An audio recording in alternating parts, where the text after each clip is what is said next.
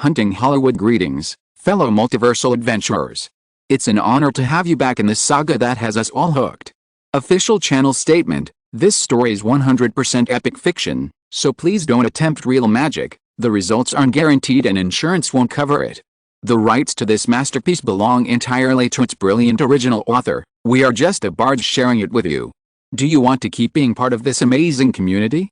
Join our ninja army of subscribers on YouTube and give this content a like. And for true fans, our Patreon has exclusive ninjutsu waiting for you. Chapter 1000: Your Father is Mine. After breakfast, we rushed to Manhattan again. Today's main agenda was related to a series of investment or cooperation projects of the Westeros system in China. The focus was a meeting in the morning about China Telecom's IPO. The first Boston team under Credit Suisse and the Apollo management team under Cersei Capital participated together, and the Chinese team was also connected. The main purpose of the meeting was to speed up the overseas listing process of China Telecom. According to his past memories, Simon previously believed that China Telecom's overseas listing could be completed as long as it was completed in the first half of next year, because the second half of the year would be the Southeast Asian financial crisis. Once the crisis broke out, even if the IPO was successfully completed under the guarantee of the Westeros system, the amount of financing would inevitably shrink significantly, and it would also affect the subsequent stock price trend. The listing date was originally set to be around May next year.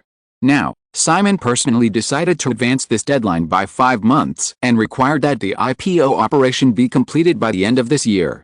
There have been cases of IPOs of large state-owned telecommunications companies such as Japan Telecom and Deutsche Telekom. The IPO process of these companies once took several years. For China, from the initial plan of listing in May next year, when Simon formally signed the contract when he visited China in April, there was only 1 year. The sudden shortening to 7 months caught all parties off guard. Simon had no choice. With the current surging momentum of the new technology wave, Simon believes that the Nasdaq index can only last until the end of the year at most. It just so happens that the overseas IPO idea designed by the Westeros system for China Telecom is also largely to attract investment under the gimmick of new technology concepts. In this case, once China Telecom conducts an IPO after the new technology bubble bursts, the result can be imagined. Simon did not publicly finalize the reason for making this decision in the conference room, but all parties actually knew it. After the meeting, Simon personally had a call with the person in charge of the Chinese side at noon and finally reached a consensus. Compared with the procrastinating West, Simon is actually very confident in the efficiency of the Chinese side. In the previous few months, the asset restructuring of China Telecom supported by the Apollo management team was much faster than originally expected. This is also a Chinese characteristic. Decision-making is very slow, and sometimes it is not impossible to drag it for 10 or 8 years, but once it is decided, the execution will be very efficient. In addition, after the morning meeting, Simon personally drove the teams of First Boston and Apollo Management Company to board the plane to China. Chen Qing and her 2 daughters also went to China. Simon hoped that they would temporarily put down their work and personally participate in the entire IPO process of China Telecom in the next few months. This would not only help them accumulate more experience, but also help them further expand their network. At the same time, they would also serve as Simon's eyes. China Telecom was the first attempt of a large Chinese state-owned enterprise to go public overseas, and it was also a test of overseas financing for many large Chinese state-owned enterprises. It was crucial for China, and it was also crucial for the Westeros system to be able to undertake more Chinese state-owned enterprises overseas listing projects in the future. Therefore, there was no room for error. After the day's work, there was an investor reception for Verizon Telecom in the evening. Simon did not stay at the reception for too long. He arrived at 8 o'clock, and simply greeted some important guests and exchanged pleasantries. He left early half an hour later. He rushed to an apartment in Greenwich, which was Jerry Hall's home. After knocking a few times, the door opened and a graceful little girl jumped out and threw herself on Simon, saying sweetly, "Dad." Simon walked in holding Jerry Hall's eldest daughter Elizabeth, and found that there was also a party here, and it was a very relaxed family party, with the whole family. A quick glance gave him a rough idea. This was Jerry Hall's social circle. In the fashion industry, there was Anna Wintour, the editor-in-chief of Vogue. In the television industry, there was Anna Coleman, the female president of Fashion TV, or the heroines of the Delightful Wives series, Kathy Hilton and Chrissy Jenner, etc. In the music industry, there was Jane Wenner, the editor-in-chief of Rolling Stone magazine. Because of the memories of the previous life, most of them were known to him. Of course, many of them were just acquaintances.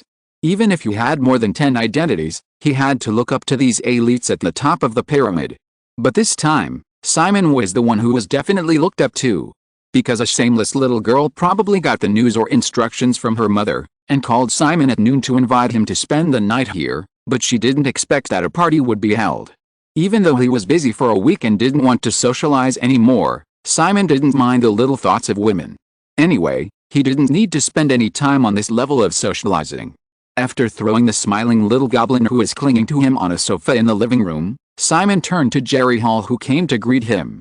Jerry Hall carefully looked at Simon's expression, and confirmed that the man didn't mind, so he was relieved, walked up to Simon and hugged him, and took his arm and walked towards the crowd. Many sharp-eyed guests also came over at the first time. Jerry Hall's large flat apartment, which was originally purchased by Simon, has a total area of more than 700 square meters and occupies an entire floor of the apartment building. It is equivalent to a large flat of 6 or 7 apartments in an ordinary family. If you don't pay attention, you may get lost. The more than 100 guests tonight are scattered among them without feeling crowded at all. For the cancellation of Victoria's Secret, this is really a big loss for the fashion industry. Simon, are you really not going to reconsider it? In a corner of the living room, Anna Wintour said with regret, and the few people who were able to come over agreed. For this circle, the hot topic recently is that the Victoria's Secret fashion show will be discontinued after this year. After all, the influence accumulated by this fashion industry Super Bowl in the past few years is too great. Simon hugged the slender waist of the tall woman next to him, smiled and shook his head and said, "This is a decision that has been made, and it is not permanently discontinued."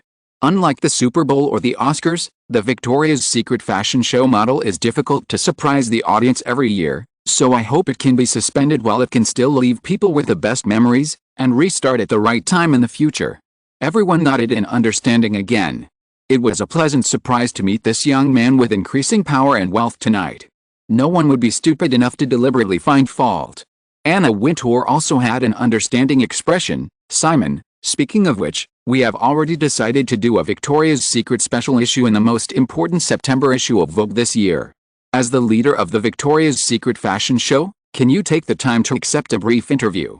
This time Simon just smiled and shook his head. He didn't want to risk such limelight. Anna Wintour did not bother to argue. Jane Wenner, the editor-in-chief of Rolling Stone magazine, interrupted and said, "Simon, I am most concerned about the music. Since this is the last issue, everyone is looking forward to you providing a few more background music.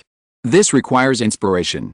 Simon said this, and couldn't help but think of Love Transfer a few days ago. Janet's idea was to make a new single for Janet by Simon Westeros and release it publicly. Simon thought more and more that it was not right. In the end, he gave up despite his firm opposition. After all, this song, let alone the Chinese language, the lyrics. Janet, as a Westerner, did not understand it as deeply as Simon.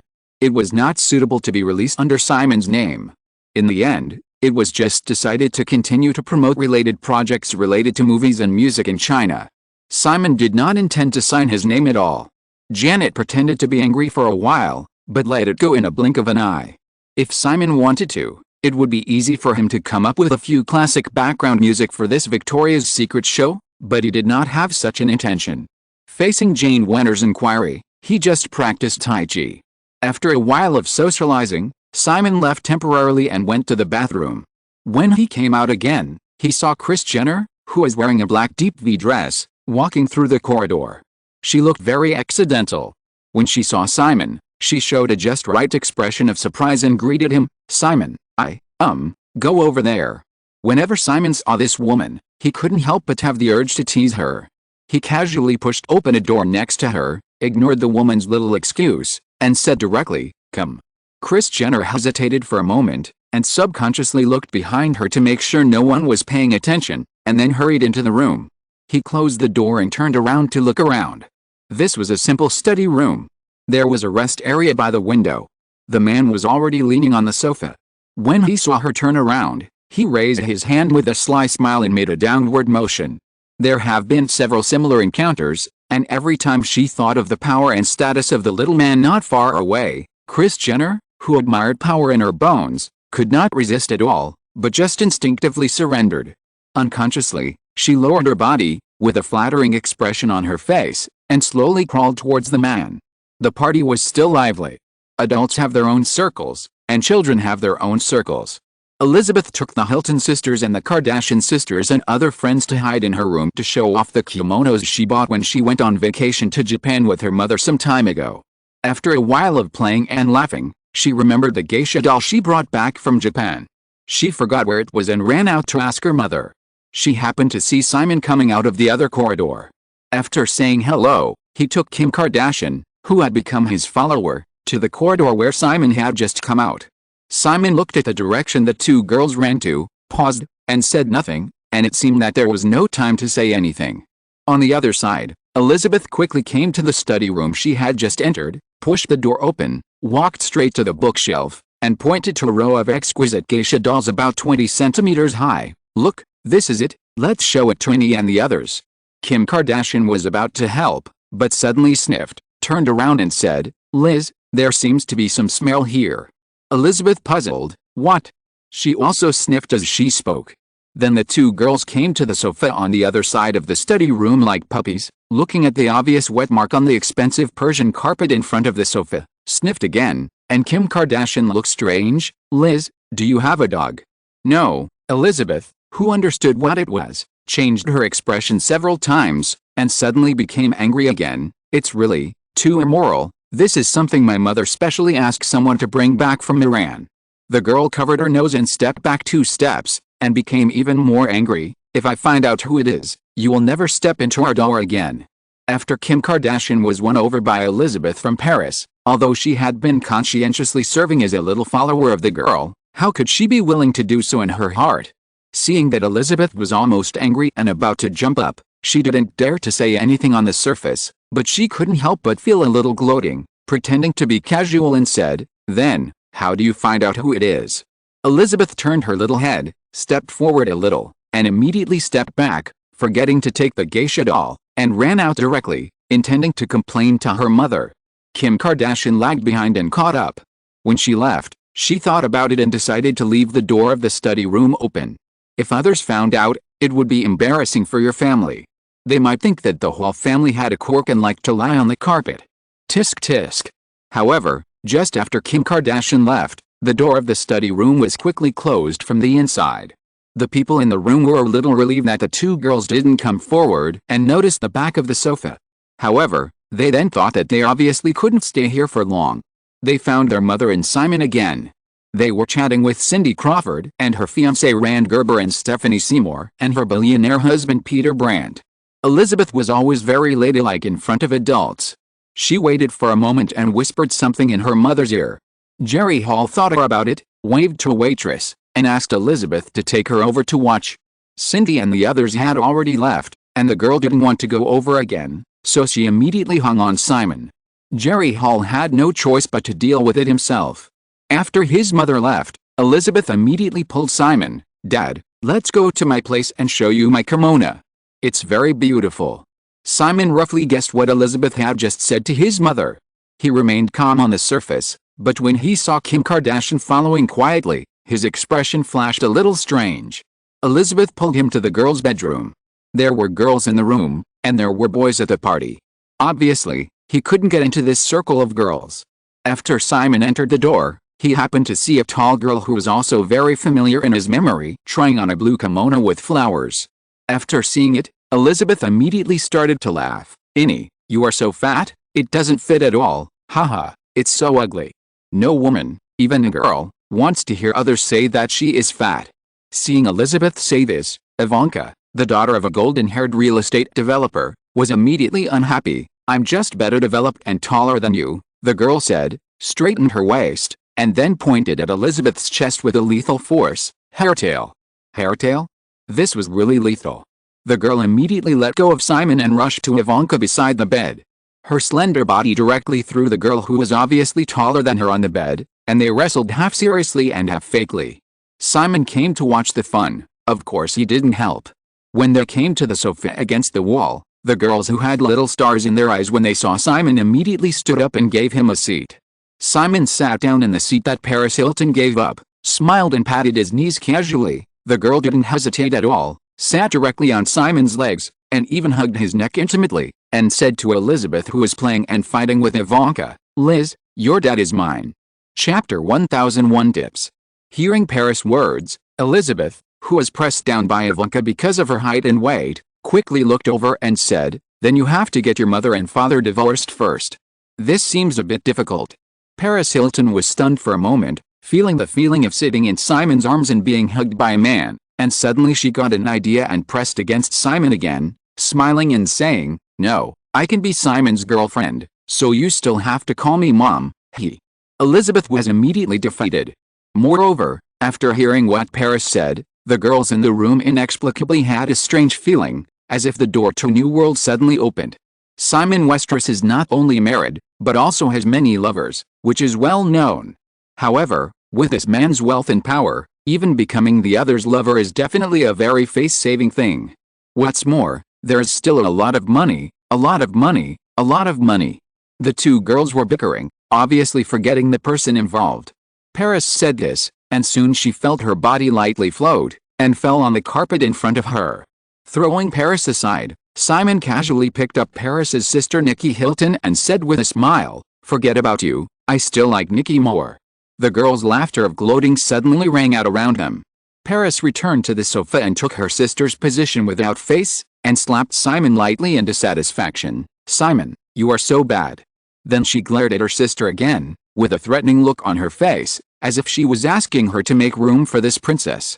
Nikki Hilton, who is often treated as a little transparent by her sister, did not expect to be held in Simon Westeros' arms, but the girl did not resist at all, especially when she saw her sister's jealous eyes. It was impossible for her to get up and give her the seat. She also boldly imitated her sister's just appearance and put her arms around Simon's neck. Next to her, the more transparent Kim Kardashian had already set her sights on the sofa armrest next to Simon, where she could get close to a man.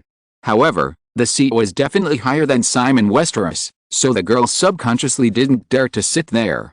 She could only stand quietly beside him, and looked at the Hilton sisters who were held in Simon Westeros' arms in turn with even more envy. Then she thought about herself and the two equally transparent sisters, Courtney and Chloe. Alice, it was all because her father's genes were too bad, and even her mother, who was a flight attendant, couldn't bring her up. Elizabeth and Ivanka actually had a good relationship, and with Paris picking on them, they quickly stopped playing around. The girl came over and tried to get Nikki off Simon's legs, but failed. Then she suggested that Simon help take photos of her in kimonos, as she had bought several sets of kimonos. After taking the photos, she could post them on Instagram immediately. There was also YouTube. Unlike Instagram, which could only accumulate popularity, YouTube could make money. Just do it. Simon, who was too lazy to entertain guests outside, didn't object, and continued to play with a group of girls. Elizabeth ran to the bathroom and changed her clothes. She came out in a pink cherry blossom kimono. Then, according to Simon's instructions, she posed in various beautiful poses on the bed. At the same time, using the existing table lamps and other equipment in the room, Simon also adjusted the light and shadow. In this regard, Simon not only has the top photography skills, but also has decades of experience in taking photos. Later, internet celebrities have accumulated decades of experience, which is enough to make the current netizens shine. The other girls were not idle either, and helped with various small tasks such as hair drying, makeup and lighting. When the first set of photos was taken, everyone gathered in front of the computer in Elizabeth's room to watch, and they couldn't help but feel amazed. Elizabeth, who was still wearing a red kimono, rested her body on Simon's shoulder, who was sitting on the computer chair. Feeling the envy of the other girls, she became more and more proud and couldn't help saying, "Dad, can I indicate on Instagram that this was taken by you?" Simon immediately shook his head. "That's not possible." The girl immediately pouted, "So stingy." She didn't get entangled. "In fact, I understand that it is unlikely. The name Simon Westeros is not something that can be used casually." She quickly selected 6 photos from a group of photos and posted them on her account as a theme. Then she pestered Simon to edit the video clips she had just shot with iRec. While watching Simon skillfully use the official editing software of Tinkerbell, Elizabeth remembered something and said softly, "Dad, can you buy me a set of professional shooting equipment? I heard that many bloggers use Panasonic and Sony equipment." This is true. I reckon ICOM are more than enough for ordinary people, but if you want better video or photo effects, you still need top equipment from brands such as Sony and Panasonic. Some internet celebrities need tens of thousands of dollars for a set of equipment. Of course, Tinkerbell does not envy this market. After all, even if the price of a single machine is expensive, in terms of sales, the equipment of companies such as Sony and Panasonic cannot catch up with Tinkerbell. Mass consumer products are the king. Simon did not think much about the girl's request and nodded casually, "Okay. It doesn't matter whether it's money or not." In front of the girl's friends, this face must be given. Elizabeth immediately rushed over and kissed Simon on the face. "Dad, you are so nice." Seeing this, the other girls couldn't help it. "Can we also call Dad?" Simon continued to edit the video, saying, "Just now your mother said that your academic performance is very poor." Simon started, and Elizabeth, who seemed to realize something, immediately hugged his neck and said coquettishly, "No, Dad, you are not going to go back on your word and ask me to get a few A's before buying it. That's too old-fashioned." Smiling and pinching the girl's face, Simon said, "I want to say that since you don't like studying, then concentrate on doing something. Your mother also said that you want to be a model. Modeling is not that easy. Why are there so many famous models in Brazil? Because they often receive modeling training from the age of 7 or 8.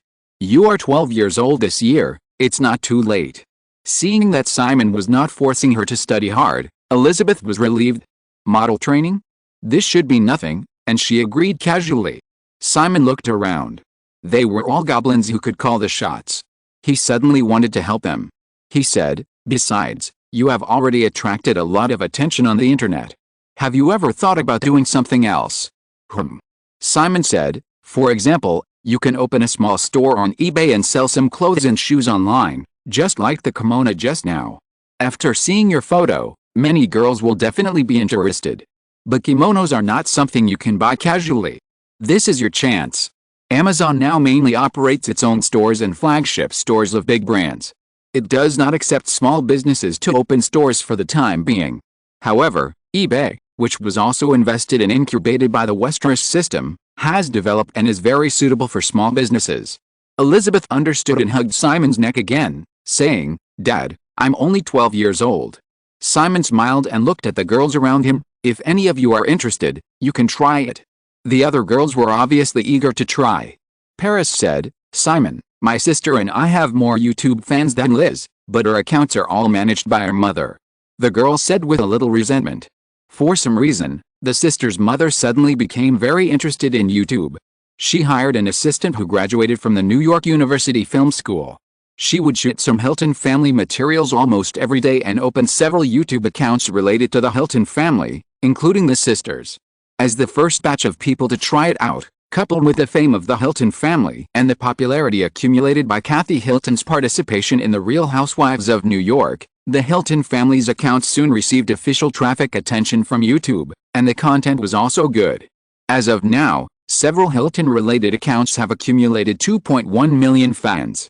In comparison, Elizabeth's account now has only more than 600,000 fans.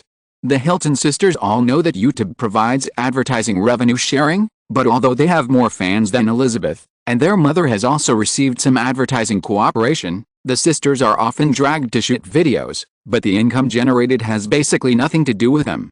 They can only get a little pocket money from their mother occasionally. Elizabeth's account is completely her own. It's depressing to think about it. Simon can't control this matter, and, to be honest, it was he who personally pointed out Kathy Hilton. Speaking of this, Simon looked at Kim Kardashian standing behind Elizabeth. "Kim, what about you?" Hearing Simon's question, the three Kardashian sisters were a little embarrassed. Kris Jenner also followed Simon's advice to develop the YouTube platform, but compared with the Hilton family, whose advantages were too obvious, this one was really not good enough. Therefore, it was not very popular. Seeing that Kim Kardashian did not answer, Paris would not be polite to her little follower who was snatched away by Elizabeth, and immediately revealed the truth. Kim's YouTube account has only 30,000 fans, and my account and Nikki's account have 1.2 million. This is fate. Simon couldn't help but think of the past. Because of a videotape incident, Paris Hilton became the most popular internet celebrity in the West. Then, this opportunity not only did not cause any blow to the Hilton family, but was successfully used by the shrewd Kathy Hilton to package her daughter into an IT girl who is popular all over the world, filming reality shows, accepting advertising endorsements, creating a brand of the same name, and eventually accumulated a fortune of hundreds of millions of dollars. Later, people saw Paris Hilton's various luxurious mansions and customized sports cars on the internet. These were not bought by inheriting the Hilton family's wealth. Baron Hilton, the head of the Hilton family, whose wealth was not even on the Forbes 400 list of the richest Americans, donated more than 90% of his wealth to charity when he died many years later. Baron Hilton's 8 children, the generation of Paris' father, were unsuccessful and could only receive family trusts on a regular basis. Only Paris' family could be considered to have earned a luxurious life. This was just the beginning of the story. Later, the Kardashian family, who used to be Paris's followers, was manipulated by a shrewd mother and copied the same method through a videotape incident, making Kim Kardashian an instant hit, and then filmed reality shows, accepted advertising endorsements, created a brand of the same name, and came from behind. Now, history has changed a lot. Through The Real Housewives of New York, Simon combined the memories of Hilton and Kardashian, but this time, Hilton was obviously more blissed. Kardashian is still a follower until now. The only difference is that she has changed from Paris's follower to Elizabeth's follower. Think about it again. If the Kardashian family still wants to stand out this time, they can only be the first to create a videotape incident. This kind of thing is obviously possible for a certain woman. When Simon and Grace discussed how to create an internet celebrity, they almost revealed this operation, but they didn't say it because they didn't want to teach Grace a bad lesson. For another woman, perhaps, they can take the time to give some pointers. It would be a pity to think about such a powerful family if it were to remain silent. Of course, the premise is that this family can no longer lead the entire entertainment industry's aesthetics astray. Simon absolutely does not want to see the entertainment industry in the future full of artificial big butts and sausage mouths, which is simply eye-catching. Thinking about this, he continued to chat with the girls. Simon was only responsible for sowing seeds. As for whether these girls would follow his advice, he did not force them. When Jerry Hall came over, Simon also stood up and left, and joined the party outside again. The evening party was almost over. While Jerry Hall was seeing Cindy Crawford and Rand Gerber off, a woman left her husband and came to Simon again. Tonight was a night of shocking moments, but Kris Jenner did not seem to be unusual on the surface, and her eyes looking at Simon were obviously flattering and suggestive. Simon also remembered something and asked, "How is Kendall lately?" "Very good," Kris Jenner nodded, a little confused. This was not the first time that the man in front of her showed interest in her little daughter. Subconsciously, she took advantage of the situation. "Simon, I heard that you have a goddaughter in Hollywood, Dakota, right? If you are interested in Kendall, maybe."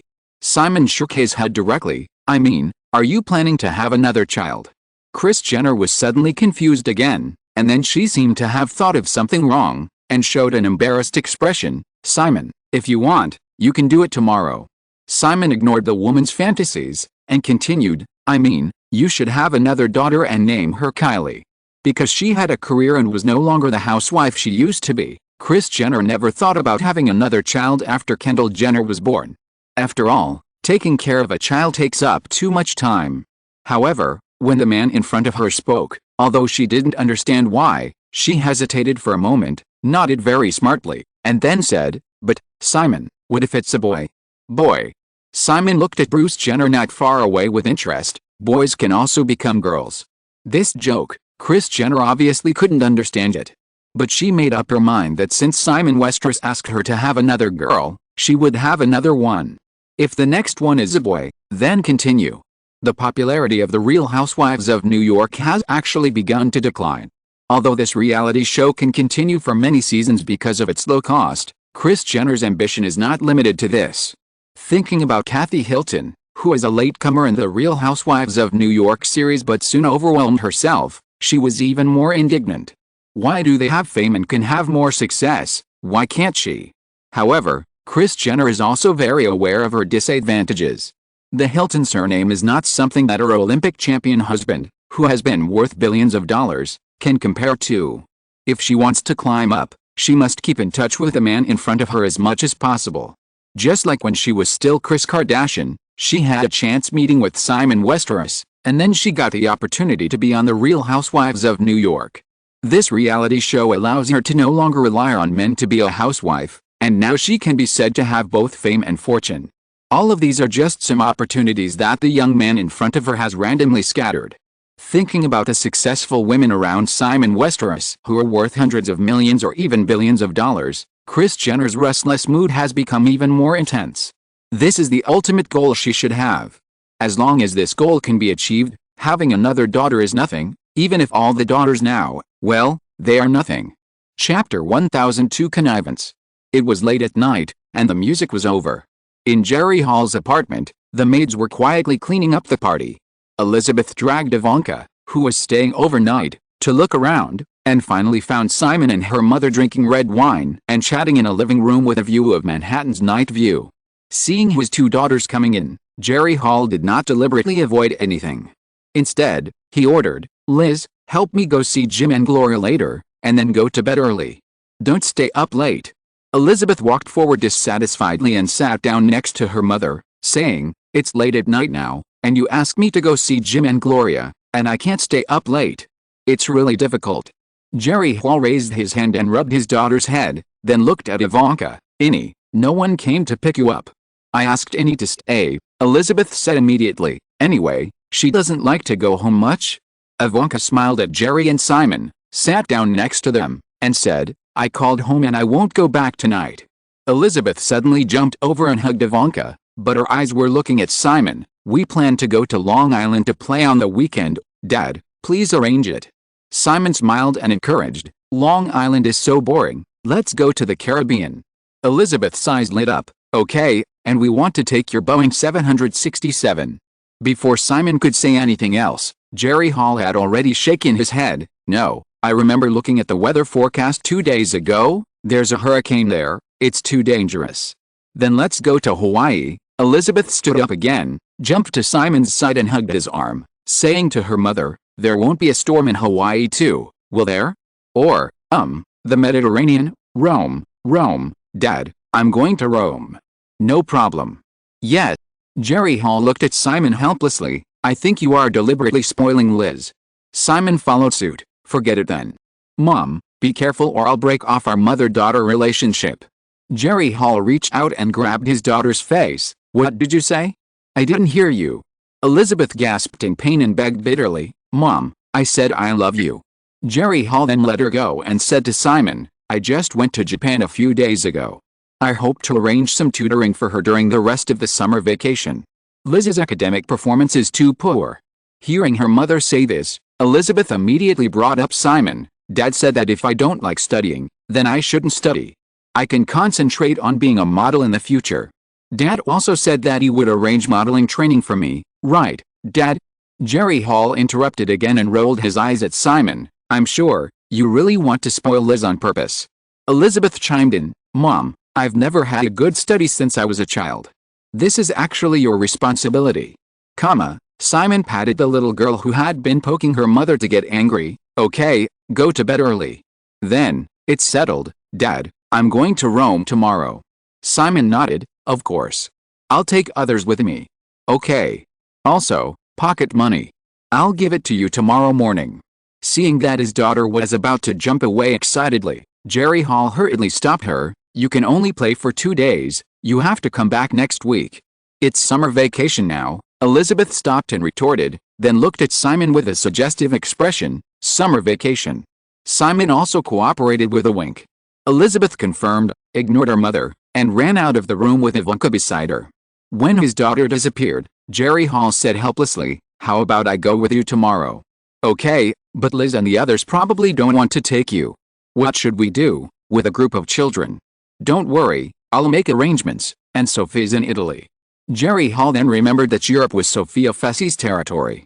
The two had met several times and she was a very meticulous woman, so he was relieved a little.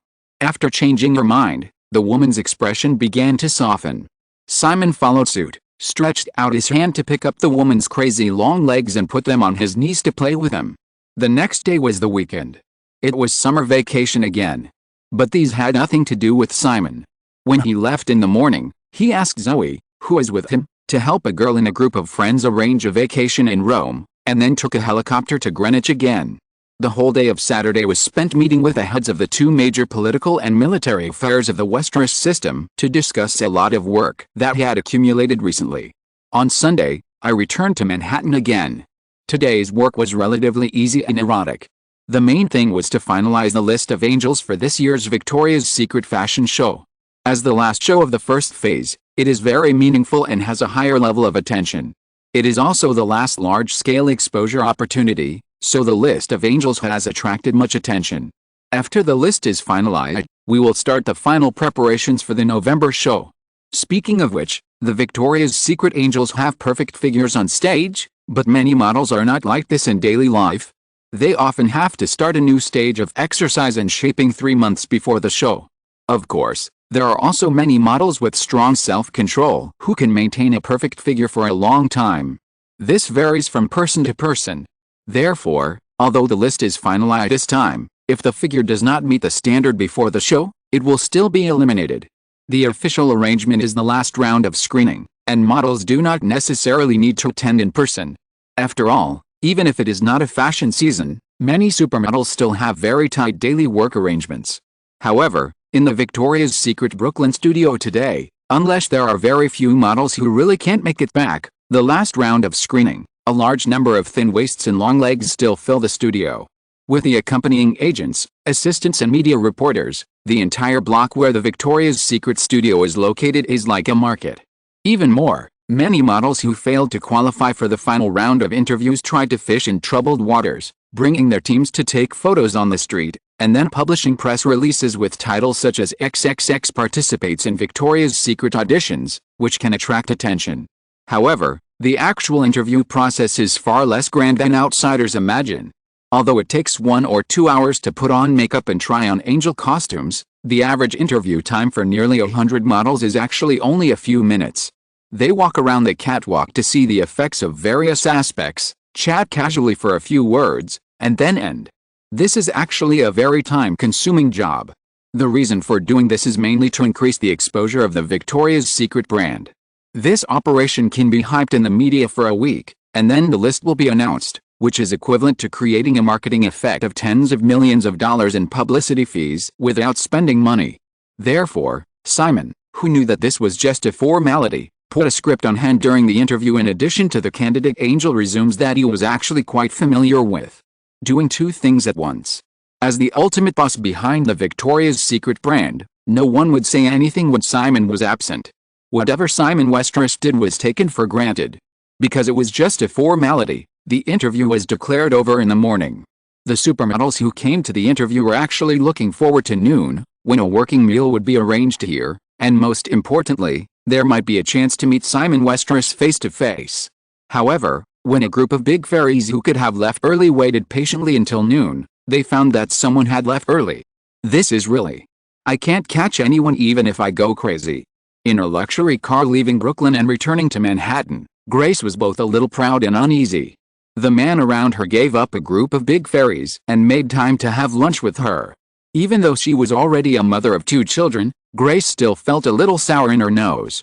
She almost wanted to die for this man immediately. So after lunch, she insisted on taking Simon to the elite headquarters, saying that he was asked to help look at the results of the Elite World Elite Model contest that ended in July, and quietly released the news privately, so that a group of big fairies under Elite could come to the company to take a look. Elite headquarters. In Grace's office, Simon took the woman's desk without any hesitation, leaning back comfortably on the leather chair with his legs on the edge of the table. The woman next to him was busy preparing coffee for him personally, and then she held it over to the man with consideration. Then she stood by the edge of the table next to him and asked softly with a strange tone, "You were absent-minded during the interview this morning. What were you reading?" "A script." Simon looked up, looking at Grace, who was wearing a white shirt and a dark blue skirt, and exuded an elegant and mature charm, and smiled. "A very great script." Grace couldn't help rolling her eyes. The man's tone and eyes, "It's strange that it's great, it's definitely not a good story." But she still cooperated. "What's it about?" Simon said, After this movie is released, it will create a very popular term, and you will know it then. Grace was like a little woman, chasing after him. Can't I know now? Okay, Simon nodded and said, MILF.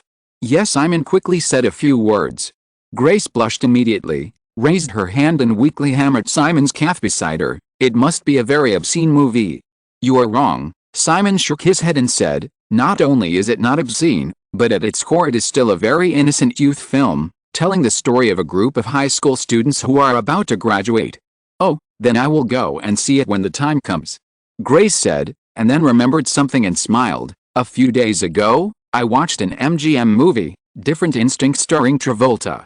It should be related to you, right? Yes. Grace said jokingly, autobiography. Simon nodded firmly, yes, autobiography. Different Instincts starring John Travolta tells the story of an ordinary person who is struck by lightning and gains supermemory and telekinesis and other superpowers and then reaches the pinnacle of life. Among them, the ability to quickly learn a language in a very short time and supermemory are so suggestive. This is simply a replica of someone's experience. Perhaps, Simon Westeros probably reached the pinnacle of life in this way.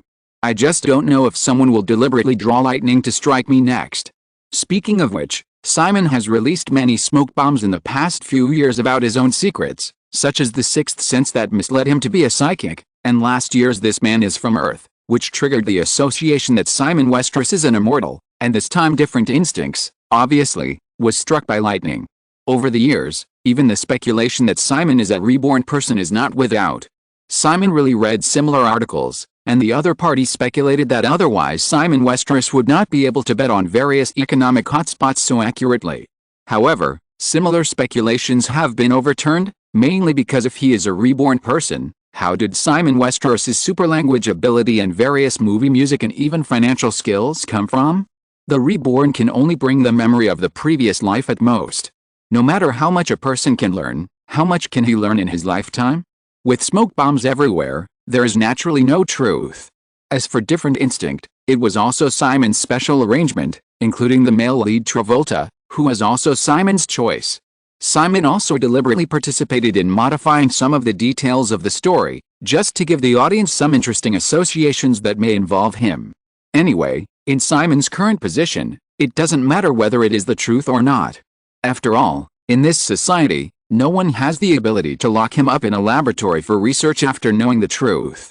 Grace just regarded it as an interesting story and had no intention of delving into it.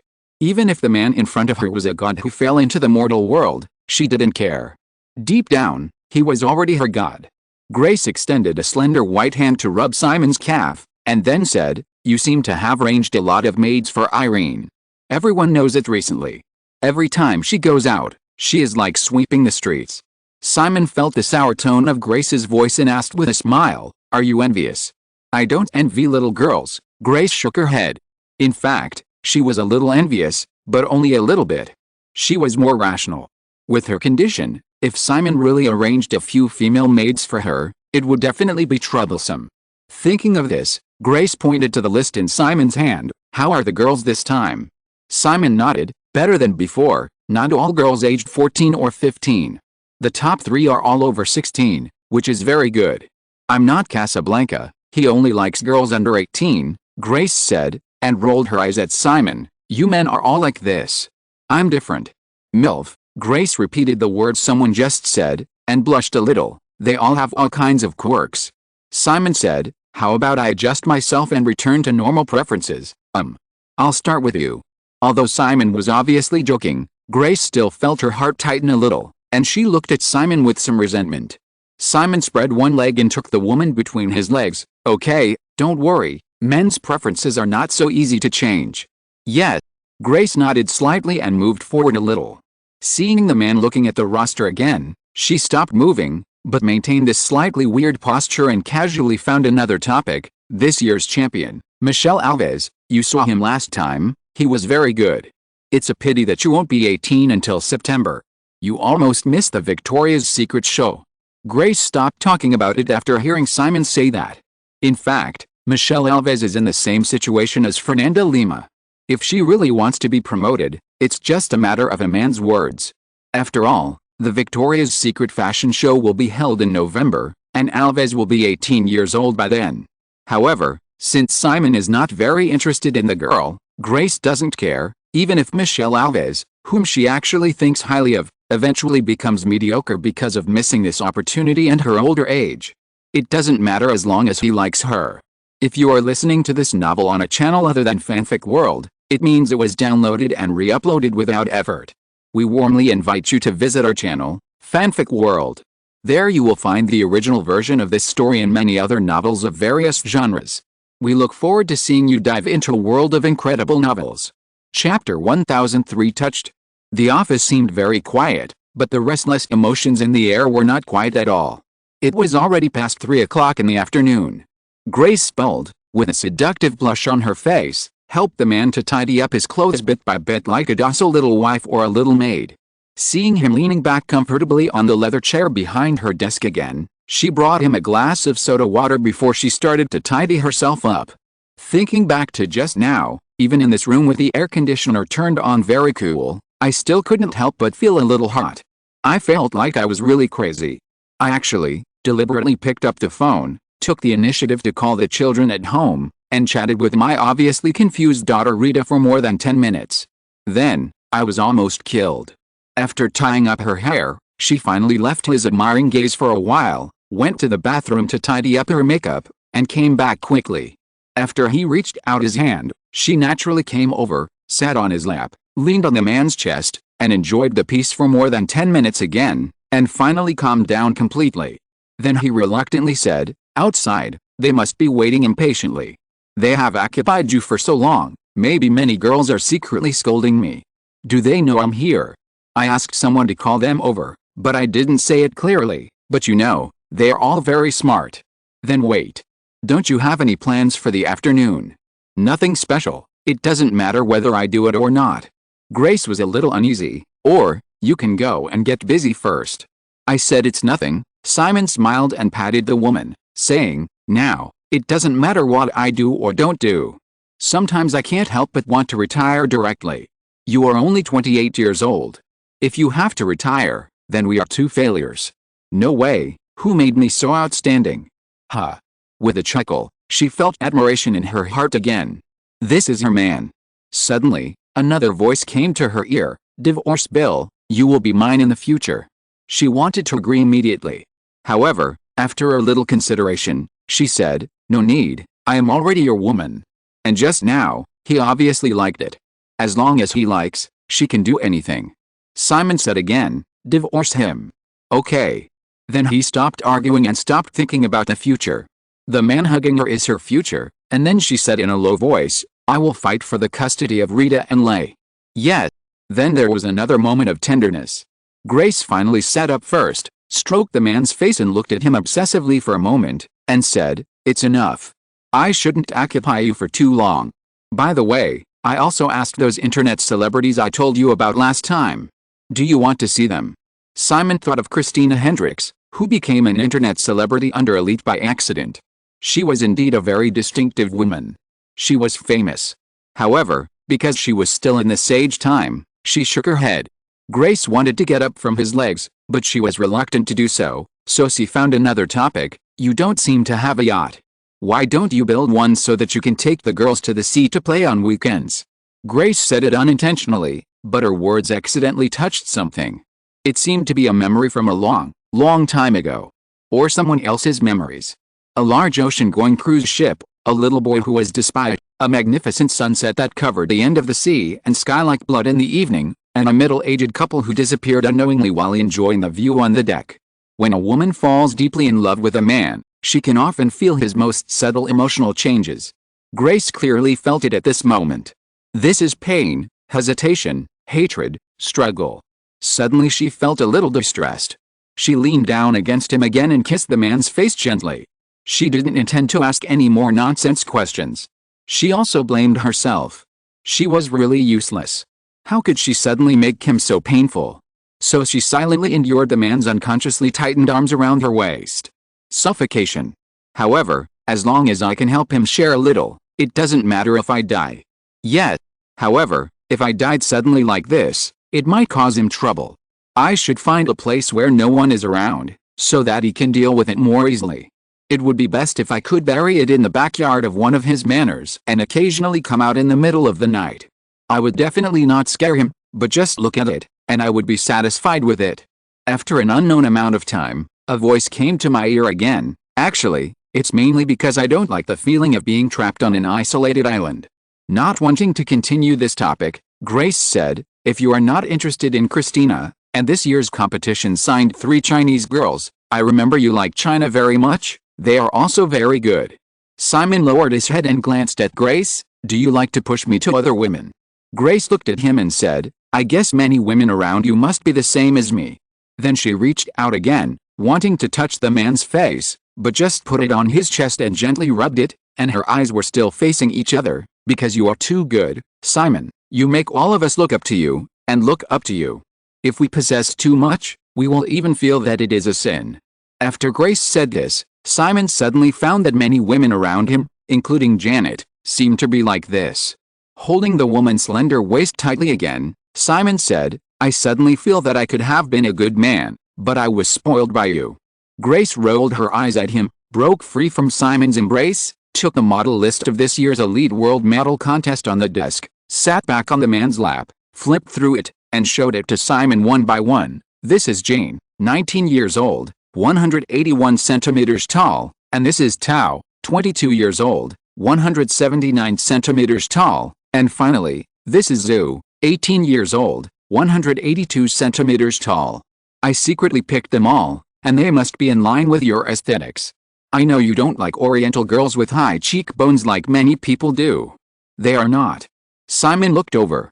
Grace was talking about the surnames of the 3 girls. The woman didn't understand Chinese, but Simon could distinguish the Chinese names of the 3 girls on the list. One was called Jian Xin, one was called Tao Yulei, and one was called Zhu Momo. Because he was once in the entertainment industry, Simon knew some supermodels in China in the 1990s. Obviously, none of the 3 matched. It was not surprising. China has a population of 1.2 billion at this stage. With such a vast sea of people, history has been fluttered by Simon, the big butterfly, for 10 years without anyone noticing. Even on the other side of the ocean, many things have changed. Unless you look for them deliberately, the chance of meeting them is almost zero. Simon now has less and less interest in the various celebrities in his memory. For the same reason, how can a person who has gone to college or even studied for a postdoctoral degree still be interested in the little red flowers in kindergarten? Men's pursuit of female stars is often based on a mentality of icing on the cake. It is probably that they have enough money and they unconsciously want to improve their style. Especially in the West, when men succeed, marrying a female star model or a descendant of aristocrats is often a very face-saving thing. But now Simon can easily create a large number of stars. Therefore, for women, Simon now relies more and more on his own preferences. Even if they are the first-line actresses in Hollywood who are the dream lovers of millions of people, if they don't feel anything, they can't climb into Simon's bed no matter how active they are. Obviously, after finding out Simon's preferences, the 3 Chinese girls signed by Grace this time really meet Simon's aesthetics. After Grace finished her introduction, Simon also became interested and said, "Call him over and let me take a look first." Grace picked up the phone on the desk again and gave some instructions to her assistant. After putting down the microphone, seeing the man patting his legs again, Grace smiled and shook her head. They will be here soon. Simon browsed through the last piece of Zhu Momo's information in his hand, and said, "Are you planning to strengthen your business in China?" "Yes," Grace nodded. "Since last year, I have tried several cooperation projects with China, which completely changed my impression of China. The companies there are still very willing to spend money, and they are also richer than we imagined before." I also talked about this topic with Sophia privately, and she was also surprised that the high-end fashions of several brands under Melisandre can be sold in China for tens of thousands of dollars, and there are still many people buying them. Simon smiled non-committally and said, "In fact, if you want to develop business in China, you don't need to cultivate well-known Chinese models. In China, foreigners are more popular. You can just pick a few blonde girls and promote them there, and the effect will be better." Grace obviously didn't know this, and wondered, why. Simon just shrugged.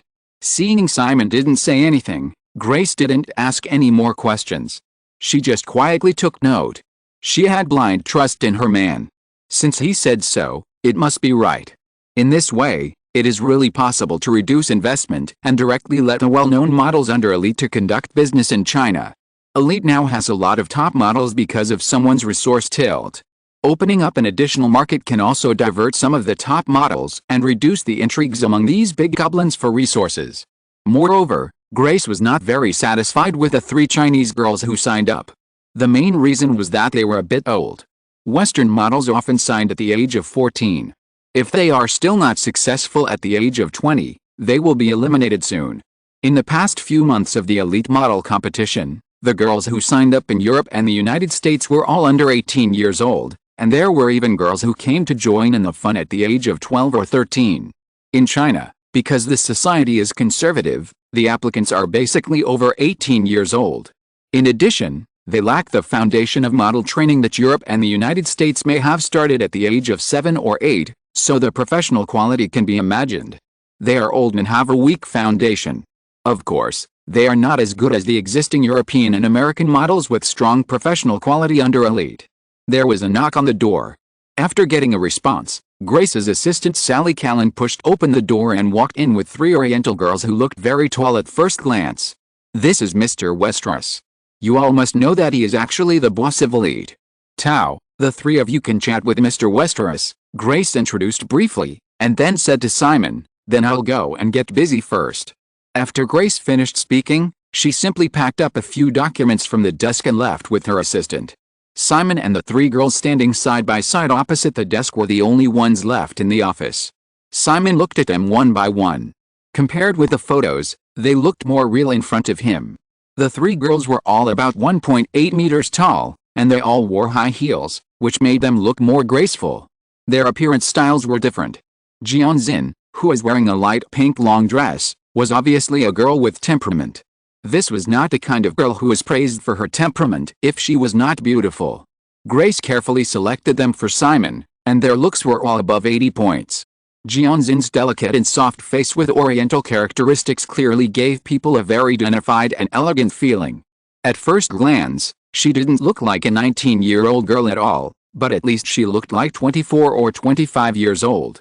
In comparison, Tao Yulei, who was wearing a small shirt and jeans in the middle, was 22 years old according to the information, but she had the most childish face among the 3 girls. She had a petite oval face, with willow eyebrows, almond eyes and a pair of cherry lips, like a Jiangnan woman who had lived in a deep courtyard in a water town for a long time. The last Zhu Momo was the most suitable face for the modeling industry among the 3. Her square face was slightly angular, but not stiff at all. She had big eyes, and the bangs on her forehead made the girl more feminine. Her belly-exposing t-shirt and short shorts also slightly revealed her personality. Facing Simon's scrutiny, the 3 girls had different reactions. The temperamental Jianxin slightly lowered her eyes and occasionally looked at Simon, with a bit of reluctance. Tao Yulei, with her oval face, was obviously a little nervous. She tried her best to look at Simon, as if she was taking an exam. Her hands seemed to be picking at the seams of her jeans. Zhu Momo, with her big eyes, looked at Simon without any fear, and looked eager to try. After looking at him for a while, Simon spoke in standard Mandarin, I suddenly want to go to Long Island. Do you want to go with me? He stood up and added with a hint of meaning, I may not come back tonight. Simon's words first surprised the 3 girls. Simon Westeros, of course they knew who he was, and they knew very well what this name meant. However, even though they had heard some rumors, they did not expect that this man could speak such standard Mandarin. Then, reacting to the man's words, the 3 girls subconsciously looked at each other, and their expressions changed. Simon took out his mobile phone, dialed a number and said something, opened the door, and said to the 3 girls, follow me. The man clearly asked them to follow, as if he had forgotten the words that seemed to have been asked just now. How could he refuse? So they followed obediently. They entered the elevator directly from the floor where Grace's office was located. 2 burly bodyguards appeared during the process. The space seemed a little crowded, and the 3 girls leaned against Simon unconsciously. In this way, they came to the underground parking lot. There was already someone waiting next to the black Bentley sedan. A bodyguard opened the car door. This was another car with a fixed armrest in the middle. Simon smiled and said to the 3 girls around him, it's a bit crowded. 2 people sit on each side, and one of them sits on my lap. Who'll come? So it was messy again. Zumomo, who was a little reserved, was about to take the initiative to speak, but Simon gestured to Tao Yulei, "It's you, Jianzin, Momo, you sit on the other side." After saying that, he ignored the other 2 girls and reached out to Tao Yulei. Tao Yulei, who was confused, remembered the terrifying identity of the man in front of her, and she didn't have the thought of refusing at all. She obediently handed over her little hand, and then realized that her hand was so small. Well, this man's hand was really big, probably the kind that could easily catch a basketball with one hand. Following the man's force, she moved forward, until she felt the car door closing and gently bumping her calf, and finally realized that she was sitting on the lap of a strange man. Well, actually, they were not strangers at all, it was just that it was the first time they met. But, thinking about the identity of this man, the breath of the other person around her, and the close contact at this time, Tao Yulei's petite face couldn't help but turn red. Fortunately, she was sitting sideways with her face facing outward, otherwise, it would be too embarrassing for the other 2 women to see her expression. On the other side, although there was only one seat, Jianzin and Zumomo were both very slender, so they didn't need to sit on each other's lap, and it wasn't even crowded. The 2 women sat down and looked at Tao Yulei, who was held in the arms of the man next to them, and they felt a little strange. Envy, resentment, contempt, gloating, and so on. The car started. Simon hugged the girl in his arms, but looked at the other 2 girls and asked, "Jianzin, why is it called Jianzin? This is not a very good name." Jianzin, who was sitting on the outside, was stunned for a moment before reacting and said, "I didn't think too much when I named it. I realized it later and kept using it."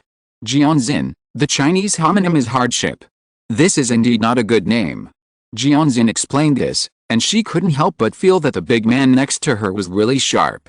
When her family named her, she really didn't realize that this foreigner not only spoke Chinese so well, but also had such a thorough understanding of Chinese culture. Simon smiled and nodded, saying, "Actually, this is not bad. I remember there is a saying in China that people with bad names will have a smoother fate." Jianzin was even more surprised. "Mr. Westeros, I didn't expect you even knew this. Call me Simon, and no you, I'm not that old." "Okay, Simon," Jianzin nodded, and said, "Everyone calls me Zinxin in private." "Yes, Zinxin," Simon said, turning to Big Eyes, "and Momo, who gave you your name? It's very unique." He finally paid attention to himself. Zumomo quickly perked up, leaning slightly towards Simon, with a flattering tone in her voice, completely lacking the aloofness that should be on her face, and curled up the corners of her mouth. "This is the result of a quarrel between my father and mother." Simon cooperated and showed a curious expression. "Huh?" Zumomo's big eyes seemed to be able to speak and interacted with Simon, saying, "My father's surname is Zhu, and my mother's surname is Mo. Back then, my mother hoped that I could take her surname, but my father disagreed. The 2 argued for a long time, and finally it was my grandparents who stepped in to stop my mother from making a fuss. However, although she could not occupy the surname, my mother got the right to be named, so she used her own surname, and she used both of them together, so it became Zumomo." Simon smiled and said, "Look, your mother is amazing."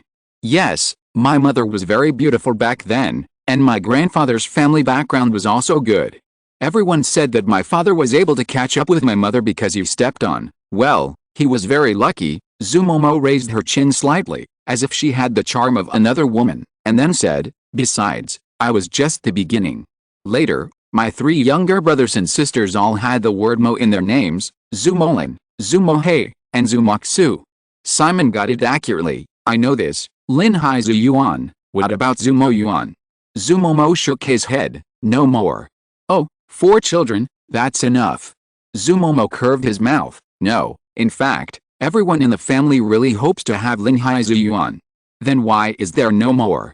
Zumomo returned to a serious tone, "Because of family planning. How?" Jianzin, who was next to Zumomo, couldn't help laughing. Seeing the oval-faced girl in his arms with her face turning a little redder on the side facing him, Simon also laughed. "Okay, this is a cold joke. However, Zumomo, Zumolin, Zumohei, Zumoxu, if it is passed down like this, your family will be creating a double surname. Yeah, I'm a little curious, "What's your mother's name?" Zumomo was obviously unaware that someone's curiosity might be evil, and said, "Mo Yiling." Simon said, "Then I guess, there must be Mo Erling or Mo Sanling." Zumomo was very excited to be able to talk so much with this big shot next to him. He turned his whole body to the side, intentionally or unintentionally blocking Jianzin outside. "Simon, you guessed right again. In fact, until Wuling, my grandparents had a total of 7 children, 5 daughters and 2 sons. My mother is the eldest sister, and my Aunt Mo Wuling is the last one. She is only 2 years older than me and is still in college." Wuling. Now Wuling Motors doesn't seem to be well known. At that time, it was even less likely that the family would think of these. As they chatted, they soon arrived at a helicopter pad on the East River. Tao Yulai, who knew roughly where Long Island was, thought she would be hugged by a man for a long distance, but she didn't expect it would only take a few minutes. She boarded this helicopter that she had never experienced before. Seeing Zumomo, who had just had a pleasant chat with Simon Westeros, rushing to sit next to the man, and the man didn't want to hold her in his arms anymore, she didn't know whether she was relieved or disappointed, so she could only sit across the aisle with Jianzin. When the helicopter took off, Zumomo hugged the man's arm without any concealment and screamed, looking very excited. Tao Yulai pouted slightly. Even if there was no need to do this. Although, after reacting, looking at the gradually shrinking Manhattan outside the window, she felt like screaming. Among the 3, even Zumomo, who had the best family background, was actually just a small bureaucratic family in a remote county in Yunnan. From childhood to adulthood, they had never experienced such a scene. Chapter 1004 Sowing Seeds. After about half an hour of flight, the helicopter landed in a manor by the sea in Southampton, the eastern end of Long Island. Zumomo, who was excited all the way, got off the helicopter with Simon's arm. Looking at the 3-story stone-built country-style villa at the end of the open lawn, his eyes widened and he exclaimed, "It's so beautiful here." Compared with the crowded Manhattan, standing on the lawn of this 10-acre manor, there is a blue sky above the head, a magnificent villa in front, the sound of the waves behind, and the surroundings are surrounded by the vibrant greenery of summer. Anyone in this environment can instantly feel a little more relaxed. Simon led the 3 girls to the villa and said to Zumomo, who was holding his arm, "If you like, you can come here often in the future." Zumomo was very bold. He looked at Simon and said, "Actually, I'm wondering if I can own such a manor." Simon smiled at the corner of his mouth. He didn't mind the ambition directly revealed by the girl. There was some hint of temptation in his tone. "It depends on your performance." When Simon said this, the expressions of the 3 girls around him were slightly moved. If it weren't for the desire for fame and fortune, the 3 girls wouldn't have rashly signed up for Elite's modeling competition. After all, in China at this stage, the modeling profession is still considered a job that is not worthy of being on the stage by most people. Simon's simple words, if said by others, the 3 girls might just treat it as a joke. But this is Simon Westeros. Think about the scene when he visited China a few months ago, and his net worth of more than $1 trillion. For this man, such a manner at present may be similar to one of their clothes. Approaching the villa, there are already maids waiting respectfully at the door.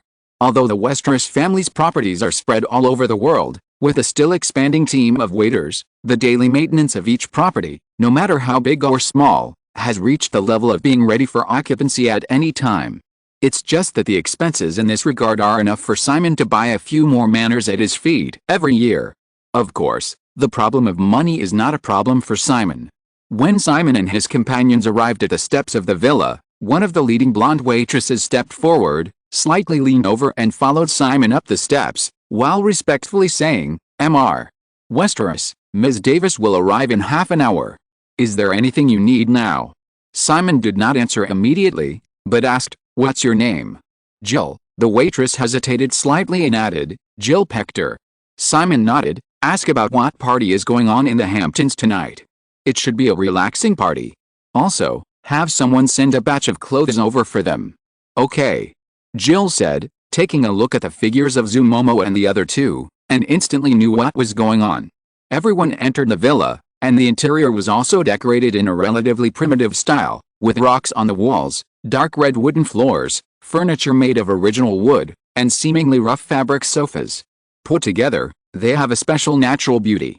In fact, There were some animal specimens, but Simon was not interested in them, so they were removed.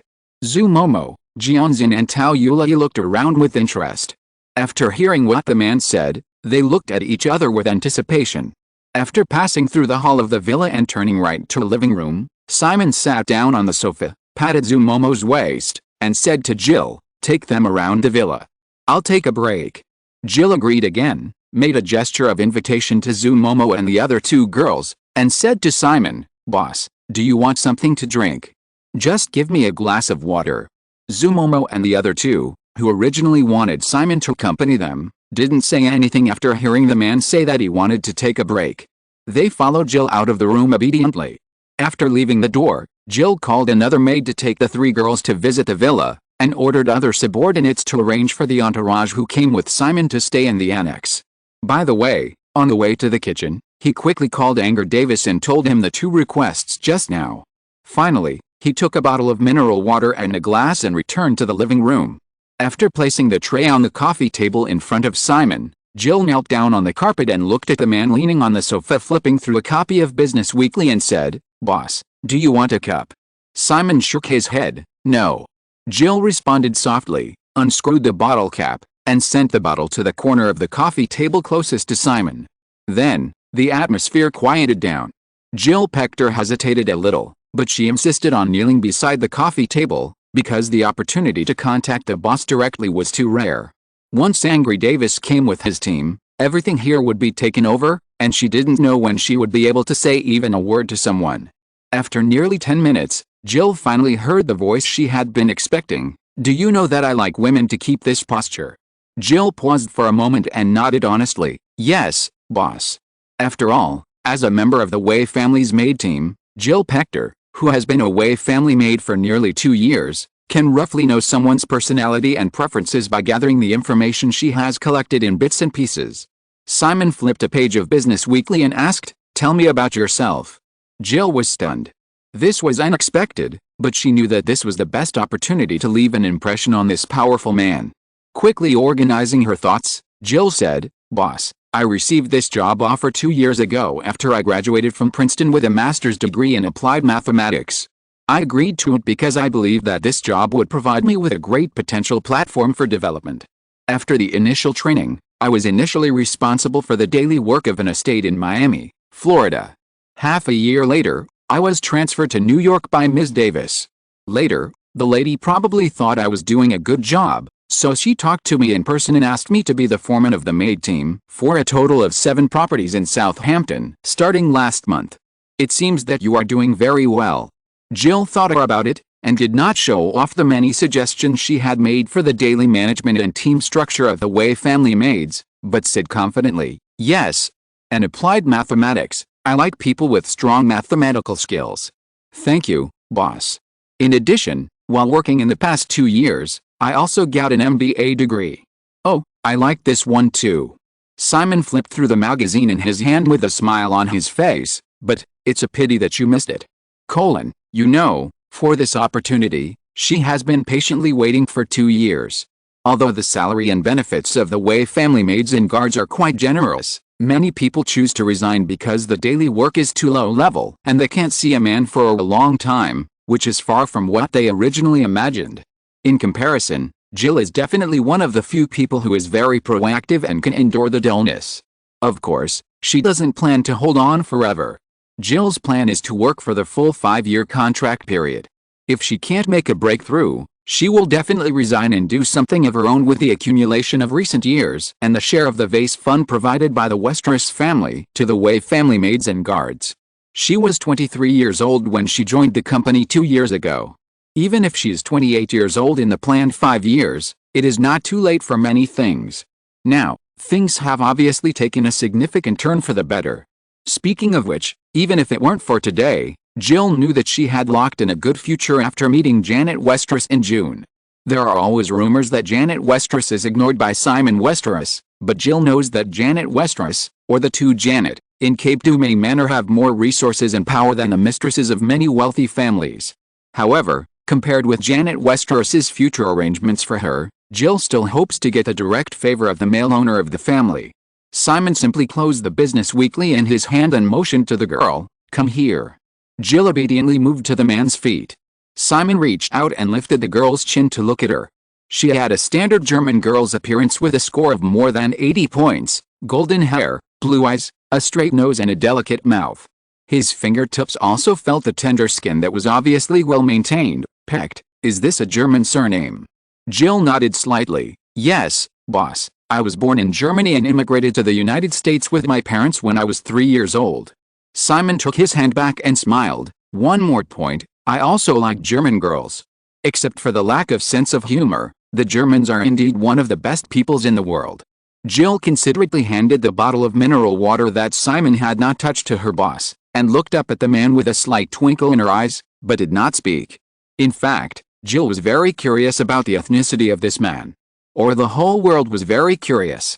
Westerners always emphasize equality and political correctness, but in fact, most people care a lot about ethnicity. This is not just between different races, but also between white people. There are huge differences. For example, the most superior people are obviously the Anglo-Saxons, the most controversial are the Jews, and the Slavs are at the lowest level. Due to historical reasons, they have long been disliked and even hostile. As for Simon Westeros, because he made his fortune in Hollywood, coupled with the miracle of this young man quickly accumulating huge wealth, there was once a rumor that he was Jewish, and the Jewish community obviously hoped that this was true. However, based on his appearance, Westeros seems to be more inclined to the mainstream Anglo-Saxons, which is of course the expectation of the Wasp clan. In addition, with some rumors that Westeros is very interested in Eastern Europe, especially after using the former Soviet army to make a big fuss in Africa 2 years ago, there are some rumors that Westeros has Slavic ancestry. Because this man was an orphan, even his real surname is unknown. What is the truth? Probably even Westeros himself is not very clear. Or, this man already knows. After all, with the increasing power and wealth, if Westeros wants to pursue something, it is probably not difficult to find out some truth. Thinking of this, after Simon drank a few sips of water and seemed to be in a good mood, Jill said again, "Boss, can I choose the team that will follow the three of them?" "Okay. Then, boss, what can I do next?" "First, understand China and find opportunities for yourself. Unlike Europe and the United States, the other side of the ocean is a blue ocean of capital in my opinion. If you can't find opportunities in such an environment, you can only be at ease with your current position. If I find it, will the boss support me?" "Find it first." Jill opened her mouth again, hesitant to speak. Simon smiled and said, "As for funds or resources, they will be given to you when they are due." After chatting for a while, the housekeeper Angry Davis arrived and naturally took over Jill Peck's work. The three girls were taken around the villa by Simon, who wanted to release the cat. When they were called downstairs again, they saw the luxurious women's clothing, bags, shoes and even a professional team of stylists in the hall. After more than 2 hours of preparation, the three girls who had just signed a contract with Elite and could only live in a dormitory and wear the cheapest clothes before completely transformed from Cinderella to princesses. As if in a dream. During this time, the housekeeper also collected a batch of party information held in the Hampton area tonight. Simon chose a charity cocktail party held by Shi Newhouse, the owner of Condé Nast Group, in his East Hampton mansion. After a little contact, the other party naturally expressed his great welcome when they learned that Simon was interested in attending. At 8 o'clock in the evening, the summer night finally enveloped the fields. Simon took three girls in full dresses and arrived at Shi Newhouse's mansion on the east side of East Hampton in a stretched Rolls-Royce. The head of the Newhouse family, who controlled a large number of media resources and was once as famous as the Hearst family, came out to greet them in person. "Welcome to you, Simon. You will be the biggest surprise of the party tonight. I hope I'm not too abrupt." "Of course not." Shi Newhouse greeted Simon and shook hands with the three glamorous Oriental girls around him one by one, and couldn't help but tease and envy him. Really envious. This young man, no matter in which aspect, is enough for these old rich people to be jealous. Let's talk about women. Of course, there is no shortage of women at Newhouse's level, but Shi Newhouse, who is short and plain-looking, can't make a large number of beauties throw themselves into his arms. After a simple greeting, Shi Newhouse took Simon and a few others to the reception. As soon as someone entered the villa hall, many eyes gathered around him, and then they couldn't move away. Seeing this, Shai Newhouse was actually a little uncomfortable in his heart, but he couldn't show it. The Newhouse family dared not neglect this young man who almost destroyed the Hearst family. Even though the rise of the internet dominated by the Westeros system in recent years has continuously squeezed the living space of traditional paper media, when the gap is getting bigger and bigger, no one has any special thoughts. As for the pride of the century-old money family? Forget it. Simon didn't have much airs and quickly blended into the crowd. At the Newhouse family's parties, whether in the fields of fashion, media or finance, Simon basically knew all the guests over the years.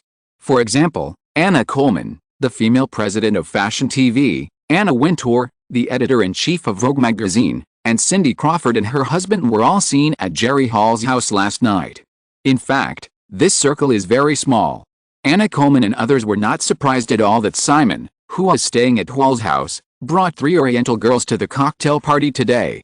No one can count how many lovers Westeros has.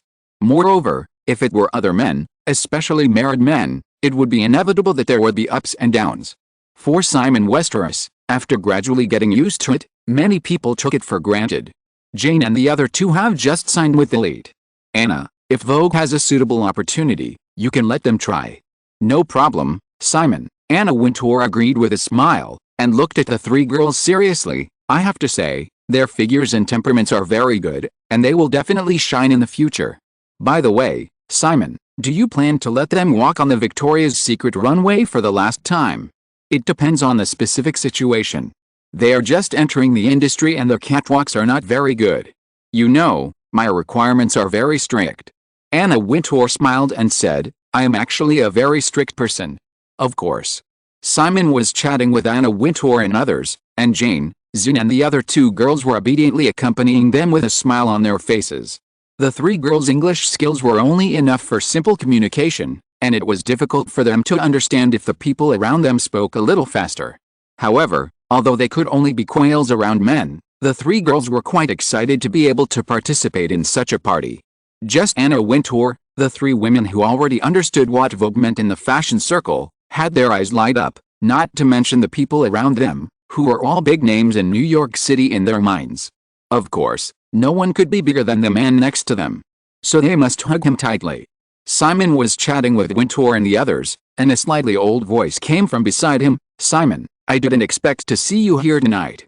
Turning his head, he saw George Soros, and there was another middle-aged man beside him. After shaking hands with the other party, Simon also said, I didn't expect to see you here, George. I didn't expect you to be interested in fashion. Oh, of course not. I have been talking about things here in the afternoon, and there happened to be a party here tonight, so I came together, George Soros said, and then looked at the 3 vases next to Simon and said, you are really enviable, and then introduced a middle-aged man with gray hair and black-framed glasses next to him. By the way, Simon, this is David Rubenstein. He and several others run a private equity fund called Carlyle. Maybe you have heard of it. The middle-aged man took a step forward and held out his hand to Simon. Mr. Westeros, nice to meet you. Hello, David, just call me Simon. David Rubenstein showed a proper expression of honor, and took out his business card and handed it over. Well, Simon, this is my business card. Simon took it and smiled. I'm sorry, I don't seem to have a business card. This is the truth. I used to have one, but I don't know when it started, and I didn't want to give it out randomly. David Rubenstein's expression was not wrong at all. It's okay. Simon nodded and looked at the business card in his hand again. Carlyle Group, combined with the memories of the 2 lives, of course Simon knew. Unlike New York, where various funds are gathered, Carlyle Group is a rare investment company that made its fortune in Washington. People with keen intuition can probably understand the background of this company just by this. Standard political and business capital. Carlyle Group, which has recruited a large number of former senior officials in Washington as executives or consultants, has been engaged in corporate capital operations in the field of national defense since its establishment in the 1980s. To put it bluntly, it acquires or invests in companies in related fields, and then uses political connections to bring defense orders to these companies to make profits. The U.S. military-industrial complex is not just Lockheed Martin and Boeing, as most people think. Many important military equipment, such as fighter jets and aircraft carriers, require hundreds or thousands of suppliers, which means there is a lot of room for maneuver. As some news exposed later, a warship nut, made of the same material and with the same standard, has a market price of less than $5, but the price the Ministry of Defense purchases from suppliers can be as high as $700, a price difference of more than 100 times. As for the reason? Don't ask. If you ask, it's a military secret. After all, the defense budget is too abundant, and it can't be spent on buying hairy crabs all the time, so it can only be this bad. However, compared with a bunch of parasites in the U.S. defense field, Carlyle Group is still a relatively ideal one. Later, it gradually developed and became a private equity giant in the industry that was comparable to Blackstone, KKR and other companies. Then, after experiencing the financial crisis in 2008, it could not escape the fate of decline after prosperity. Simon also remembers Carlyle's acquisition of XCMG. Well, I won't say more about this. At this time, I didn't expect that Carlyle Group had a relationship with Soros. Simon was a little surprised about this, but it was not unexpected. Soros's close connection with Washington is also well known. David Rubenstein obviously wanted to talk more with Simon, but Soros soon took the initiative. Simon, I went to Russia some time ago, and I heard that you were in Ukraine at that time. Yes, vacation. Soros showed a helpless expression and glanced at the three vases beside Simon. Simon, you live in heaven almost every day. Do you still need a special vacation? Of course, I will go to Australia for vacation in a while. Simon actually didn't want to take up Soros' topic about Russia. If he talked too much, it would be bad if this financial tycoon jumped out of the Russian financial quagmire starting next year in advance. He was still waiting to help Soros clean up the mess, such as the shares of a state-owned telecommunications company that might be taken by the Russian oligarch Potanin supported by Soros.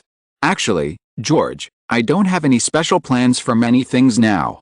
Now I just scatter seeds everywhere, and then wait to see which ones can sprout. If they grow well, I will water them. If they bear fruit, everyone will be happy. Soros heard this. His expression was cautious and complicated. Simon, I am a little scared when I hear you say that. Last time you scattered seeds everywhere, and then everyone has seen it now. Ygritte, Cisco, AOL. Simon was easy to talk to. George, many of my actions are in the open. If you think it is promising, Quantum Fund can follow up. After Simon's voice fell, David Rubenstein, who was standing next to Soros, couldn't help shaking his cocktail glass. The door to the new world. Soros obviously didn't have David Rubenstein's thoughts at all.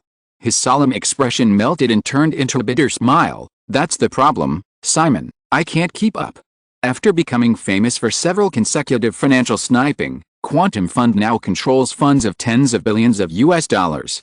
However, in front of the Westeros system, which has controlled assets of more than $2 trillion US dollars, Quantum Fund is still not enough. Simon said that he was sowing seeds everywhere. Even if all the targets were carefully selected by this young man, Quantum Fund could not afford to follow. Even if he followed a few of them, who knew how to maintain the seeds after they sprouted so that they could bloom and bear fruit? Now, a series of new technology companies such as Ygritte seem to have been smooth sailing and unstoppable all the way, but if someone could really see this prospect at the beginning, and even knew what to do after seeing it, how could these supergiant companies with astonishing market value now be occupied by this new money junior who has just risen for a few years? In short, Soros was really a little scared when he heard Simon say that he was sowing seeds again. Soros actually had some distractions. The sowing of seeds that Simon mentioned this time was actually similar to the small arrangement for Jill Pector in the Southampton villa in the evening, or the industrial layout of Rivne Oblast, Ukraine. Even a little bigger, such as a short man with sparse hair in Russia, and so on. These are no longer the forward-looking layout of the new technology industry for several consecutive years after the '87 stock market crash. After reaching the top, Simon, who was a little confused about the future, had been sowing seeds in a somewhat chaotic manner in the past 2 years, so he had no clear expectations for future returns.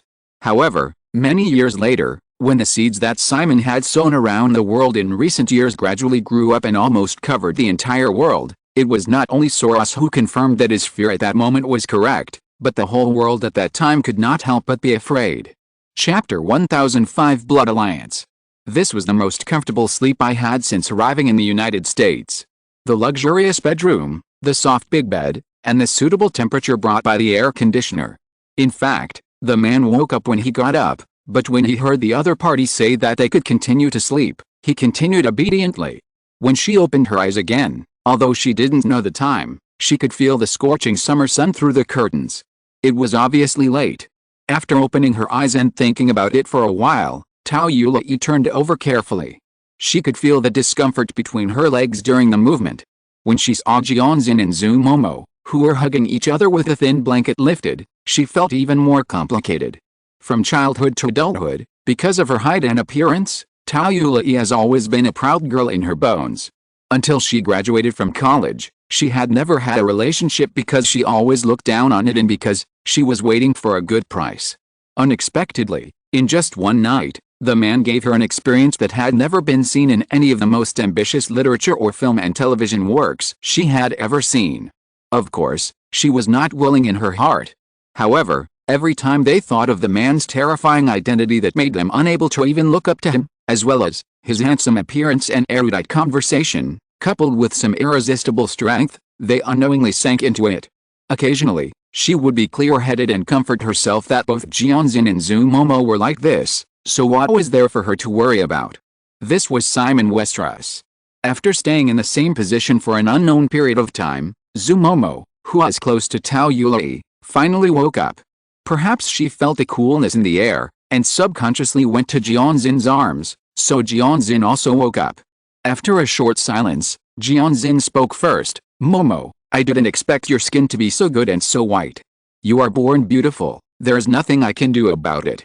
You are just a little bit short, but it doesn't matter, you can get better." Jeonjin slapped Zhu Momo in the middle of her body in dissatisfaction, and pretended to be angry and pushed her away from her arms. "You are just a little bit unkind." Although the two girls were bickering, after last night, the tone of their conversation was obviously much closer than before. "I say this because I treat you as a sister. I am polite to outsiders." Zhu Momo was pushed away by Jeonjin, and she turned over with a smile, her slender and charming body lying on the big bed, holding the pillow with both hands, twisting and humming comfortably, and seeing Tao Yulai looking at them, she smiled and greeted, "Good morning, big sister." "Big sister?" Exclamation mark. Although she was the most reserved in front of someone, Tao Yulai would not show weakness in front of Zhu Momo. "I'm not your elder sister." "Of course you are." Zhu Momo curled her lips, teasing in her big eyes. "Our Simon also said that we will be good sisters in the future. You are the oldest, so of course you are the elder sister." Tao Yulai licked her lips subconsciously, realizing her little action. Seeing Zhu Momo still staring at her, she suddenly had an urge to run away. So she pulled the thin blanket over and wrapped it around her, jumped off the bed and ran to the bathroom. Seeing Tao Yulai running away, Zhu Momo stretched and sat up. Only then did she realize that the surroundings were quite clean. Not to mention the thin blanket taken away by Tao Yulai, there were no clothes around. She could only grab the pillow behind her to cover it temporarily and looked at Jeonjin. Jeonjin also sat up with a pillow in her arms. Obviously, she knew more than the other two women. She reached out and touched the crystal ball on the bedside table next to her. Zhu Momo looked at the crystal ball with a flash of electric light inside, and curiously reached out to take it to play with it. Jeonjin raised her hand to open it, so he had to give up and asked, "What is this?" "A servant summoner," Jeonjin said. "I saw Simon use it once when he got up this morning." Zhu Momo looked at it curiously, but didn't touch it again, and said, "Then, can we use it?" Jeonjin blinked her eyes, and seemed to react, and suddenly felt a little uneasy. "This is a servant summoner, it must be used by the master's family, and they don't seem to be." Just as he was getting a little nervous, the bedroom door was pushed open, and Jill Pecht walked in. He looked at the two girls on the big bed hugging pillows, and didn't take the initiative to speak, but smiled and waited for the two girls to give orders. Zhu Momo and Jill looked at each other and didn't speak. Jeonjin could only raise her hand unconfidently and said slowly in English, "We need clothes." Jill nodded. "Okay, the two ladies can wash up first, I'll be back soon." "Thank you." Watching Jill leave, Zhu Momo immediately curled her lips. "She just laughed at us." Jeonjin put down the pillow, got out of bed and walked towards the bathroom, and said, "Are you too sensitive?" Zhu Momo still got up and followed Jeonjin with the pillow in her arms. When she reached the bathroom door, she remembered to throw the pillow away and insisted, "You didn't see it yesterday, She was very respectful in front of Simon. Jianxin knocked on the bathroom door that was locked by Tao Yulei, walked into this bathroom that was larger than the living room of an ordinary family, and said, "Yes, but we are not Simon."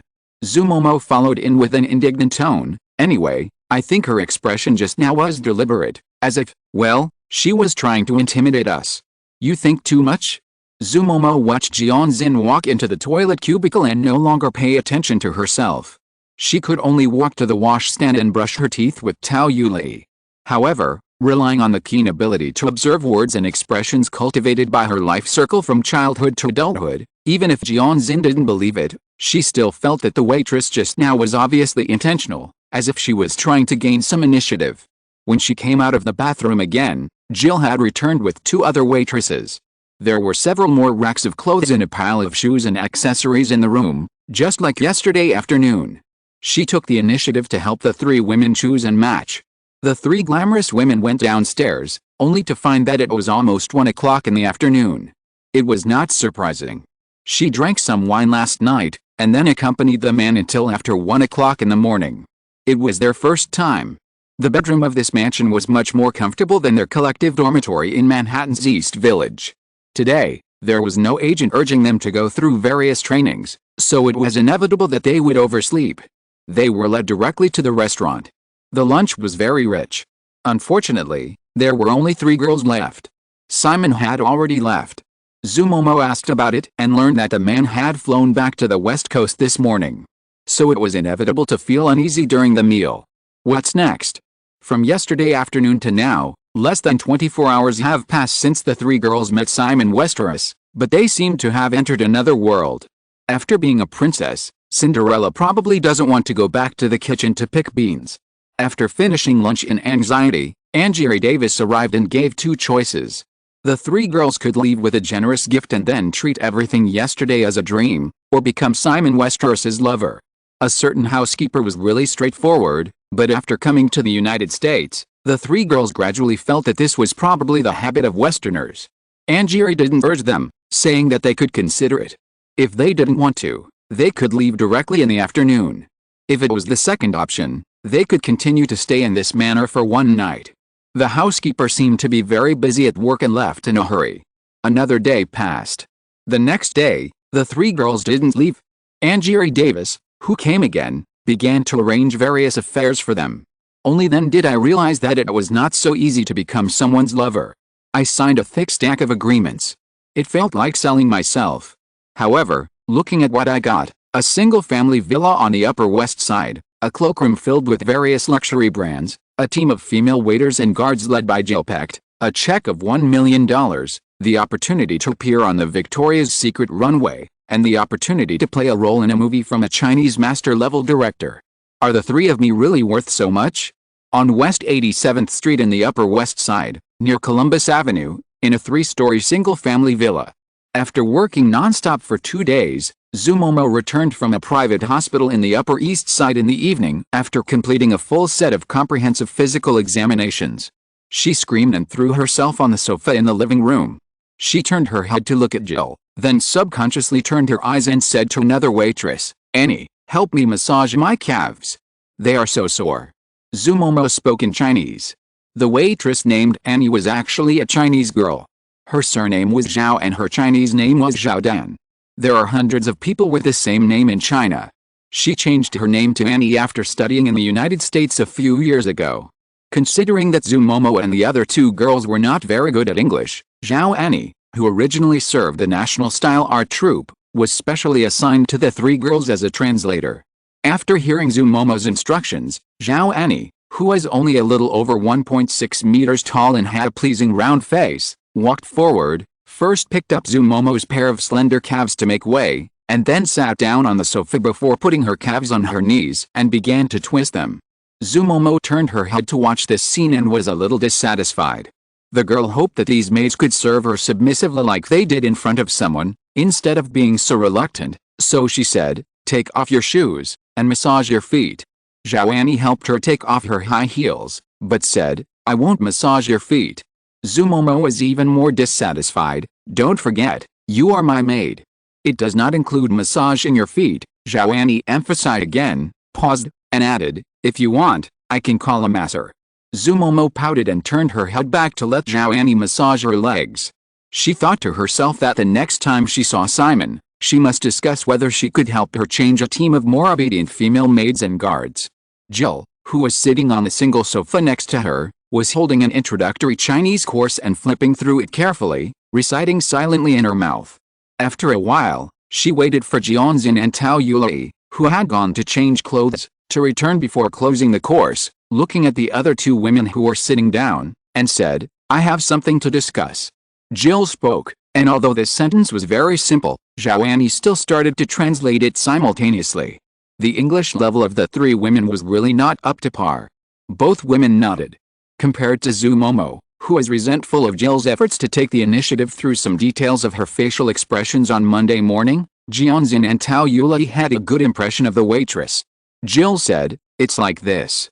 Regarding the $1 million check Simon gave us, you all know what Simon said when Ms. Davis handed it over. It can be used as pocket money or as angel investment. I hope this money can be used as the latter. Zumomo, who was listening quietly, raised an objection. Then what about our daily expenses? Jill said, you have a monthly allowance of $200,000 a year. If you punch in the card monthly, I think it should be enough for daily expenses. Zumomo still shook her head, I don't understand angel investment. It's hard to say whether you are cheating us. Jill glanced at her and said, in that case, I will transfer your $250,000 to your card tomorrow. The rest is between me, Jian, and Tao. Zumomo almost jumped up from the sofa. This is Simon's for the three of us. Why should you get an extra share? I will tell Simon next time that you want to embezzle our money. Jill waited patiently for Zumomo to finish, looked at her and said, Miss Zhu, you don't seem to understand one thing. I have an equal status with the three of you. I am also Simon's lover. In addition, Simon talked to me yesterday and he hopes that I can do something, so his expectations of me are much higher than yours. Zumomo finally gave up letting Zhao Annie rub her legs, sat up and stared at Jill. You are lying. You can call Ms. Davis to verify. Jill said, motioning to Zhao Annie, and the round-faced girl took out her mobile phone and handed it to Zumomo. Zumomo took the phone and pretended to dial. Seeing that Jill didn't have any guilty expression, she finally gave up, but was unwilling. Why does Simon have higher expectations of you? Because I am a master's degree from Princeton University. I also have an MBA degree, and my work in the past 2 years is very recognized by my wife, Jill said, and looked Zumomo up and down again. And you, according to the information I learned in the past 2 days, you didn't even finish high school. Zumomo listened to Zhao Annie's series of translations beside her, and suddenly felt guilty. Although she didn't know anything about Princeton and MBA, it sounded impressive. Then she couldn't help but glance at the other two girls. After a few months of getting along, she knew that one of Jianxin and the other had a college degree, and the other graduated from a vocational high school. Even if they were not top-notch, they were much better than her. Then she felt even more guilty. She wanted to get angry, but judging from the situation, the blonde fairy next to her seemed to be expecting her to get angry and leave. Zumomo, who inherited her mother's stubborn personality, got angry instantly, and of course she would not let someone succeed, so she quickly suppressed her temper, sat cross-legged, stared at Jill and said, okay, then the $1 million is up to you. As an angel investment, you can now tell us your plan. Don't try to deceive us. You have to understand that Simon will definitely know. Jill was a little surprised to see that Zumomo didn't go crazy, and then she breathed a sigh of relief. In fact, she didn't want to fall out with a smart and somewhat arrogant girl. It was mainly because of someone. Her boss definitely didn't want the women around him to be in a mess. Chapter 1006 Target Real Estate. Thinking of this, Jill shook her head and said, I don't have any plans yet. My boss wants me to set my sights on China, so I need some time to learn about China. Now I'm just telling you about the $1 million. I hope this money can be a startup fund for us to do something in the future, instead of being spent. Jianxin, who was sitting opposite Jill, suddenly said, actually, Jill, I don't think I can spend all my monthly expenses, so I can put more money in this fund. Traitor. Zumomo glared at him subconsciously, then reacted and immediately looked at Jill. I can also put more money in this fund. Originally, the $1 million was shared equally by the 4 people. If the 3 of them had more, the proportion of the blonde fairy would definitely be less. After experiencing that night together, even if we don't talk about a somewhat outrageous blood oath, the relationship between the three women naturally became closer. In any case, the initiative must be more in the hands of the three of them, and we can't let this waitress lead us by the nose. Jill was very easy to talk to and added, then I can put more money in it. All three of them said so.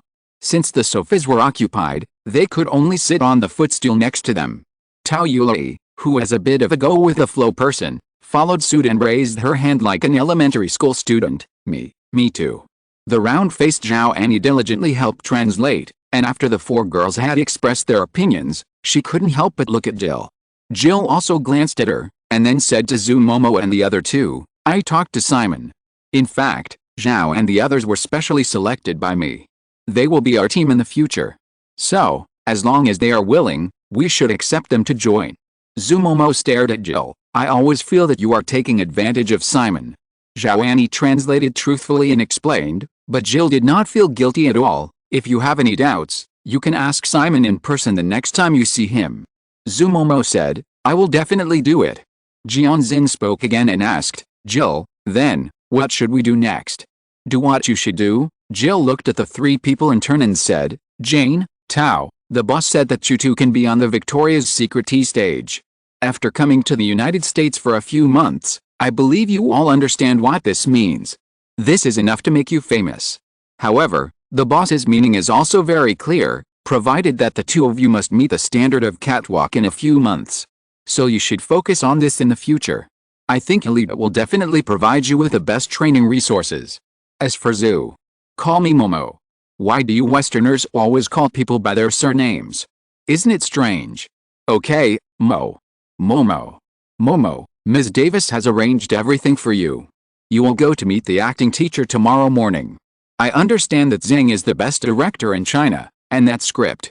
Jill said as he looked down at the memo before continuing, if you are the one was selected by the boss himself, and it is directly invested by Deanery's Entertainment, so you need to master a certain acting basics as soon as possible. Just like Tao and the other two, if you cannot pass the audition in the future, given the boss's personality, the role will not be given to you. However, once you get the role, with Zhang's influence, you will definitely become famous in China when the work is released next year. Zhu Momo nodded. Of course she understood this. He was the director of Red Sorghum. Moreover, she had read the script privately and understood why Simon let her play that role instead of giving it to Jianxin or Tao Yulei, because her personality had many similarities with An Hong in the script. Thinking of this, Zhu Momo quickly looked at Jianxin, then what are you going to do? I just said that while I am assisting you three to get your careers on the right track, I also have to focus on familiarizing myself with China. So, compared to Jian and Tao, I hope you can get that role. At that time, I can go to China with you during the filming process and get to know this country up close. If you fail, I can only look for other opportunities. Zhu Momo finally nodded slightly. Jianxin said again, Jill, I seem to know something about the MBA you just mentioned. Well, can you tell me specifically what you plan to do or what you are good at? We are going to give you $1 million, so we need to have some basic knowledge. Jill thought for a moment and said, I have not done any specific business projects. However, in the past 2 years of work, I have done a lot of research on the federal real estate industry. In China, if conditions permit, I also hope to start from this aspect. Jill's previous job was to help Simon manage various properties, and occasionally participate in the purchase of various properties. This is not something that can be done with a wave of a check. Simon hates being treated as a sucker the most, so the Wei family's home purchase team needs to have a good understanding of the industry in order to make the most favorable deal for the employer. Being close to the water, Jill took the opportunity to start studying the real estate industry. Zhu Momo was obviously interested, but she subconsciously said, Jill, the real estate industry in China and the United States is completely different. Although she was from a small bureaucratic family in a remote county in Yunnan, because China had experienced a vigorous Hainan real estate bubble in the past few years, which affected the whole country, Zhu Momo's family circle was influenced by her. Compared with children from ordinary families, the girl knew a lot of inside information about real estate. The most impressive thing was that many people became rich overnight by speculating in pre-sale properties in Hainan. Jill didn't argue with Zhu Momo, but nodded in approval. That's why I have to take the time to understand. The last time the boss visited China, the project he signed involved real estate, which shows that the boss is also optimistic about China's real estate industry. Tao Yulai, who had been listening more than speaking, quietly converted the $1 million in funds that a few people had, and found that it was only more than $8 million. She couldn't help but say, "Jill, is our money enough for real estate?" Before Jill could answer, Zumomo said, "That depends on where you are. Of course it's not enough in BJ, but if you go to a county, $1 million is a huge sum of money." Jianzin teased, "If we build a house in your small county, will you buy it?" "I'm just making an analogy," Zumomo said. Then he remembered something and said, "Of course it won't work in my county, but our county is next to Dali, so it might work. Dali is next to Urhe Lake, and the scenery is very beautiful. Many people will come here specially for vacation. In recent years, we have been discussing the development of tourism. Tourism and real estate should be closely related, right?" The last sentence was said while looking at Jill. Jill nodded, "Yes." The more Zumomo talked, the more feasible it seemed, and she said, "Then let's choose Dali. Besides, our family has good connections there, so it will be easy to do." Zhao Annie, who was sitting next to Zumomo, translated the girl's words and looked at her. "Momo, you seem to be hinting that we are doing something bad." Zumomo gave her a sidelong look. "In China, it would be strange if you have no background and no connections to get involved in real estate. When we went to invest, they would definitely cry and welcome us at first. However, if you don't have enough connections to support you, once you spend your money, it will be like a fat pig in a pot, and it is very likely that nothing will be left of it." It has to be said that although Zumomo did not even finish high school, she was naturally sensitive and happened to live in a certain circle, and she was very sharp about certain things. Jianzin did not comment on Zumomo's remarks, but just talked about the matter at hand, saying, "I still think, Momo, for example, from BJ to Dali, it will take 3 days and 3 nights by train. Even if the scenery is great, the location is too remote."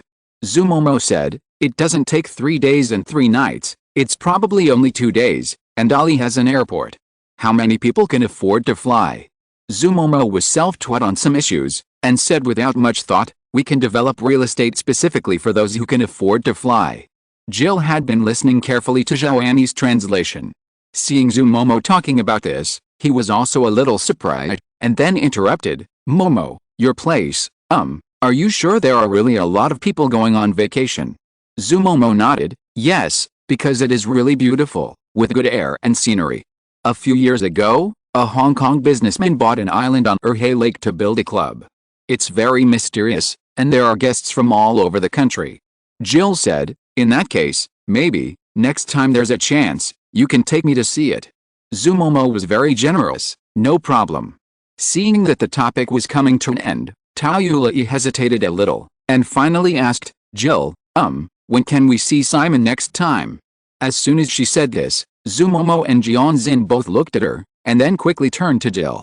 To their disappointment, Jill also shook her head, "It depends on the boss's schedule." Then she remembered her own experience of waiting patiently for 2 years, and poured cold water on the 3 girls. In fact, the boss should be in New York now. Zumomo widened her eyes. "Didn't he say he was going back to Los Angeles the day before yesterday?" "Yes," Jill nodded, shrugged, and said, "It's only 4 hours by plane from Los Angeles to New York, and the boss has 3 Boeing 767s at home." "But," Jill glanced at the 3 women, "frankly speaking, the boss has a lot of lovers, and you are just 3 of them." Zumomo accurately grasped the bug, "So you don't count." Jill rolled her eyes at her and continued, "Well, we are just 4 of them. The boss is an elitist, and the women who can be favored by him are not only good-looking, but also have excellent personal abilities. So, if you are just beautiful and can't do anything, you may soon be completely forgotten by the boss." Zumomo suddenly shook her body and looked like she wanted to fall on the sofa. She wailed half seriously, I'm so beautiful, why do I have to work hard?" Jill looked at her and curled her lips, "It's okay if you don't want to work hard. Follow me, I'll be responsible for the hard work, but you have to listen to me." Zumomo suddenly became full of fighting spirit and retorted, "Why don't you follow me? I'll be responsible for the hard work, and you listen to me." Jill obviously didn't intend to argue with her. "Okay, that's it for today. I'll go to the kitchen and take a look." Just as she stood up, she was stopped by Jianxin again. Jill, you haven't said anything yet. Simon, I mean, why did he come to New York again? Verizon Telecom will be listed tomorrow. If you want to know more, let Annie explain to you. Watching Jill leave, the three girls looked at Zhao Annie together. The round-faced girl is not just a simple translator. Zhao Annie, who is only 26 years old this year, not only graduated from Xi'an Jiaotong University in China, but is also a doctoral student at the University of Pittsburgh. Although the University of Pittsburgh is not an Ivy League school, she received a full scholarship, which shows her excellence. This is why she was chosen by Jill. Although she is not very sharp, her brain is much better than the three next to her combined. As for Verizon's listing, compared to the three women who were basically in the dark about the Westeros system, Zhao Annie certainly knew a lot about it and said, "This is a telecommunications company within the Westeros system. It will be officially listed tomorrow. Simon will definitely attend the bell-ringing ceremony, so it should be in New York now." Zumomo was curious. Bell-ringing ceremony. In the past, when a company was listed on the U.S. stock market, the company's executives would ring the bell to announce the start of stock trading. Now it has been electronicized, but the name is still retained. Jianxin asked, "Well, what is the market value of Verizon?" The IPO valuation is about $40 billion US. However, the market has always been very optimistic about related companies in the Westeros system.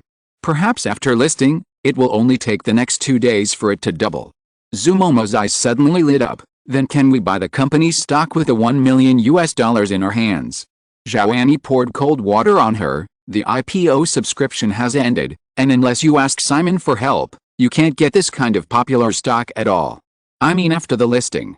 In the short term, there will definitely not be institutions selling too many shares, so the stock price will be driven up. As Zhao Annie was talking, she remembered the Nasdaq stock market, which was already in a frenzy. Now, it would be a good idea to use the $1 million to invest in stocks. Of course, it was also dangerous, because no one knew when the technology stock market, which was already in a serious bubble, would collapse. After all, the money was not hers. Zhao Annie hesitated for a moment, but still did not give any advice. After chatting for a few more sentences and ending the topic, Jianxin and Tao Yuli also left the living room temporarily. Zumomo, who was planning to call home, looked at the Vacheron Constant watch on his wrist that he had just received yesterday, and then began to count on his fingers. Zhao Annie, who knew what she was calculating, rolled her eyes slightly. New York and BJ are exactly 12 hours apart. It's 7 o'clock in the morning in China now. Is there any need to calculate this? The poor student Zumomo was a little embarrassed. I'm telling your fortune. Be careful.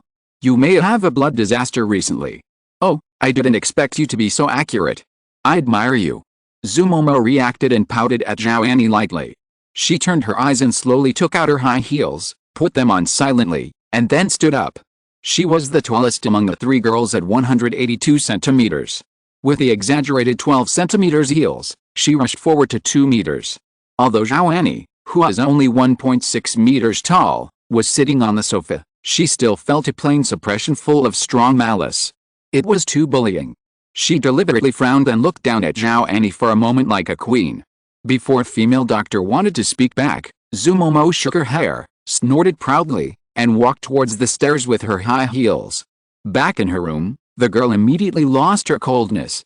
She took off her high heels, threw herself on the big bed, picked up the phone on the bedside table, and began to dial the number one by one, and then waited.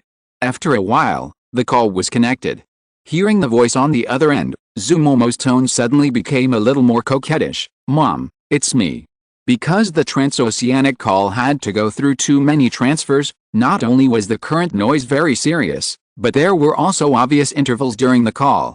After chatting for a while, Zumomo finally talked about business. "Mom, I just got a boyfriend. Being Simon Westeros's lover, you must not be too direct. However, you actually became Simon Westeros's lover. It was really uncomfortable if you didn't talk about it." So Zumomo had been processing it in her mind since yesterday, and planned to communicate with her parents in China today. Of course, there was no truth at all. It was half true and half false. The point is that you have a very powerful boyfriend. Very rich. Well, change it, relatively rich. Then, very generous, and, Very handsome. As for the upcoming performance in Master Zhang's movie, I also have to take it slow. It is best to wait until the role is finalized before telling my parents. Otherwise, if the turn is too big, my mother may think she has been deceived. It would be very bad if she came to the United States for this. Chapter 1007 Teacher U. Manhattan. Near Columbus Circle in the southwest corner of Central Park, a black Mercedes-Benz luxury car stopped on the side of the road. The ponytailed female driver wearing sunglasses opened the door. Zumomo got out of the car and looked at the female guard of the Wei family named Paula Colland, and then looked at Jill Pecht and Zhao Annie, who got out from the passenger seat and the other side respectively. He was a little emotional. Even a mother can't bring 3 followers with her on a casual trip. Probably knowing what the girl who deliberately stepped on her high heels was thinking, Jill took her arm and pulled her into a building on the side of the road, saying, "Let's go, we're going to be late." Zhao Annie followed and translated, "Don't embarrass yourself, be careful not to be mistaken for a psychopath." Zumomo walked steadily on her 12-centimeter high heels. Hearing this, she glared at Zhao Annie. "Do you think I can't understand such simple English?" "I know you can understand, that's what I wanted to say just now." Zumomo threatened, "I'm going to fire you, little guy." Zhao Annie simply rolled her eyes. The 4 women came to a coffee shop on the 12th floor of the building, said a few words to the waiter who came forward, and were taken to a seat by the window of the coffee shop. There were already 2 girls waiting here. Judging from their appearance, they were both Oriental. When they saw them appear, the 2 girls stood up together to greet them. It was Zhao Annie who spoke first. Looking at the younger of the 2 girls, the round-faced girl was a little surprised. "Yahoo, why are you here?" It turned out that one of them was Li Yaohu from the National Style Art Troupe. Zhao Annie previously served the Guofang Art Troupe. Although Li Yaohu was arranged by Simon to participate in Crouching Tiger, Hidden Dragon and lived in Manhattan to study acting, he would often go back. In addition, there were few Chinese waiters in the Guofang Art Troupe service team, so it was natural for them to get to know each other. Li Yaohu was also surprised. He generously stepped forward and hugged Zhao Annie, and said with a smile, "Sister Fihong said she came to see a student. Someone is stealing my teacher, so of course I have to come and see." Li Yaohu looked at the other people and his eyes naturally fell on Zumomo. The first impression was that he was so tall. Then, there was a kind of instinctive repulsion between the same sex, and sparks flew when their eyes collided. As the 2 women were talking, the woman next to them, who was wearing a slim black dress and had a delicate face and a bookish look, also took the initiative to extend her hand to Zumomo. "Hello, my last name is Yu, and you are, you can speak Chinese, right?"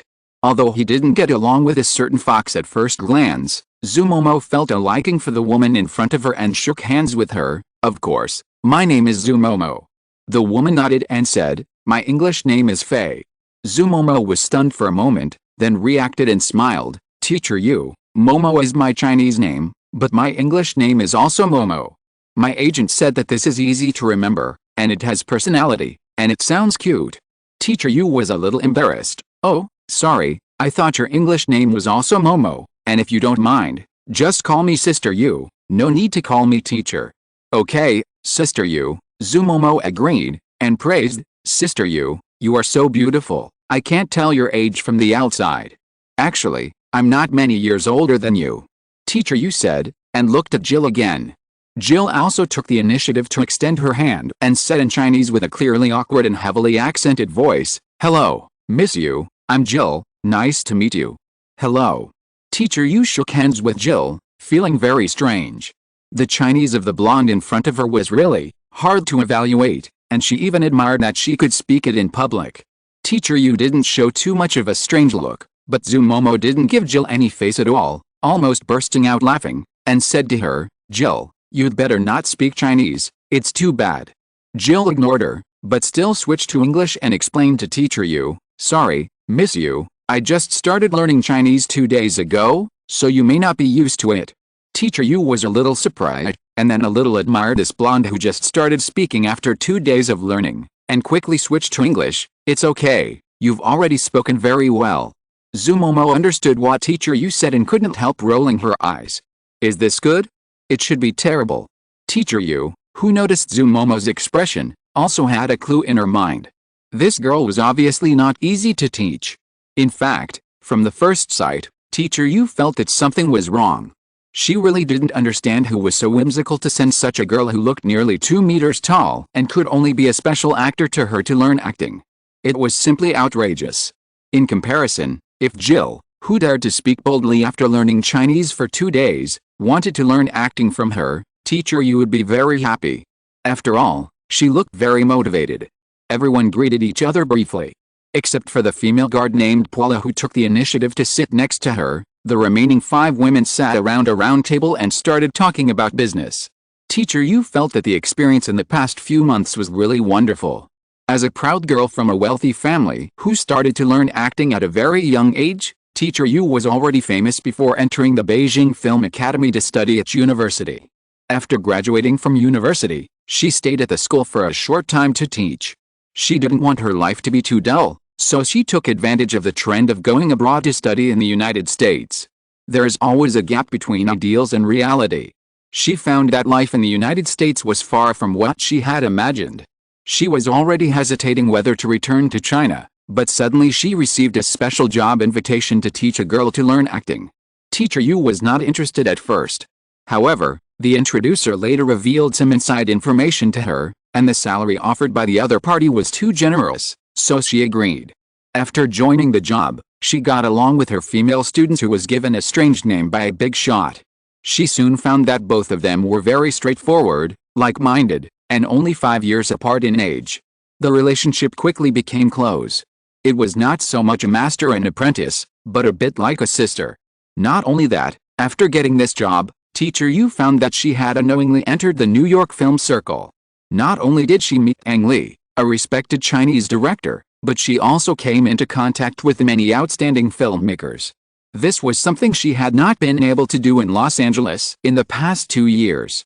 With her acting experience, after a few months, while teaching Li Yaohu, Teacher Yu also received some role invitations. Although they were all small roles, they were much better than in Los Angeles. Teacher Yu, who had experienced it personally, understood a fact very well: it is really difficult for Chinese actors to get along in Hollywood. Speaking of which, Li Yaohu will return to China at the end of the month to make final preparations for the filming of Crouching Tiger, Hidden Dragon. Teacher Yu was a little worried that she would lose her job next. Unexpectedly, she welcomed another student so soon. Although this student seems a little unreliable. Moreover, even though she hasn't seen the legendary big man once in a few months, and has not deliberately inquired about it, Teacher Yu knows that there seems to be a man standing behind these girls. Simon Westeros. This name is simply everywhere at the moment. Teacher Yu just didn't expect that he could establish some kind of indirect connection with the other party. Or, it is very likely a direct connection. After all, in the original employment contract, although the name of the Party A company in the agreement has nothing to do with Westeros, the annual salary of $100,000, there are many benefits, and, most importantly, the boss she needs to report to, Angie Davis, later learned that the woman is a butler of the Westeros family. Even if she is reluctant to admit it, as she gradually gets to know more, Teacher Yu slowly finds that she seems to have become a member of the Westeros family's surrounding service team without realizing it. Then what? Teacher Yu didn't think anything was wrong, but liked her current job and life more and more. After all, it's $100,000 a year. If she returns to China as planned and continues to teach at Beijing Film Academy, her monthly salary will be only 700 to 800 yuan, which is less than $100. Even if she continues to act, compared with a high salary of $15 million in Hollywood, Chinese actors are simply poor. Just like Gong Ying, she was shocked when she saw the 1 million Hong Kong dollars cash salary offered by Hong Kong for Flirting Scholar a few years ago, because she had never seen it before. 1 million Hong Kong dollars is about the same as her current annual salary. Zhu Momo may be a little proud and willful, but in fact, she has no lack of emotional intelligence. The group of women quickly chatted together and gradually got to know each other. Zhu Momo also knew that she was too tall and was not suitable for developing into an actor. Jill also helped analyze that the man obviously hoped that she would become famous in China with a role in If You Are the One, and then she would become a world-class supermodel immediately after a little operation and decoration in the United States. This gimmick can make a lot of money in China. Therefore, unlike Li Yaohu's quite complete study, Zumomo only asked for a customized study plan for the role in If You Are the One, in short, as long as it can support the movie. During the conversation, Li Yaohu gradually revealed his foxtail. The girl is also a very motivated girl, so she hopes that when she returns to China at the end of the month, Teacher Yu can go back with her to continue to guide and train her. In fact, Li Yaohu also knows that if she needs it, the high and mighty man can still match her with a teacher when she returns to China, but because of their similar personalities, Li Yaohu still hopes that Teacher Yu can teach her. I haven't been back to China for 2 years. Although I like my current work and life very much, Teacher Yu doesn't mind going back for a few months. On Zumomo's side, Jill Peck quickly became interested when she heard Li Yaohu's idea. She originally hoped to go to China as soon as possible. This is a good opportunity. Only Zumomo is not very happy. My paradise life has just begun. Going back to China, compared with the United States, it is simply a world of difference. Moreover, I just talked to my mother last night. A lead in New York is very optimistic about me. In the next few months, they will arrange various professional training for me. I have a good chance to become a supermodel in the future. How can I explain it if I run back in a blink of an eye? Moreover, if I return to China, I may not see a certain man for a long time. This problem is also very serious. What if I fall out of favor? Although, it seems that I haven't been favored yet. However, after some consideration, Zumomo is not a petty person. Since he is sure that going back together will benefit his small group, he finally agreed. The premise is of course to get someone's permission. Once women chat together, time always flies. After the matter is settled, more than 2 hours have passed. So they discussed where to have a good lunch. This cafe also serves lunch, but there is no need to stay here if you can enjoy better. In the end, they decided to go to the famous St. George restaurant nearby. The location of such restaurants is usually not easy to find, but it is not a problem for the women around the Westeros family. Jill called to reserve a table, and the ladies planned to go there at 12 o'clock. As they were still chatting, they were suddenly attracted by the conversation between two guests at the next table. These were two white men who had just arrived and looked to be in their 30s and had some Manhattan elite style. Moreover, they had obviously noticed them and spoke in louder voices, obviously to attract the ladies' attention. After 5 rounds of inquiries, the stock price rose to $15.50 at the opening. The market's expectations for Verizon's listing are still too conservative. I believe that in the last 2 trading days of this week, the company's market value will exceed $100 billion. Another man with a middle-parted hair was sitting facing the woman. He happened to notice the detail that Jill looked up at them, and his voice seemed to be slightly higher. Then how much did you subscribe this time? The man with his back to the side seemed to feel the hint of the middle-parted man and said, 150,000 shares, of course I want more. But Verizon stock is so popular that the scale of stock subscription during the roadshow stage is equivalent to 17 times the planned issuance amount. I was able to get 150,000 shares because my uncle has connections at Goldman Sachs. The middle-parted man said, this is already very exciting. If Verizon's market value exceeds $100 billion tomorrow, you can make $2 million just from this order. Jim, you have to treat us to a vacation in Hawaii. Of course. A trip around the world is no problem. That's really exciting. The two pretended for a while, and then they seemed to have just discovered that there was a table of beauty sitting next to them. They stood up and walked over together. The man named Jim, who had just turned his back to this side and looked quite handsome, came to the table and looked very gentlemanly. Ladies, my name is Jim. I'm glad to see you. It's almost noon. How about having lunch together? The middle-parted hair next to him followed up. After lunch, maybe we can go to the sea to sunbathe together. Jim has a nice yacht. Except for a certain poor student, the women sitting there certainly understood the invitation of the two, and then looked at each other for a few times, with quite strange expressions. Even if Zhao Annie, who had the lowest appearance score, could not reach 80 points, that pleasing round face, 75 points was enough. After all, it was impossible to enter the surrounding team of the Westeros family if the appearance was too mediocre. Since they were beautiful women, of course they had experienced being approached. However, the man in front of him seemed to be quite rich from what he had just said. However, he dared to invite all the women at the table. Wasn't his appetite too big? He thought he was Simon Westeros. The two waited for a while.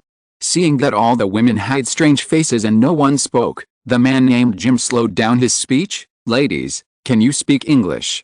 After saying this, Jim realized that a girl in a black uniform with a ponytail who had been sitting alone at the next table came over. She looked at Jill and others at the table and turned around and said, "Gentlemen, please don't harass these ladies." The female guards strictly trained by the Westeros family obviously have a special temperament that can be distinguished at a glance. Since they are all elites, the man named Jim immediately noticed the connection, and then took a look at the clothes and accessories of these girls, and immediately realized that he had made a fool of himself.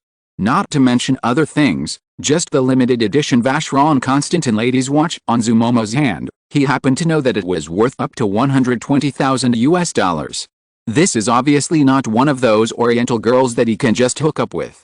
Looking at the alert female bodyguards in front of him, and the playful and teasing look in the eyes of these girls, perhaps they might be the ladies from those Japanese Jebel families. The kind with higher wealth than him. Jim smiled awkwardly, not stupid enough to make a scene of a rich kid playing tricks without thinking. Even though Japan has been suppressed by the United States in recent years, if it is really a Japanese Jebel, he still can't afford to offend. He said sorry softly, and subconsciously bowed slightly like the Japanese, and then left with his middle-parted hair lackey in shame. After the two disappeared, Zumomo asked Zhao Annie, "What did they just say?"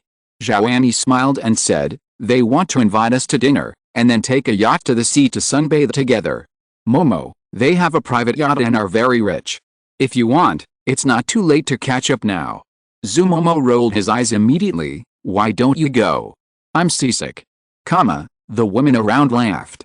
Jill laughed along, but inevitably had some thoughts, and glanced at the girls around her. Speaking of which, if it weren't for a high-ranking man who subtly raised their horizons, facing the rich kid who just chatted up, even if they didn't immediately fall in love, they certainly wouldn't have a sense of superiority that was enough to despise him in front of him. According to Newton, now, they are standing on the shoulders of giants, looking down on all living things. The two left in disgrace, because the coffee shop had more customers near noon, and the customers who were originally interested in a table of girls here gave up their thoughts. The girls' conversations also quickly turned to the content that the two guys had just discussed. Verizon's listing. Jill and Zhao Annie were most concerned about this matter, which involved the Westeros system. Teacher Yu and Li Yao who were also very interested. Zumomo was even more regretful when she heard that Verizon's market value would exceed $100 billion in the next 2 trading days.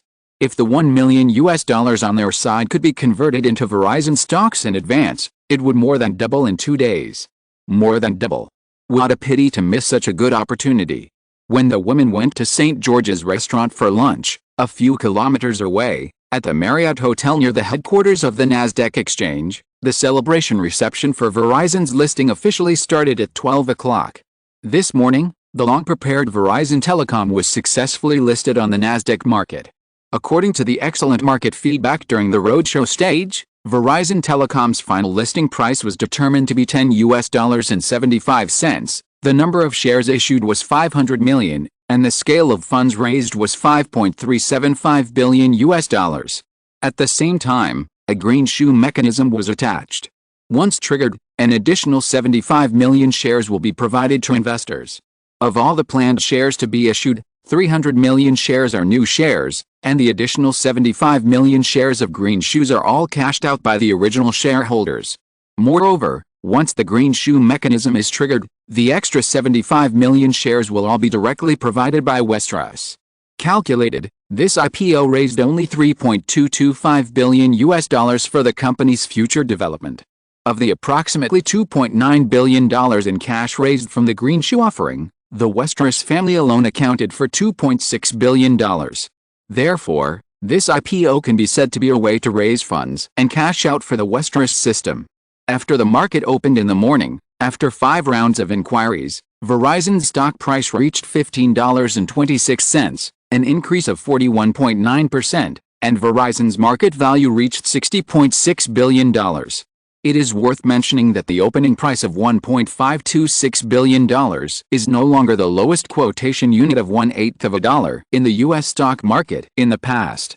In June, as the electronic trading system became more mature, In order to promote the further liberalization of U.S. stock market transactions and ensure the interests of investors, the federal government introduced new regulations to adjust the minimum quotation unit of U.S. stocks from 1/8, $0.125, to $0.01. The opening price was as high as $15.26, an increase of 41.9%, which is obviously just the beginning. Chapter 1008 to 5000.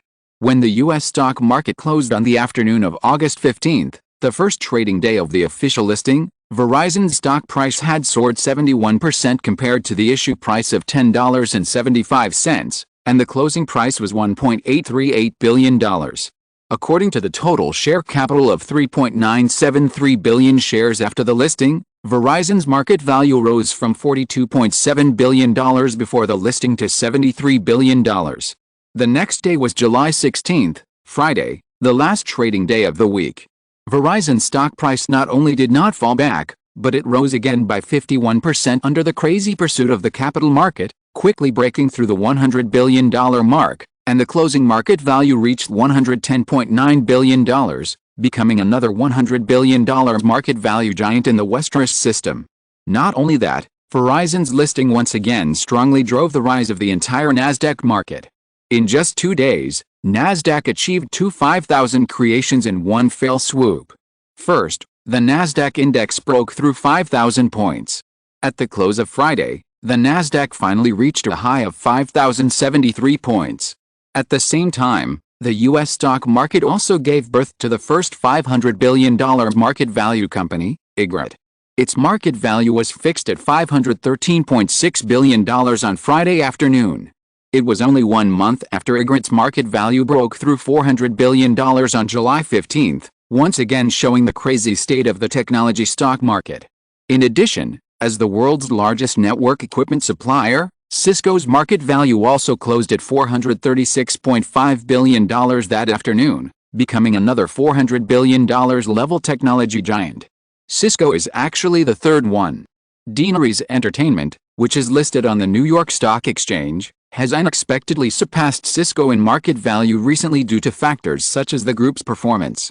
Its market value reached $453.5 billion at the close of the afternoon. As the Nasdaq officially broke through 5,000 points, the total market value of all listed companies in the Nasdaq market also hit a new high that day, reaching $5.96 trillion. Among them, there are only 6 companies with a market value of more than $100 billion that are fully controlled or absolutely controlled by the Westeros system, including IGRT, $513.6 billion, Cisco, $436.5 billion, AOL, $296.5 billion, Tinko Bale, $263.7 billion, Verizon, $110.9 billion, and Nokia, $138.2 billion, which is listed in both Europe and the United States. The total market value reaches $1.76 trillion, accounting for 29.5% of the entire Nasdaq sector. Nearly 30%. If we count technology giants such as Microsoft, $267.1 billion, and Intel, $134.1 billion, that prefer to invest rather than control, or relatively small technology companies with a market value of only tens of billions or billions of dollars, the Westeros system's share of the entire Nasdaq will increase significantly. Even though the miraculous rise of the Westeros system in recent years has repeatedly washed away the nerves of the spectators and made too many people numb, when the relevant statistics were released one after another along with the listing of Verizon and the Nasdaq breaking through 5,000 points, it still attracted widespread attention around the world. Amidst the large number of exclamations, controversy is inevitable. And the traditional American power class is increasingly jealous and wary of the continued expansion of the Westeros system. Washington. After a busy week, Bill Clinton still couldn't rest after dinner, but called his White House Chief of Staff Leon Panetta and campaign manager Chester Carville to discuss the potential impact of the hot topics on the Nasdaq in the past 2 days on his upcoming campaign sprint. Today is August 16th, and the Democratic Party will hold a national convention in 10 days to formally determine the party nomination for the 1996 election. Clinton is a done deal. After this, the final candidates of the two parties will be finalized, and the 1996 election will enter the final sprint stage. Although the current public support rate is as high as 60%, Clinton still dare not take it lightly. After all, cases in the history of American elections where the early support rate is leading but is eventually reversed often occur. Looking at the Clintons, who were sitting side by side on the couch but were obviously alienated, White House Chief of Staff Leon Panetta handed over two identical documents and said, "Wright just met with Joseph Sclaf this afternoon. This is a public relations plan that will be launched in the near future." The most worrying thing for ordinary people now is that the rise of the internet will impact traditional industries and reduce job opportunities. The Westeros system will launch targeted publicity in the next few months to respond to public concerns through a large number of clear examples. Detailed data is also listed in the document. The rise of the internet industry can be said to be Clinton's most dazzling political achievement since he took office. However, this achievement is overshadowed by the fact that the Westeros system has occupied too many interests in the internet industry. Although this matter has little direct relationship with Clinton, after all, before Clinton was elected in 1992, a series of new technology giants were already in the layout of the young man. However, as the election becomes more and more intense, the public and his political opponents, whose emotions are easily incited, will not pay attention to these. Simon Westeros became a trillion-dollar super-rich man during Clinton's term.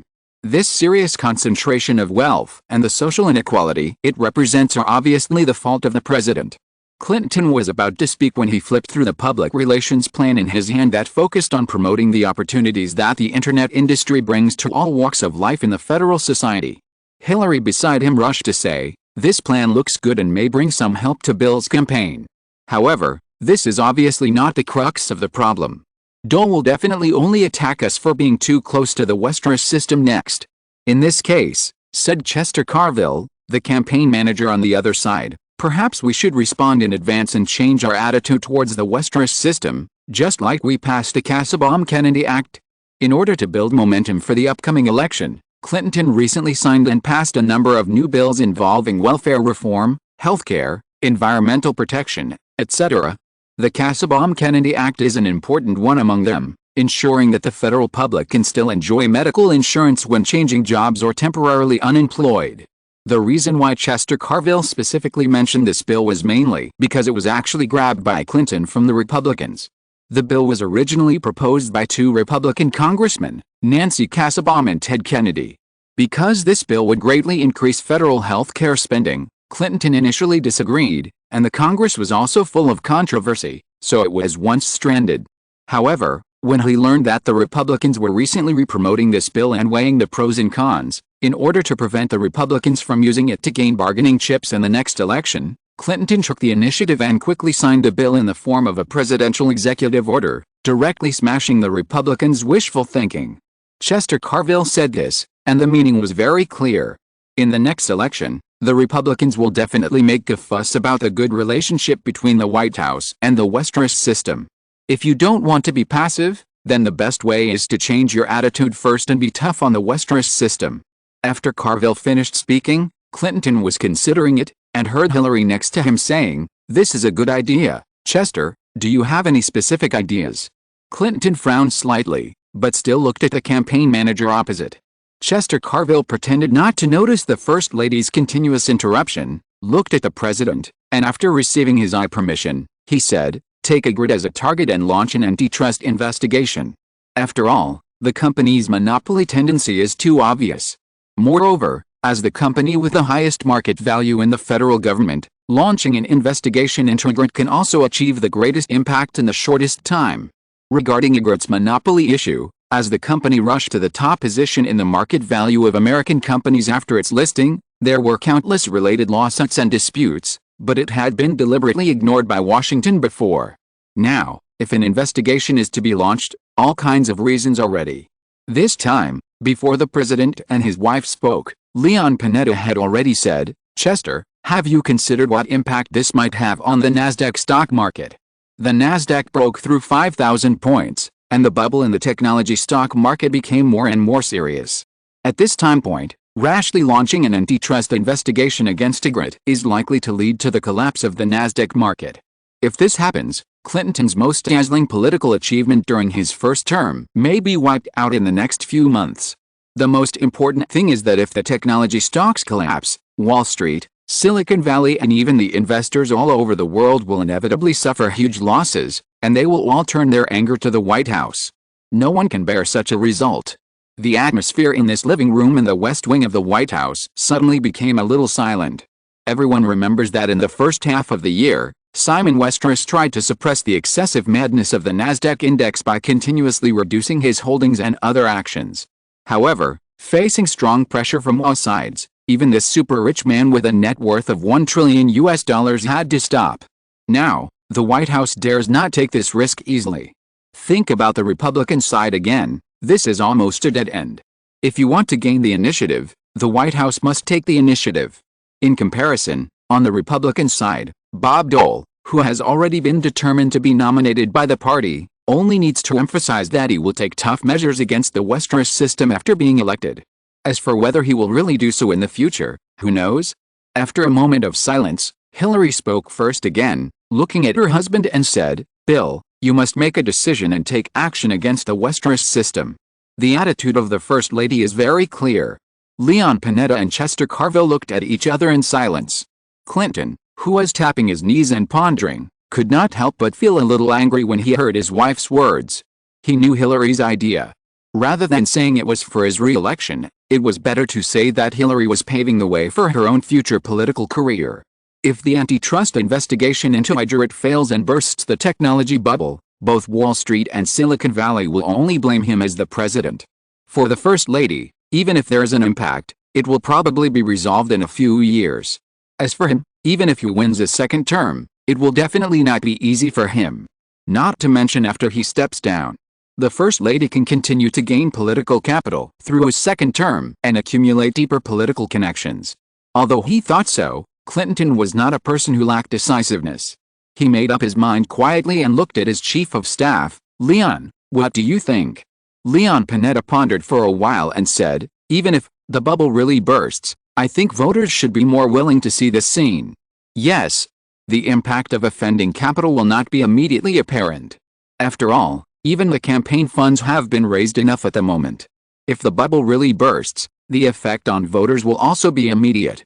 The mentality of ordinary people is easy to understand. It is also a very refreshing thing to see the destruction of something that you can't get. In addition, launching an antitrust investigation into Hydrate will make it difficult for Dole to attack him with this topic in the next few months. In the final analysis, striving for re-election is the first priority. Now that the decision has been made, Clinton ordered, "Then, Leon, let Jenny come to see me tomorrow morning." Clinton was talking about Janet Reno, the current Attorney General. In order to maximize the initiative, the antitrust investigation into Hydrate must be initiated by the Department of Justice, one of the presidential cabinets. Leon Panetta agreed, thought for a moment and said, "Bill, do we need to discuss this matter with Westeros in advance?" Clinton thought about it for a moment, and was about to say something, but Hillary said, "No, if the Republicans find out, this matter will be meaningless, and it will become a handle to attack us." Seeing that Hillary was about to continue, Clinton finally interrupted and said to Panetta, "I will discuss these details with Jenny tomorrow and then decide. Then I will inform Jenny later." After talking about this matter, Clinton did not give Hillary a chance to interrupt, turned to his campaign manager, and directly changed the subject, saying, "Chester, tell me about the situation of the major newspaper unions. The rise of the internet industry, the television industry can still resist, but the impact on the print media in recent years has been very serious. Involving millions of jobs in the print media industry, the major newspaper industry unions in the United States are also quite active in this election. Although everyone understands that the rapid rise of the internet and the rapid decline of the paper media industry are almost as irreversible as the replacement of handicraft workshops by textile factories using steam engines, whether it is drawing big cakes or writing blank checks, winning the support of the paper media industry, which is still very influential at this stage, is also a key point of the tug-of-war in this election. Speaking of which, this matter is ultimately related to the Westeros system." Thoughts came here. While continuing to discuss, Clinton couldn't help thinking, "I don't know what the young man is doing at this time. Think about the other party being in New York at this time. At least one thing is that he must be surrounded by beauties. This is also what Clinton envies the most. Too much luck with women." Manhattan. After attending the Verizon listing ceremony during the day, Simon did not leave immediately, and still stayed here to arrange some follow-up. In Los Angeles, Janet has already taken the 2 older children Nick and Seattle to Melbourne today, and Jennifer will take the 2 little ones to follow tomorrow. Simon will leave on Sunday.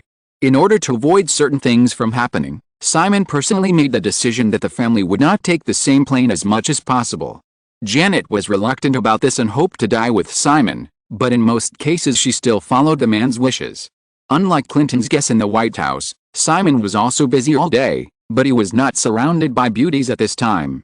Instead, he attended a gathering of the senior circles of the Westeros system at James Raybold's house. Because of Jennifer, although Irene Lauder was around him all day, the girl did not insist on following Simon to join in the fun. I have always admired a saying of Buffett, "I am fearful when others are greedy, and I am greedy when others are fearful." Ray, although Verizon has just received a large sum of money, I hope you understand that with the current overheated market situation, it is time for us to start to be afraid. Next, in addition to deepening our roots in the mobile communications field, I do not want to see Verizon engage in irrational follow-up investment in other areas. Simon's criticism was very straightforward, but Raymond Smith did not look displeased. The young man in front of him, who was carrying a series of miracle halos, had convinced too many people over the years, and Raymond Smith was one of them.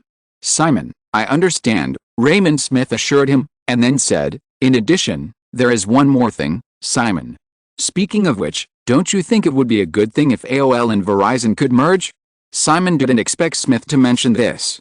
He looked at the man in front of him, who was 61 years old, but didn't look old at all, and smiled. "Let's not talk about the obstacles in Washington first. Ray, have you talked to Steve about this?" Raymond Smith nodded. Of course he understood Simon's subtext, and said, "In fact, Case and I have always had a good relationship, and although I am reluctant to admit it, my age. So, if the merger can be achieved, I hope to become the chairman and CEO of the new company, and Case will be my deputy. In fact, in my opinion, Case is still not stable enough, and he is young enough, so it should be okay to continue waiting for about 5 years. If AOL and Verizon could merge, it would definitely be a strong combination." Simon had this idea a long time ago. However, ideas are one thing, and feasibility is another. One of the more important issues is how to redistribute the management's leadership once the 2 companies merge. Now it seems that this problem does not seem to be a big deal. Raymond Smith is 61 years old this year. Although the statutory retirement age in the United States is no longer valid at this level, it is impossible for him to continue working forever. The time to retire to the second line is probably around 65 years old. However, although the problem of power distribution can be solved, there are still too many obstacles to overcome in order to implement it. After all, the current size of the Westeros system is too large.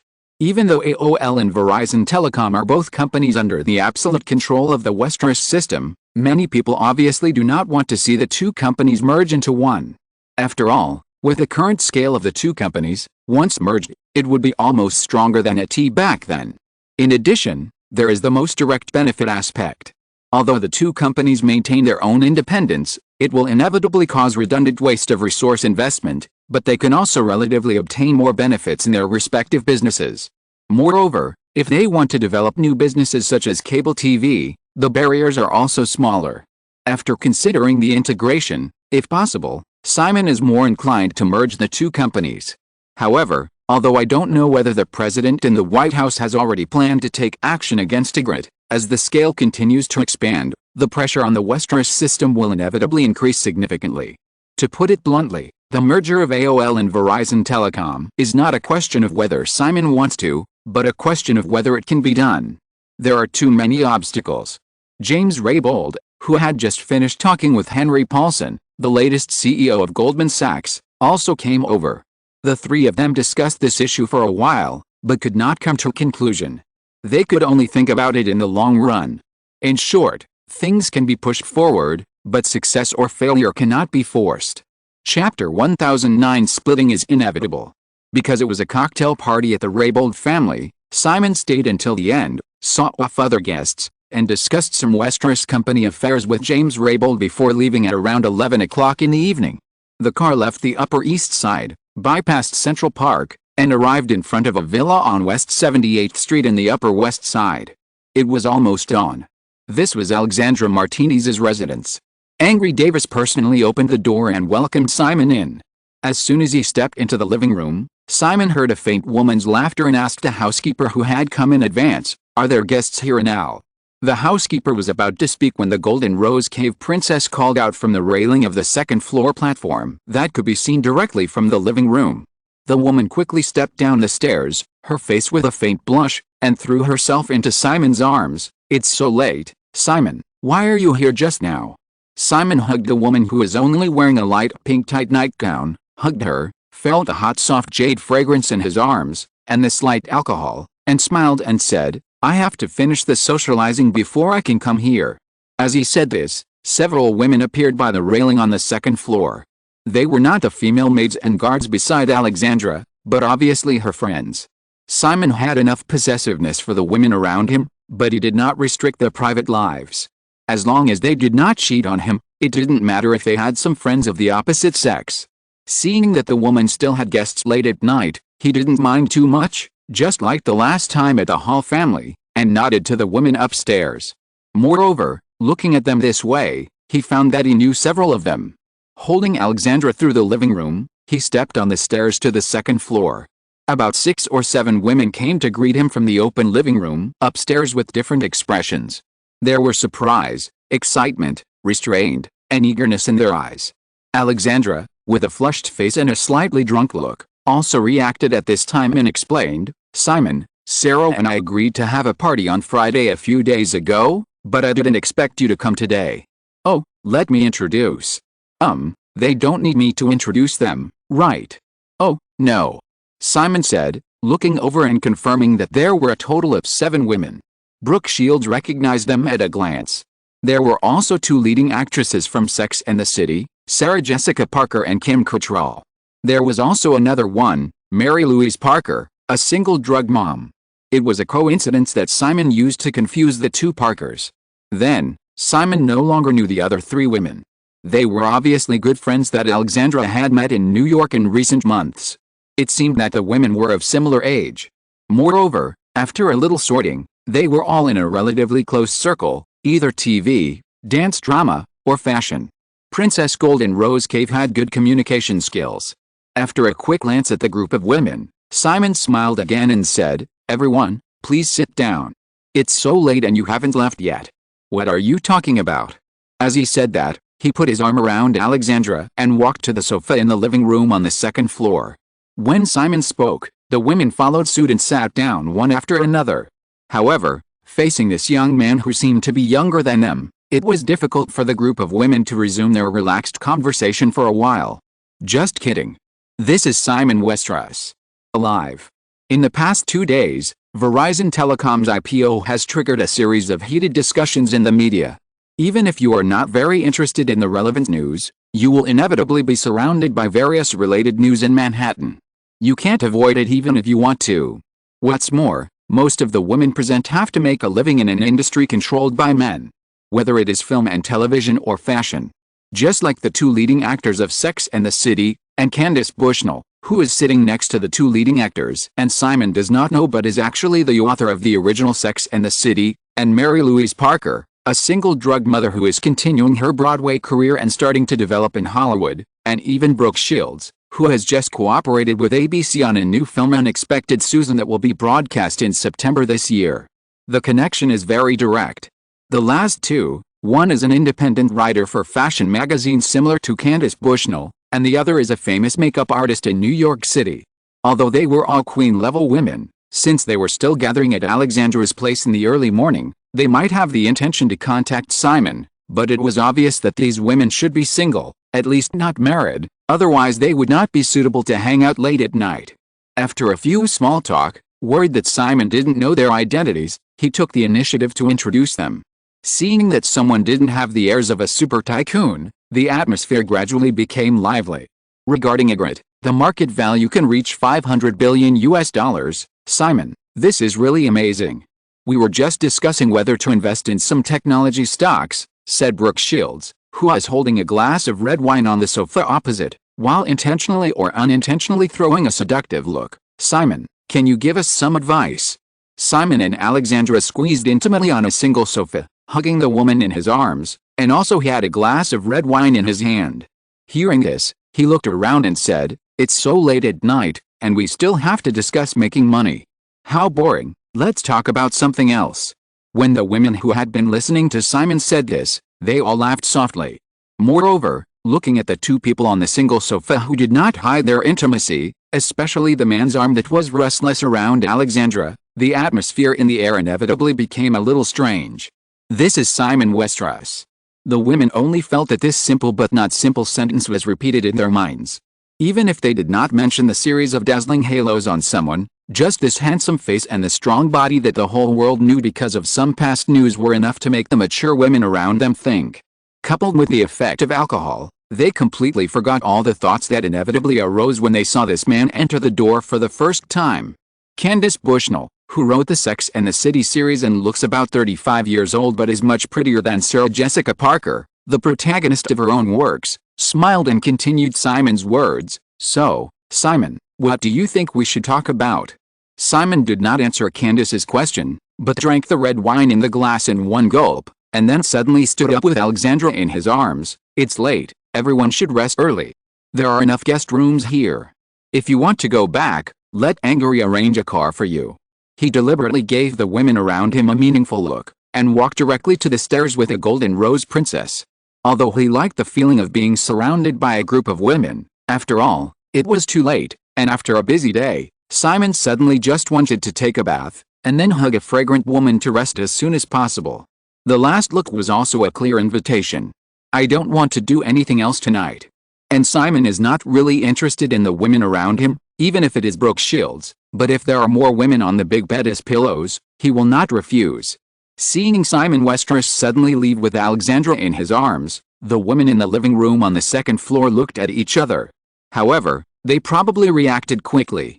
It was indeed a little late. It was already early in the morning. At this time, men and women were either already asleep or doing something. After all, there were not many who could still insist on chatting.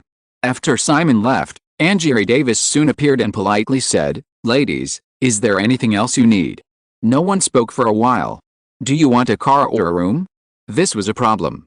Finally, it was Candace Bushnell, the female author of Sex and the City, who spoke first. "Ang, how many guest rooms are there here?" "3, Ms. Bushnell. If everyone wants to stay, it may be a bit crowded, but the bed is very big." Bushnell started, and out of various inconsiderate thoughts, the women stayed. However, nothing happened at night. Even the next morning, because it was Saturday after all, and because they were upset and went to bed late last night, the women who woke up late found that Simon had left early. It was August 17th. Saturday. Although it was the weekend, Simon still arranged a full day of work for himself because he had to rush to Australia tomorrow. Moreover, because he suddenly received some news from Washington, Simon had to discuss the response strategy with San Francisco about the White House's upcoming antitrust investigation against Ygritte. For the federal upper echelons, many things cannot be kept secret at all, not to mention that Simon has been working hard in Washington for so many years. If he can't get first-hand information in the shortest time, it will be a failure. In fact, Simon even got news from 3 parties. One from the White House, one from the Ministry of Justice, and one from the Ministry of Finance. Jennifer's brother Philip Raybould has officially joined the Ministry of Finance, and the current Secretary of the Treasury Robert Rubin is the former head of Goldman Sachs and has a close relationship with the Westeros system. Simon was not surprised at all that the Clintons, who had basically maintained a very tacit and good relationship in recent years, suddenly turned against each other. He didn't have too high expectations for the couple in the White House. What's more, the two of them have a criminal record for this kind of thing. In the 2008 U.S. election, Hillary had a great chance to become the Democratic candidate. However, due to the outbreak of the subprime mortgage crisis, Wall Street was condemned by everyone. In order to gain public opinion, Hillary, who was originally the most supportive of Wall Street, suddenly made a bold move and began to point the finger at her biggest sponsor, saying that once she entered the White House, she would take the toughest measures against Wall Street. The fallout was so clean and tidy. Perhaps it was because of her 8 years in the White House that Hillary had the illusion that her power could overwhelm capital. This bad move directly pushed the entire Wall Street to the opposite side of her and turned to support a certain black charcoal, resulting in the birth of the first black president of the United States. Now, Simon can also understand the other party's considerations. With a listing of Verizon, Ygritte's market value has exceeded $500 billion.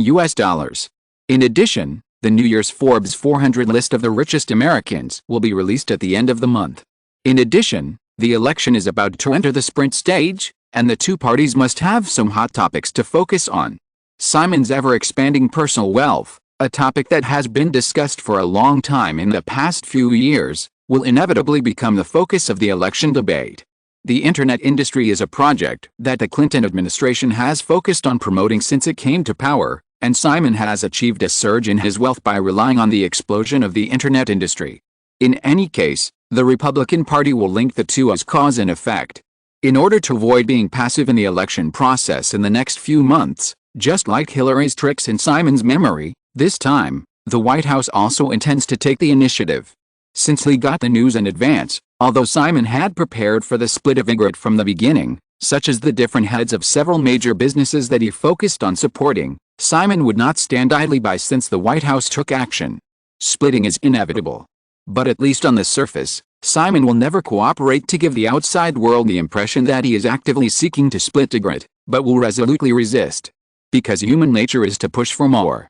If Simon actively cooperates with a split, perhaps in the eyes of many people, it is a sign of weakness. The Westeros system has developed to a scale at this time, and Simon cannot tolerate weakness. Because the interests involved in the entire Westeros system are so huge, there are countless covetous eyes around all the time. If Simon is weak in the split of Ygritte, then for some people, they may not be able to help but wonder if Simon Westeros will also take the initiative to make concessions if they target other industries in the Westeros system. One step back. The result is to attract a large group of covetous hyenas. In addition, while deploying to deal with the investigation that the White House is about to launch, Simon also needs to consider the possible impact of this incident on the Nasdaq stock market. The Nasdaq broke through 5,000 points, reaching the peak of around 2,000 in Simon's memory. Compared with the initial expectations, the time is obviously much earlier. Moreover, Simon really can't judge how far the Nasdaq can go this time. 6,000 points, or 7,000 points, it's hard to say. It's not impossible. After all, the current situation of the internet industry is completely different from the past. In 1996, the internet had just begun to take off. In contrast, around 2000, the entire so-called internet industry was in a serious bubble, just like Yahoo, which was still exploring its business model in 2000. However, now, all aspects of Ygritte's business, whether in terms of business model or revenue volume, are real and maintain a very strong growth. Even though the stock price is high, compared with many new technology companies that once had a price-to-earnings ratio of 700 to 800 times or even 1,000 times, as of yesterday afternoon's closing, Ygritte, with a market value of $5,136 billion, had a price-to-earnings ratio of only 167 times, and the degree of bubble is actually very low. Therefore, in the future, even if Ygritte's stock price doubles again to $1 trillion, it is not impossible. The statistics of the Nasdaq index are based on all stocks in the Nasdaq sector. The addition of a trillion-dollar company like Ygritte is actually equivalent to raising the Nasdaq by about 1,000 points. Therefore, compared with a peak of 5,000 points, it is completely feasible for the Nasdaq to break through 6,000 points this time. As for the higher 7,000 points, considering that the market value of Tinkober, which also has a market value of hundreds of billions of yuan and has real performance support, this is still not impossible. In any case, the bubble burst is inevitable. What Simon has to do is to complete the various planned layouts as soon as possible before the bubble bursts, such as focusing on raising wintering funds. After the bubble bursts, it is to maintain the healthy development of the internet industry to the greatest extent and prevent the Nasdaq from plummeting and hurting the industry. If you are listening to this novel on a channel other than Fanfic World, it means it was downloaded and re-uploaded without effort. We warmly invite you to visit our channel, Fanfic World. There you will find the original version of this story and many other novels of various genres. We look forward to seeing you dive into a world of incredible novels. Chapter 1010, The Sea Laughs. East Hampton, Long Island. Zumomo and his friends came to the residence of the National Style Art Troupe with Li Yaohu in the afternoon, only to find out that the recruitment of the National Style Art Troupe which was so noisy in China last year, was actually done by a man. Moreover, after entering the residence, the three girls felt an instinctive sense of crisis when they saw a large group of beautiful girls around them. 3 girls are no match for 100. Or more than 100. In addition to the 100 dancers here, 24 more female musicians were added some time ago. According to Li Yahoo, the 24 girls who are proficient in various Chinese folk instruments are named according to the 12 beauties of Jinling and Dream of Red Mansions, from Daiyu and Baoche in the main volume to Xiangling and Pinger in the supplementary volume. Because this place is full, the 24 female musicians live in another manor nearby. Of course, they didn't come here for no reason, but because of someone's call. Arrived in the afternoon, spent several hours with the girls who were also slightly repulsive to the 3 of them, until it was dusk, when someone notified them, so they drove out of the resident manor with some girls whose names were called, passed through the city of East Hampton, and arrived at another manor on the northeast side of the city 10 minutes later. This place is not by the sea. However, compared with a resident of the National Style Art Troupe, it was just the feeling of the vehicle driving through the long private corridor covered by green shade in the manor in the night.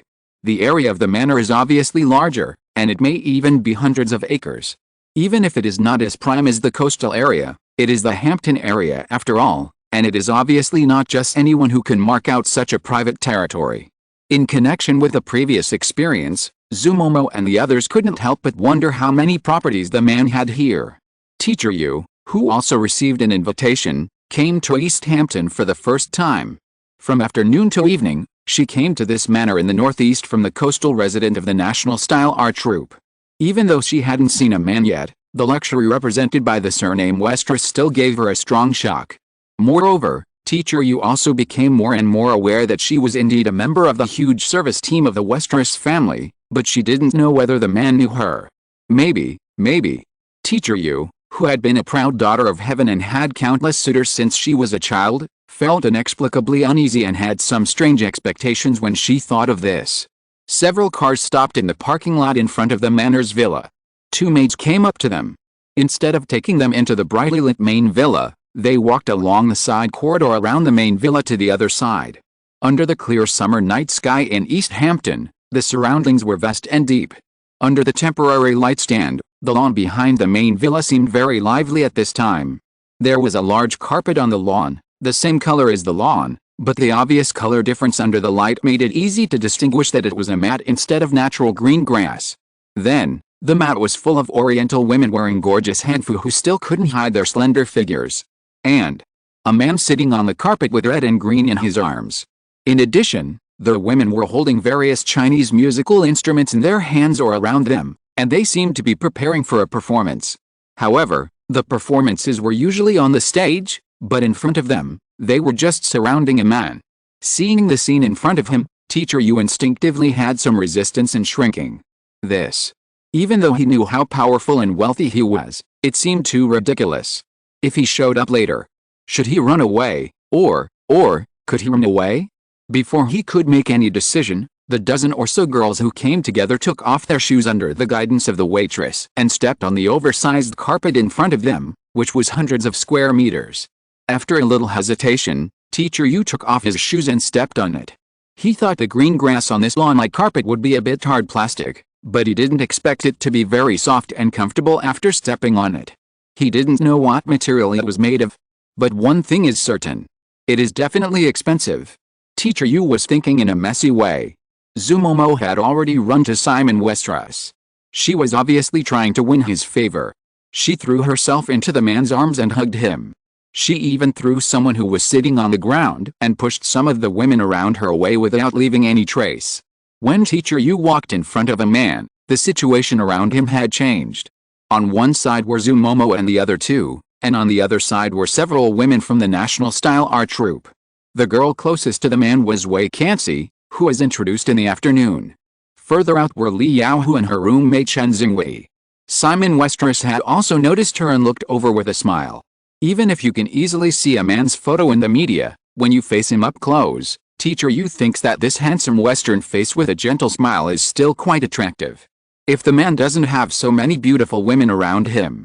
Since they were close to each other and the other party was looking at him, Teacher Yu could only take the initiative to greet him. "Hello, Mr. Westeros. Simon smiled and patted Wei Cancy beside him. The girl understood, and although she was a little reluctant, she still gave up her seat. However, she did not walk away, but simply moved to the side and behind someone. Then Teacher Yu heard the man's call, "Come and sit down." Then, "Sit down." So she sat down next to the other party restrainedly, in a very standard female sitting posture, with her legs slightly curled up and her waist slightly straightened. Of course, she did not dare to stick to him like Wei Cancy just now, and tried her best not to touch him. Her own student beside her smiled and put her arm around her shoulder. She seemed to have found some sense of security and relaxed a little. Except, if some unscrupulous students did not quietly push her towards the man. Lee is very satisfied with Yaohu's learning results in the past few months. "You teach well." As if they were very familiar with each other, the man said this directly without any polite greetings.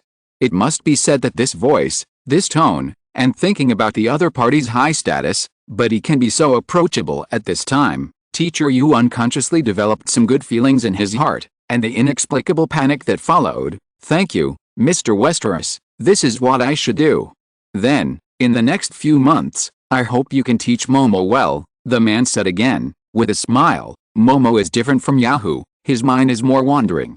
According to what you Chinese say, as a teacher, if Momo is disobedient, don't be soft when you should beat or scold him." Before Teacher Yu opened his mouth, Zumomo on the other side had already protested by shaking the man's body. "Simon, no way, I'm very good." While shaking, Teacher Yu only felt that the broad shoulders beside him were bumping against him. His mind was also bumped continuously. If it weren't for the night cover, his face, which had gradually turned red, would definitely be discovered at this time. A small thought also arose in his heart. This man seems quite good. After giving Zumomo a small lesson, Simon looked at Teacher Yu again, still with a smile that made people feel like spring breeze. "Speaking of which, I knew you before I became Teacher Yaohu." Ah. Teacher Yu's eyes widened slightly, and his mind couldn't help but turn to the sentence, curious about how he knew him. And Simon Westeros actually knew him. Simon said, "The King's The Joyla Club was invested by Deanery's Entertainment. I will at least watch all the movies invested by Deanery's Entertainment carefully. It is a great movie, and you are also very beautiful in it." Only then did she remember the movie she participated in 4 years ago. At that time, she was already a senior in Beijing Film Academy. An American movie came to China to shoot and needed some actors. Because of her qualifications, she successfully won a role from many candidates. There were not many scenes, but it was also a very special experience. It was that participation that made her want to study in the United States. Then, when she really went to the United States, she found that the ideal and reality were too far apart. Until a few months ago, her fate changed again. "Finally, I understand that I was able to get this job because of the chance I had in the beginning. Life is so wonderful sometimes." Thinking of this, when I heard him praise me for my beauty at the end, I subconsciously imitated the Western habit and said, "Thank you." Simon smiled slightly. Seeing that Teacher Yu was restrained, he took the initiative to say to Li Yaohu on the other side, "Yaohu, you and you should switch places." "Okay," Li Yaohu agreed, ignoring the little resentment of Wei Cancy who was standing behind the man, and quickly switched places with Teacher Yu. He also deliberately imitated Wei Cancy's soft body and clung to him. Although they could only see this man occasionally, for various reasons, the girls of the National Style Art Troupe naturally had a kind of intimacy with Simon. Holding his arm, Li Yaohu gestured around. "Simon, what are you going to do?" "Of course it's a performance," Simon said, and said to a girl with an oval face not far away, "Baoche, you can start." "Baoche." Teacher Yu just felt strange, and remembered some inside stories of the National Style Art Troupe he heard in the afternoon. He silently counted around him and found exactly 12. The 12 Beauties of Jinling. Well, this is the main volume. If the supplementary volume comes, the surroundings will probably be more colorful. Just thinking about it, the girls around are preparing a little bit, and suddenly, Teacher Yu feels that the music explodes in her ears, the sound of piano, flute, pipa, echoing each other, instantly the sound of high mountains and flowing water, the ancient and leisurely. A little taste, familiar tune. The sound of the pipa is obviously adapted from 10 Sides of Ambush, but it is obviously different. Maybe my brain is not enough tonight. There is a very familiar feeling, but Teacher Yu can't remember it. Until the man who is only separated from her by a girl sang with this heroic soundtrack, pure Mandarin. The sea laughs, the tides on both sides are surging. The ups and downs follow the waves to remember today. The sky laughs, the tides of the world are in succession. Who will lose and who will win, only God knows. The mountains and rivers laugh, the mist and rain are far away. The waves wash away the world, how much do you know? It turns out that this is a laugh in the sea. I have known from some news that Simon Westeros knows Chinese, but seeing it with my own eyes and hearing it with my own ears, Teacher Yu is still shocked. It is not the excellent Chinese level of this man that is shocked, but the strong emotions in his singing. Heroic, but lonely. Listening to the singing that cannot be suppressed by various musical instruments around, quietly looking at the handsome profile that is almost close, Teacher Yu felt for a moment that this is a very, very special man. Simon Westeros is of course very special. However, that feeling is completely different from the impression that most people have of Simon Westeros as a super rich man when they see him at first sight or occasionally based on various information around them. There is an obvious loneliness and alienation in the singing. Even if surrounded by flowers, even if surrounded by red and green, it still cannot cover up the strong emotions that unconsciously emerge in a man singing, as if he has experienced countless times in countless pasts. Alone. Lonely people are often more likely to attract attention. To be precise, they can always attract women's attention more easily.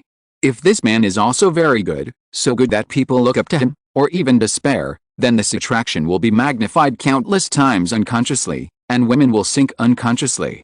Teacher Yu did not sink. However, very early the next day, she suddenly woke up from a long and winding dream. A strange manor, a strange villa, a strange big bed, and in the darkness, she felt that there was only a strange man around her. There was even a student who she had taught for several months on the other side of the man, and even on the other side of her student, there was a woman named Chen Xingwei.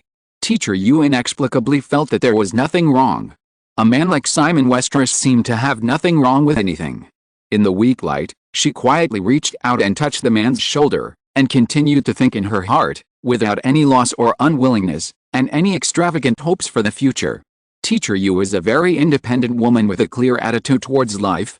She will not have all kinds of unrealistic fantasies like a little girl. Just treat this as a beautiful memory. Soon she closed her eyes again and quietly leaned towards the man. She felt a strong arm that made her feel safe and instinctively embraced her. She felt embarrassed, but did not resist. When she woke up again, it was bright outside and the man was no longer by her side. Li Yaohu and Chen Xingwei, who were together last night, were no longer on the big bed. If she was not still trapped in the tenderness, she would even think that this was a dream. She put on her clothes and went downstairs. She was led to the restaurant by the waiter and was immediately surrounded by all kinds of eyes. Her students were teasing her. After all, last night. In addition, Zumomo and the other two seemed fine on the surface, but the hostility in their eyes was obvious. Of course, she didn't care about these. So she sat down, asked the waiter for a breakfast, and took the initiative to greet him. Moreover, she felt that the women around her, even the students she had been with for a few months, did not take the initiative to mention the whereabouts of someone, and Teacher Yu did not take the initiative to mention it. In terms of patience, she was still quite confident. Sure enough, Li Yaohu was the first one who couldn't hold back and took the initiative to say that Simon had left a long time ago. In addition, she came here yesterday mainly to discuss with Simon about returning to China. The man had already agreed, so they could set off in the next few days. Chapter 1011 Eating Melon. After breakfast, Mr. Yu, Zumomo and others were the first to leave the manor in the dense forest northeast of East Hampton. They seemed very busy. Chen Xingwei stayed until the end. In the villa, she was the only one left except for a group of waiters. She couldn't explain her feelings at the moment. She was excited and nervous, but also felt lost. After joining the National Style Art Troupe, compared with Li Yaohu, who was chosen by that man to star in Crouching Tiger, Hidden Dragon before leaving China, and many other girls in the art troupe who were better than her, Chen Xingwei has always been a little inferior, feeling that she has neither luck nor outstanding ability. Last night, if something was going to happen, she felt that except for Zumomo who was tall and had a great figure, maybe, even if it wasn't Li Yaohu, it should be Wei Kansi who seemed to be more popular with men. I didn't expect that she would be chosen. Although, Her first time was with the other two women, which was also unexpected. However, compared to the half-hearted teacher Yu and the bold and passionate Li Yahu, she was the most active and hard-working. In addition, she was a dancer, so she tried her best to cooperate with the man even if she had only heard of some postures and ways of playing without the man's signal. I think he should be very satisfied. Next, I should be able to be like Li Yahu or Teacher Liu. At least, I will definitely not be the same as Wei Kansi and the others. With a longing in my heart, I walked alone in the huge manor and unknowingly came to the swimming pool surrounded by the fence on the west side of the villa. Looking at the clear water, I had the urge to swim, so I took off my clothes and jumped in. I swam in the pool like a mermaid for a long time, and noticed a figure on the shore. I took the initiative to swim over and saw that it was Angry Davis, with two other maids. When she climbed the escalator to leave the swimming pool, Anger personally handed her a large bath towel and said gently, "Miss Chen, you'd better not swim in the next few days. You might catch a cold." The housekeeper's reminder was vague, but Chen Xingwei immediately understood and nodded. "I understand, Anger, thank you for reminding me." The housekeeper looked at the perfect figure of the girl in front of her who had been dancing for a long time, and smiled. "It's nothing, the water here is very clean, just my little suggestion."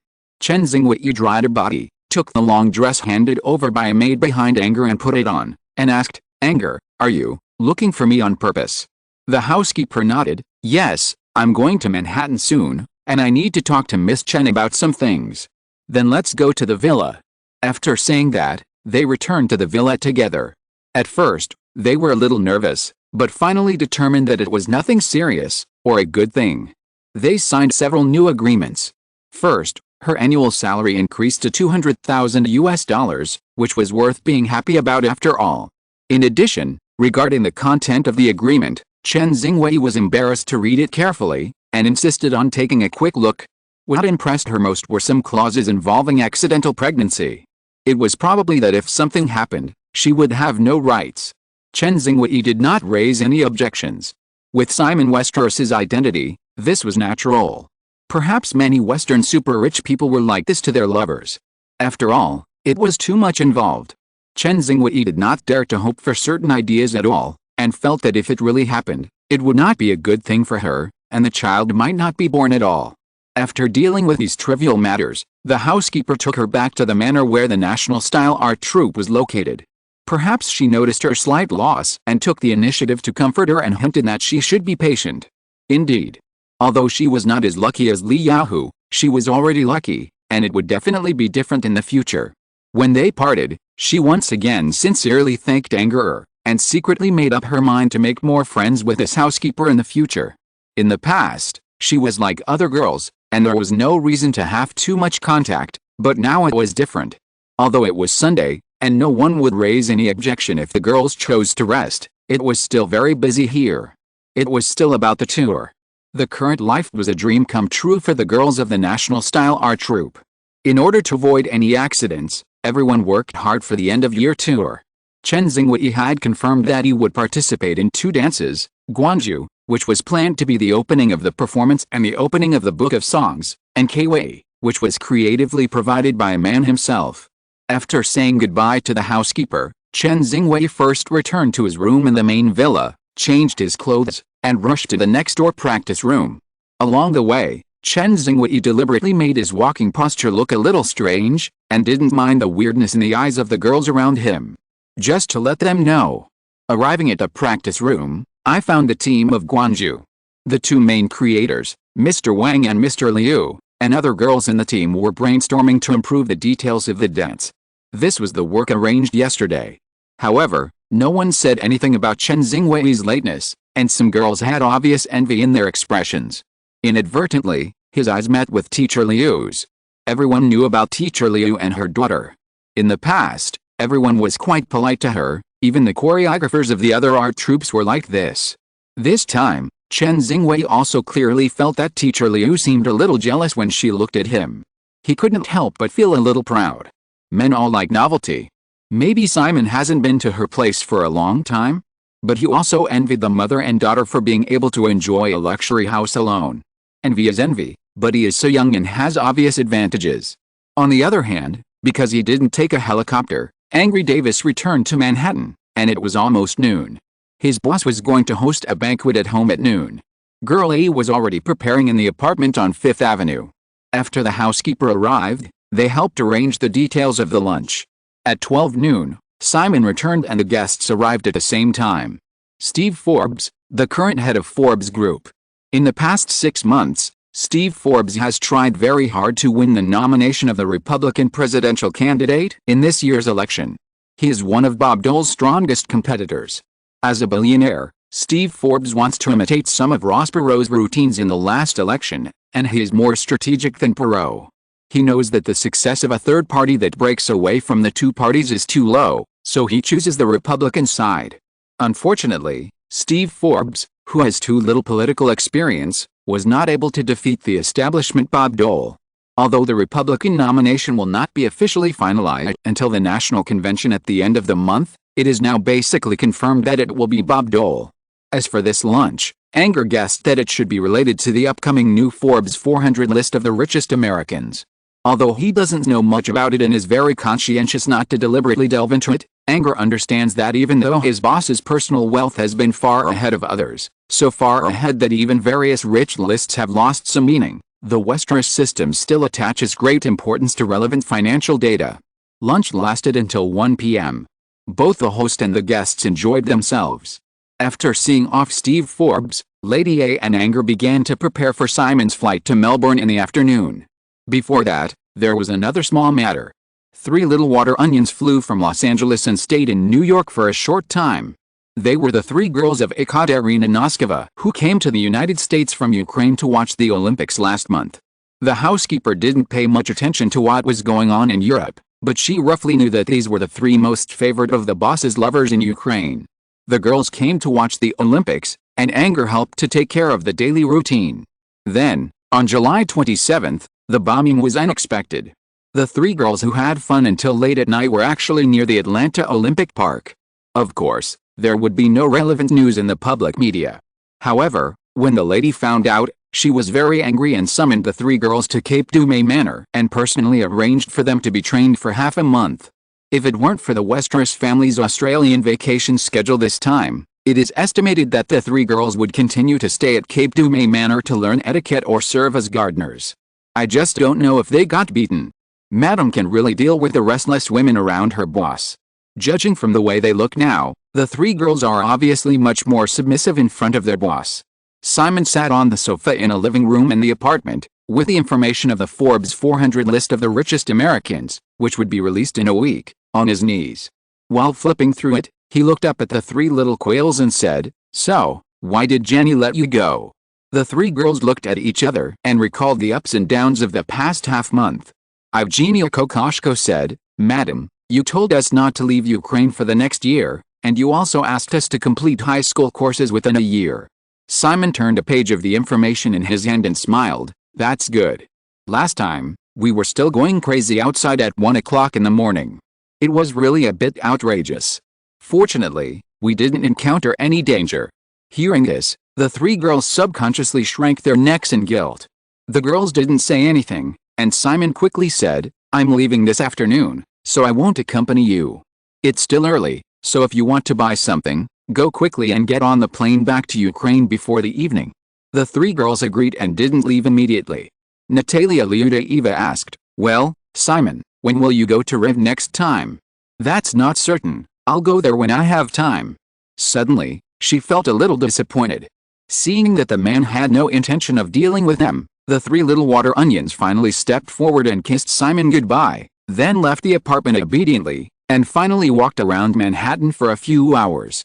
In the evening, they rushed to the airport and boarded a Gulfstream V ultra long-range business jet that flew directly to Rivne. The next day was August 19th, Monday. At about 9 o'clock in the morning local time, the Gulfstream V landed on the airport runway west of Rivne. The 3 girls walked out of the cabin and looked at the blue and open sky of the city, feeling a little like they were in another world. It was like escaping death. Of course, this was just a little emotion that was a little out of place. Thinking about the past half-month, although they had to get up before 6 o'clock every day and go to bed at 10 o'clock at night, they either learned etiquette or did housework, just like Cinderella abused by her stepmother, but, in general, The lady's strictness towards them made the three girls feel recognized. The identity of a lover is always not allowed to be seen in front of the original wife under normal circumstances. And although they were scolded badly in the past half-month, now, it can be said that they can be seen in the light. At least in the future, they will definitely not encounter the tragic situation of being beaten by the original wife by the hair as rumored. Thinking about it this way, it is still a very happy thing. Except, well, not only were they confined to their homes, but they had to complete the high school curriculum within a year. This seemed too difficult for the three girls who had not even finished the junior high school curriculum before. Fortunately, on the plane back to Livni, the three girls discussed and found a loophole in the ladies' requirements. Just asking them to complete the high school curriculum, this did not say to what extent they had to complete it. After all, they don't have the brains to take Harvard or Oxford exams. Maybe, they can just go through the high school textbooks in the next year and that's it. If it doesn't work out, they'll be dragged to Los Angeles to be scolded. After thinking this through, they felt a lot more relaxed. Eve personally brought people to pick them up. They first returned to the villa in the south of the city to relax. In the next few days, Eve, who unexpectedly received the order from the lady, personally arranged courses for them. After a week of tossing and turning, until the weekend, they finally thought of a reason. Well, it seems that I should go home. Mainly because I want to be lazy. In addition, as the first three to follow Simon and Ukraine and the most favored, although they did not leave the house in the past week, Evgenia and the other two still heard all kinds of recent gossip. The key point is that after Simon came over when they were away last month. For example, the three mothers and daughters in the hot spring manor. This is not surprising. The girls had a little hunch when they heard the relevant news for the first time. For example, the last time the man came here, he fell in love with a female teacher who taught math to the girls in the hot spring manor. She was a woman from a very prominent family, but her family fell into decline during the disintegration of the Soviet Union, so she had to work as a teacher in the hot spring manor. It is said that she has recently divorced and is about to go to the United States. Of course, there will be no public news about this matter, and it is quite lively in private. The woman's husband is not as rogue as Maxim Banshikov, the father of Galina Banshikov, but the woman is the only economic support for a large family, and of course she cannot be let go easily. It's a pity that the arm is not as strong as the thigh. After all, the entire Redon province is now the territory of the Westeros system. In the end, the man stuffed all his children to the woman, and asked for compensation and a job in the state government, and reluctantly let her go. There was an interesting follow-up to this incident. About another English teacher. Because he also taught girls in the hot spring manor, after the math teacher's incident, some rumors were inevitable. As a result, the English teacher's husband also took the initiative to file for divorce, and took the initiative to find the person in charge of the hot spring manor to discuss the compensation conditions for the divorce. Anyway, he didn't want his wife anymore, and the compensation must not be worse than that of the husband of the math teacher. It is said that he was slapped several times by the English teacher on the spot. This farce ended with a breakdown of a marriage. It's all gossip. Of course, these news are deliberately blocked by the upper class of Rovna state under the control of the Westeros system, so it is difficult for ordinary people to know, and only the three girls with special identities can gossip. So, with the idea of going home on the weekend, they only stayed at home for less than a day, and then rushed to the hot spring manor again to e-gossip. Chapter 1012 The City, 1. At the hot spring manor in the mountains and forests more than 30 kilometers north of Livni, Ekaterina Noskova and the other two girls drove into the manor, and Marta Buchanitz was the first to greet them. After getting off the car, they exchanged pleasantries, and the girls also gave a gift brought back from the United States to the de facto housekeeper of the manor.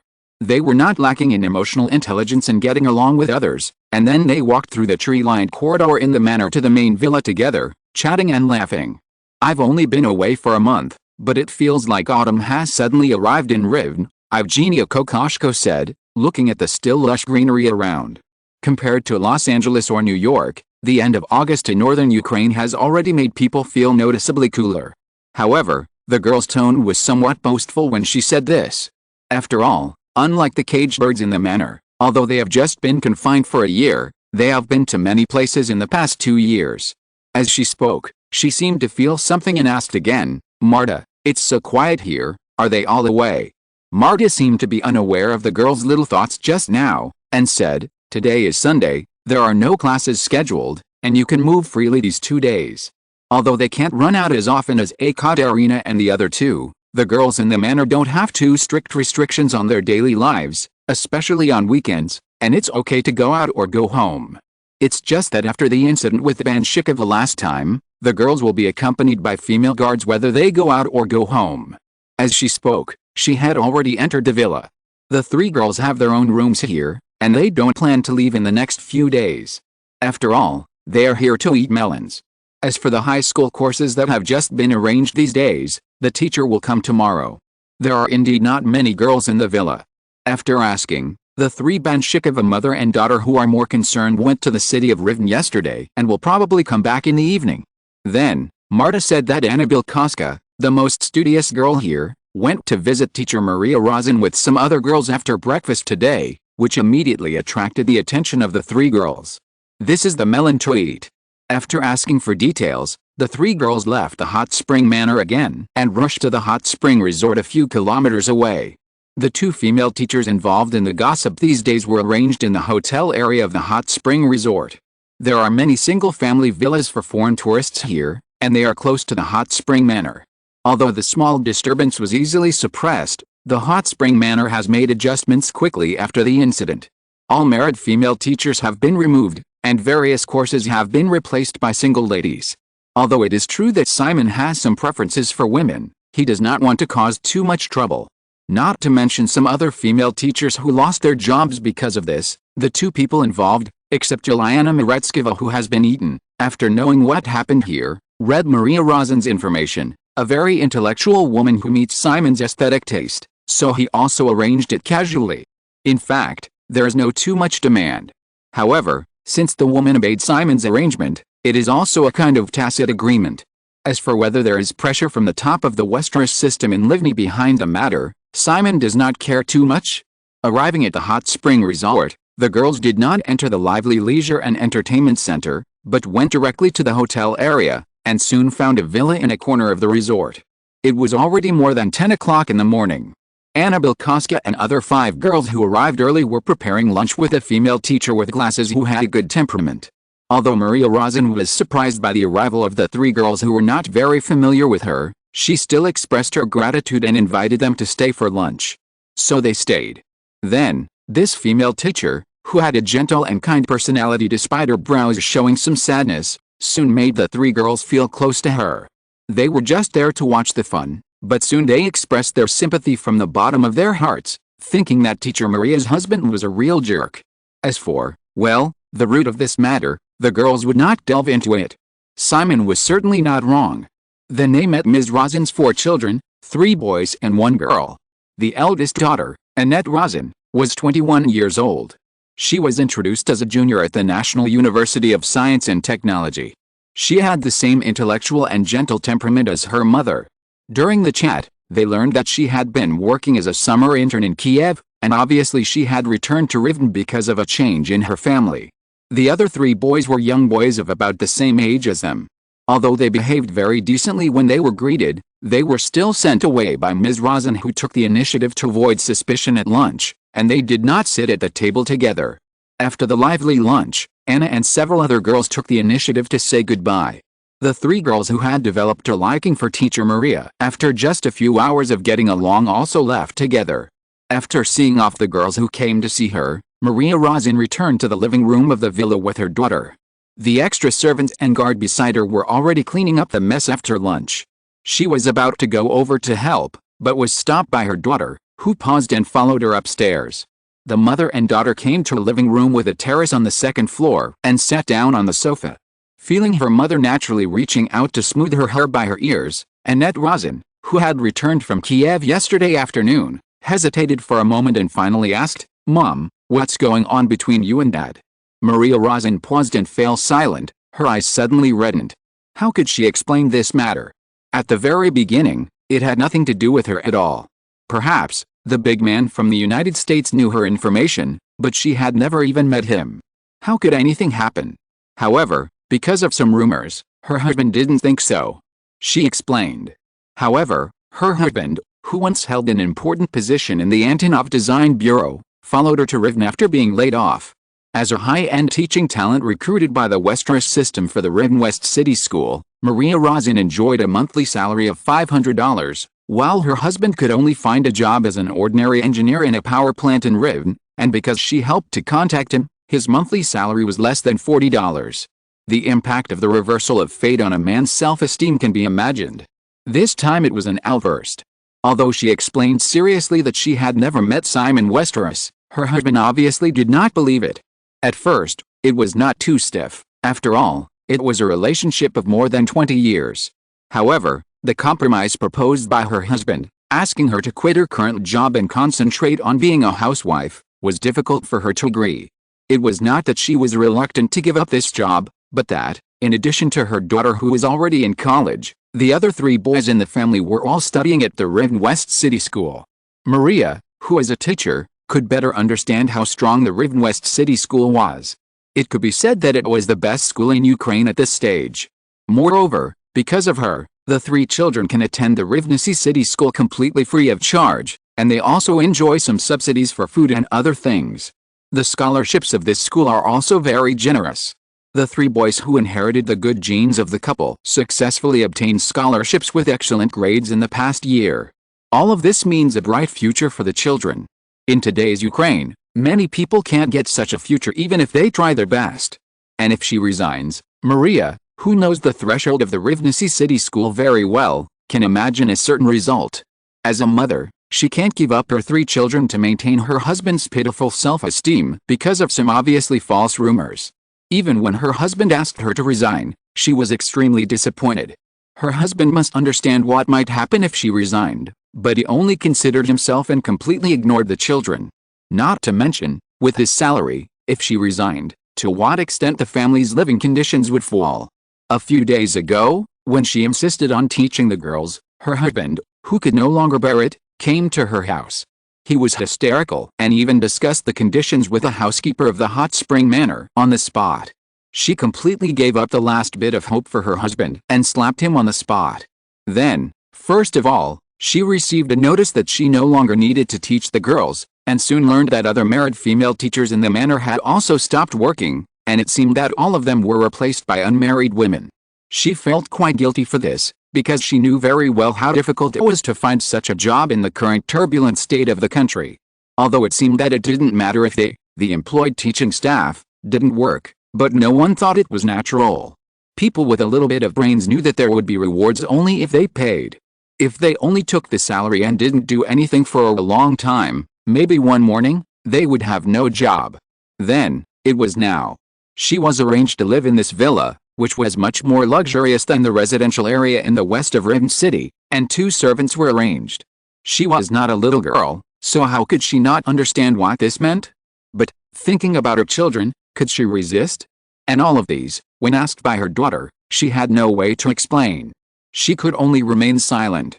Annette Rosin felt her mother's strong and suppressed emotions with red eyes. The sensible girl stopped asking questions and just hugged her mother gently. "Mom, I won't ask any more. In fact, I know it must be Dade's fault. He has been. Anyway, as long as we are fine." Maria Rosin, who had been suppressed for these days, couldn't hold back any more tears when she heard her daughter's consolation. However, she did not cry out loud. After all, she was a mother. She quickly calmed down, turned around and wiped her eyes. Then she remembered something and took her daughter's hand and said, "Annie, didn't you say last year that you wanted to study abroad? Are you sure where you want to go?" Annette Rosin did not expect her mother to suddenly mention this. She shook her head disappointedly and said, "Mom, I don't plan to study abroad. I plan to start working when I graduate next year. After all, if I can't apply to the best school, it doesn't matter whether I study abroad or not. Moreover, even if I apply, I may not get a full scholarship. We can't afford it." Maria knew all this. Her daughter had good grades since she was a child, but studying abroad requires money and grades.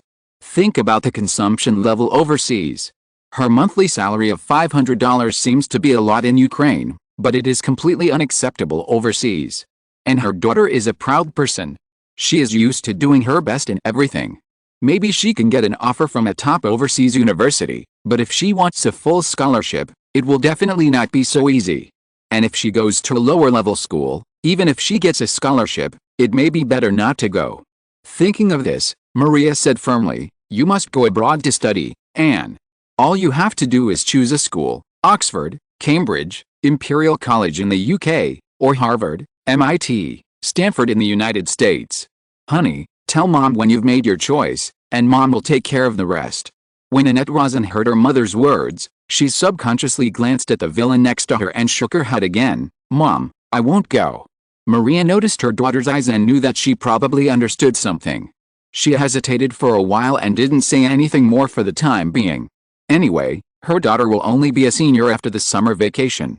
If she wants to study abroad for a master's degree, she will graduate at least next year, so there's still time. At most, she can help her arrange it privately. Since, that man, I think he will not be stingy with her request. The voices of her 3 sons came from downstairs. Worried that they would be discovered again, Maria hurriedly tidied up her appearance and went downstairs with her daughter. After a while, she showed her mother's majesty and warned her 3 sons not to talk about the girls at noon outside, and sent them to do their homework. She personally guided them for a while. When she heard her daughter suggest going out for a walk, they left the villa together. Annette took her mother's hand and walked along the corridor of the hotel area with a beautiful view. After a while, she found a uniformed girl behind her. She looked at her mother in confusion. Maria's face was inexplicably red, but she still didn't explain too much. She couldn't say that there were many foreign guests who came to Ukraine for fun. She looked attractive. Since she was pestered once, the female guard would follow her closely whenever she went out. The mother and daughter walked and talked. When they passed a crossroads, suddenly a woman in a black long skirt with a graceful temperament and a particularly conspicuous chest turned from the side. She was wearing a pair of brown glasses and looked like a stranger. Moreover, behind the woman, there were also 2 women who were dressed similarly to the female guard behind Maria. Compared with the woman's leisurely, the 2 uniformed girls were holding several full convenience bags in their hands. It seemed that they had just come from a nearby supermarket. When they met, both sides subconsciously stopped. Annette looked at the 2 maids behind the woman, and then glanced at the female guard behind the mother and daughter. Her expression was slightly strange, and she noticed the guilt and embarrassment in her mother's expression. It was only a moment of stalemate. The woman on the other side relaxed first, took off her glasses, smiled and said, "Mary, is this your daughter?" Yes, the other party started talking, and Maria could only talk, but she forgot to help introduce her daughter, and said hesitantly, Are you going back?" "Well, I just went to the supermarket to buy some daily necessities," the woman said, and hesitated a little, and said, "How about coming to my place for dinner tonight?" Chapter 1013 The City, 2. Even though they had encountered the same situation during this period, Maria Rosin and Uliana Meretskova in front of them had only met occasionally and chatted a few words during the intervals between teaching the girls, and they were not familiar with each other. Moreover, for some reason, although Uliana looked very calm at this time, Maria felt awkward. When she heard the other party invite her to have dinner together, she subconsciously shook her head. "No, thank you, Uliana, but I have something to do in the evening." Uliana saw Maria refused and stuttered when she spoke. She looked at her for half a second, suddenly smiled, put on the brown glasses again, and said, "In this case, let's talk about it next time." After a few greetings, the 2 sides said goodbye to each other and passed by. Annette Rosin turned her head to look at Uliana's leaving figure, then looked at her mother, opened her mouth, and remembered the red tears in her mother's eyes not long ago, but she didn't ask. Maria, who felt her daughter's gaze, didn't hear any inquiries, but she still felt guilty and didn't dare to say anything to her daughter. She just continued to move forward silently. On the other side, Uliana quickly returned to her villa with 2 followers. As soon as she entered the door, a little boy who looked to be in his early 10 years old hurried over. While looking at the convenience bag in the waiter's hand behind Uliana, he said, "Mom, my uncle just called." Uliana frowned slightly when she heard it. "Which one?" The little boy was a little speechless. He turned his head to look at his sister who was walking behind him. The tall girl, who was about 14 or 15 years old but perfectly inherited her mother's appearance and figure, said, "It was Uncle Boris." "Because you are not here, he said he will call later," the girl said. Noticing her mother's expression, she stepped forward and took her arm, looking like they were in the same boat. "Mom, Uncle also asked for your mobile phone number. Of course I didn't give it to him. He must have called again to ask for money, right? Uliana ignored her daughter's words. Seeing that her son couldn't wait to grab the convenience bag that the waitress had just placed on the coffee table, she was about to teach him a lesson when the phone in the living room suddenly rang. Still glaring at her son, Uliana told the waitress to sort out the things she had just bought and put them away before walking to the phone. After picking it up, she greeted him and listened to a few words from the other end before replying in a cold voice, "Not bad. I'm not sure when I can go to the United States for the time being. I'm a little tired. Boris, you can just tell me if you have anything to say. Mom and Dad are with you. $500 a month. This is what we have agreed on. Boris, if you try to ask for more, I won't give you a penny. No, the money can only be transferred to Dad's account. You don't seem to understand what I mean. Boris, don't try to cheat in front of me. The $500 is already for taking care of you, and you must take good care of Mom and Dad. If I find out that you haven't tried your best, I will let someone deal with you. You know I can do it now." After saying this, Uliana hung up the phone without paying attention to the reaction on the other end, and turned and walked upstairs without paying attention to the children and waiters not far away. Arriving at the bedroom on the second floor, Uliana took off her black dress, kicked off her shoes, and just as she touched the soft big bed, she felt a clear sense of fatigue quickly. She pulled up the quilt, and in a blink of an eye, her eyelids were already fighting. But she insisted on not going to bed, because she was obviously anxious and even afraid. Today is August 25th. Since she met that man at about the same time last month, she successfully aroused his interest, and then she began to be excited and expectant, especially after she was sure that she could leave Ukraine and go to the United States. However, when she gradually found that she began to be a little sleepy, her mood became unstable, and, most importantly, her menstrual period, which was always very punctual, did not come. Uliana could not help but feel uneasy and confused. She is already a mother of 2 children, and that night. In short, even though she has not dared to try to verify anything until now, as time goes by, some symptoms are becoming more and more obvious, and Uliana is more and more sure of something. Born in a big family, she has seen many rich children treat illegitimate children and try to use pregnant women to get promoted. Uliana is not happy about her situation at all. Moreover, she didn't even dare to do anything in private now. Because no matter what she did, it might be wrong. According to some past experience, it was best to tell a man actively, and then do whatever he asked her to do. However, all kinds of what-ifs made her worry again. The man's power and wealth were too great at the moment.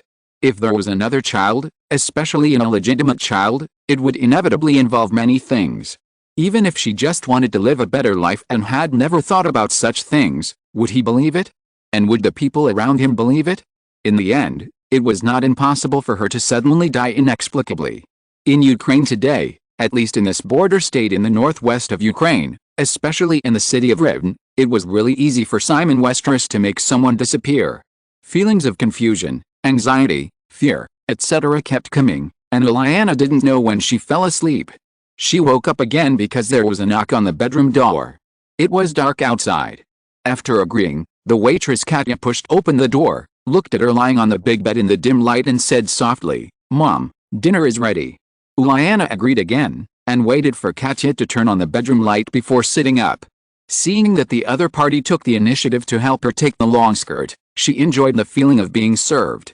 Then a certain worry emerged, and she couldn't help but feel a little resentful. That morning, she was watched by the housekeeper of the Hot Spring Manor to take the medicine. How could this happen? Exclamation mark. After getting dressed and washing up, she went downstairs to the restaurant. A pair of children were already sitting at the dining table, waiting for their mother to sit down. Another female guard, Irina, served dinner. The daughter Anna watched her mother pick up the tableware and started to eat. She looked at her brother and said, "Mom, wait, let's go over there to play, okay?" The over there the daughter said was naturally the leisure and entertainment area of the resort. Uliana cut the salmon on the plate gracefully, without raising her head, and said coldly, "What are you going to do, drink or gamble?" Although her mother did not look at her, Anna Meretskova shook her head quickly and said, "No, neither, Mom, it's a circus performance. I saw the poster at the fountain today." Uliana hummed, still without raising her head, "No." Anna Meretskova was a little disappointed for a moment, but did not give up. Then, Mom, if you don't go, can Nick and I go? No, you are too young. 11-year-old Nicholas Meretskov hurriedly said at this time, Mom, you can let Katya or Irina accompany us, then there will be no problem, please, Mom. Listening to the two children coming and going, Uliana suddenly became irritated again. In order to avoid her son and daughter continuing to nag in her ears, she reluctantly agreed, you must come back before 10 o'clock, otherwise you will sleep outside tonight. Nicholas said, Mom, the poster says the circus is from 9 to 11. Then don't go. No, we promise to be back at 10. Yes. Mom. Shut up. Feeling their mother's impatience, the two children immediately fell silent. It was not until the end of dinner that Anna finally asked her mother for change again. She got a $100 bill from her mother, who was obviously absent-minded. She concealed her excitement and left the villa with the female guard Irina. Although the weather was starting to get cooler, the hot spring resort was a bit more lively than in the past few months. Even though the consumption level here was higher and it was basically aimed at foreign tourists, some locals with good incomes would come to watch performances on weekends. Anna and her brother took Irina through the hotel area and came to the leisure and entertainment area. They were quite excited to see the lively scene under the street lights and the various entertainment venues around them, which were even more lively. During the time, Anna, who was over 1.7 meters tall and beautiful, was approached by a guy who spoke broken English.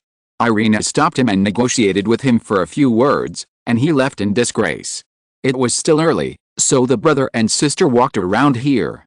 They didn't dare to enter entertainment venues such as casinos and bars, but they were quite excited just to look at them from outside. It was like this until almost 9 o'clock, when they walked towards the theater. However, at an intersection not far from the theater, Anna was again stopped and chatted up by two young male tourists. Irina went forward to negotiate, but it seemed a little difficult to talk this time. The female guard could only try to stand between the two children and the tourists. While they were arguing, several young men from the parking lot suddenly came forward. Two of them were tall and strong, looked a bit similar, and wore black leather jackets in a very unfashionable way. They each put their arms around the shoulders of a foreign tourist, laughed and dragged the other away, while gesturing to the female guard. Irina saw that the other party was trying to help her out. Although she didn't quite understand, she nodded and hurried away with the siblings. The two guys, who were indeed the two brothers, locked the tourists in their arms tightly. One of them said in the same stuttering English, "Hey, how about I let our men treat you to a drink at the bar? I'll pay for it. However, if you see a woman in uniform like that just now, it's better not to provoke her." The two tourists from Spain saw that they were accompanied by a group of followers who didn't look like good people. They were already a little weak in fear. When they heard the other party treat them to a drink and the accompanying reminder, they nodded quickly. The two brothers came to the club building in the resort. This time, they did not immediately find a woman to accompany them, but followed a waiter to a reserve box. The guests have arrived in advance. These are two middle-aged men. Ordinary people have no way of knowing, but the upper echelons of Riv know that the underground forces in Rivne province have recently encountered another integration, and the leaders are these two middle-aged men, Yuri Yagashevsky and Boris Orlovich. This meeting tonight is also due to this. Although at Simon's request, Evgenia's two brothers have left the level of gangsters and started to do serious business. At the same time, the brothers have relied on the resources and connections provided by the Westeros system to pull up a large group of people in the past 2 years, the kind that is neither black nor white. Yuri Yagashevsky and Boris Orlovich began to integrate the underground forces in Rivne province under Simon's arrangement, and inevitably had intersections with the brothers' equally large group of people. In order to avoid any unpleasant things, this matter is to be discussed tonight. In fact, it was also planned in advance by Simon. Yuri Yagashevsky and his partner were doing pure gang business, drugs or arms and so on. After all, the Kokoshko brothers have gradually cleaned up their names, or they have never been completely black. Before their sister was chosen by someone, they were just small hooligans. Now they are considered good people. The only way to get close to the truth is that they use some shady means when doing their amber mine business or import and export trade. This meeting was just to clarify some things. Yagashevsky and his partner were doing black business, while the brothers occupied the smuggling business. Of course, it did not involve arms smuggling, but various daily necessities that were in great demand in Eastern Europe at this stage. Only by drawing a line and making things clear can they live in harmony in the future and even cooperate. Yagashevsky and his partner also understood that they were tools pushed out by a big man, a little better than puppets, and naturally gave in to the Kokoschko brothers who were closer to the big man. Moreover, the other party's requirements were not high, so the two sides quickly finalized a deal and had a pleasant chat for more than half an hour. After finishing the business, they were about to go find some fun when the door of the box was knocked. One of the subordinates of the Kokoschko brothers came in and said that their father Vladimir Kokoschko was also in the club, so he asked the brothers to come over, and also invited Yagashevsky and the others. In the political layout of the Westeros system in Rivne Oblast, after 2 years of observation and screening, Vladimir Kokoschko was one of the most favored ones. He was recently promoted again to become the deputy governor of Rivne Oblast and Minister of Economic Development and Trade, in charge of the economic affairs of Rivne Oblast, only one step away from the governor, and was already a high-ranking position. Whether it was the brothers who were sons or Yagashevsky, when they heard Vladimir Kokoschko ask them to come over, they temporarily put aside the subsequent activities and got up to go to a nearby box. Chapter 1014 The City, 3. The Kokoschko brothers and Yuri Yagashevsky were taken to the largest box in the club, only to find that several bigwigs of the Rovna gang were there. In addition to the brothers' father, Vladimir Kokoschko, there were also Andrei Smirnov, the governor of Rovna province, Sergei Kimorov, the head of Old Egg Company, Alexander Lyudayev, the head of Red Media Company, and even Andrei Vodmilka and Alexander Nejayev, the two heads of the resort, who could only sit at the end. Moreover, there were 1 or 2 pretty girls with different styles sitting next to these bigwigs. The lights in the box were dim and flickering, and the smell of tobacco, strong liquor and perfume in the air was mixed together. For those who were not used to such occasions, it was absolutely difficult to describe. A middle-aged man with a red face was hugging a girl and holding a microphone and singing loudly on the small stage on the side of the box. A revolutionary song from the Soviet era. After the 4 of them entered the door, they greeted each other briefly and sat down temporarily. After the middle-aged man with a red face sang a song, they greeted each other and introduced themselves. It turned out that the Rovna gang was entertaining several senior government officials from Volyn province, which is west of Rovna province. The one who just sang was Ilya Tripchenko, the governor of Volyn province.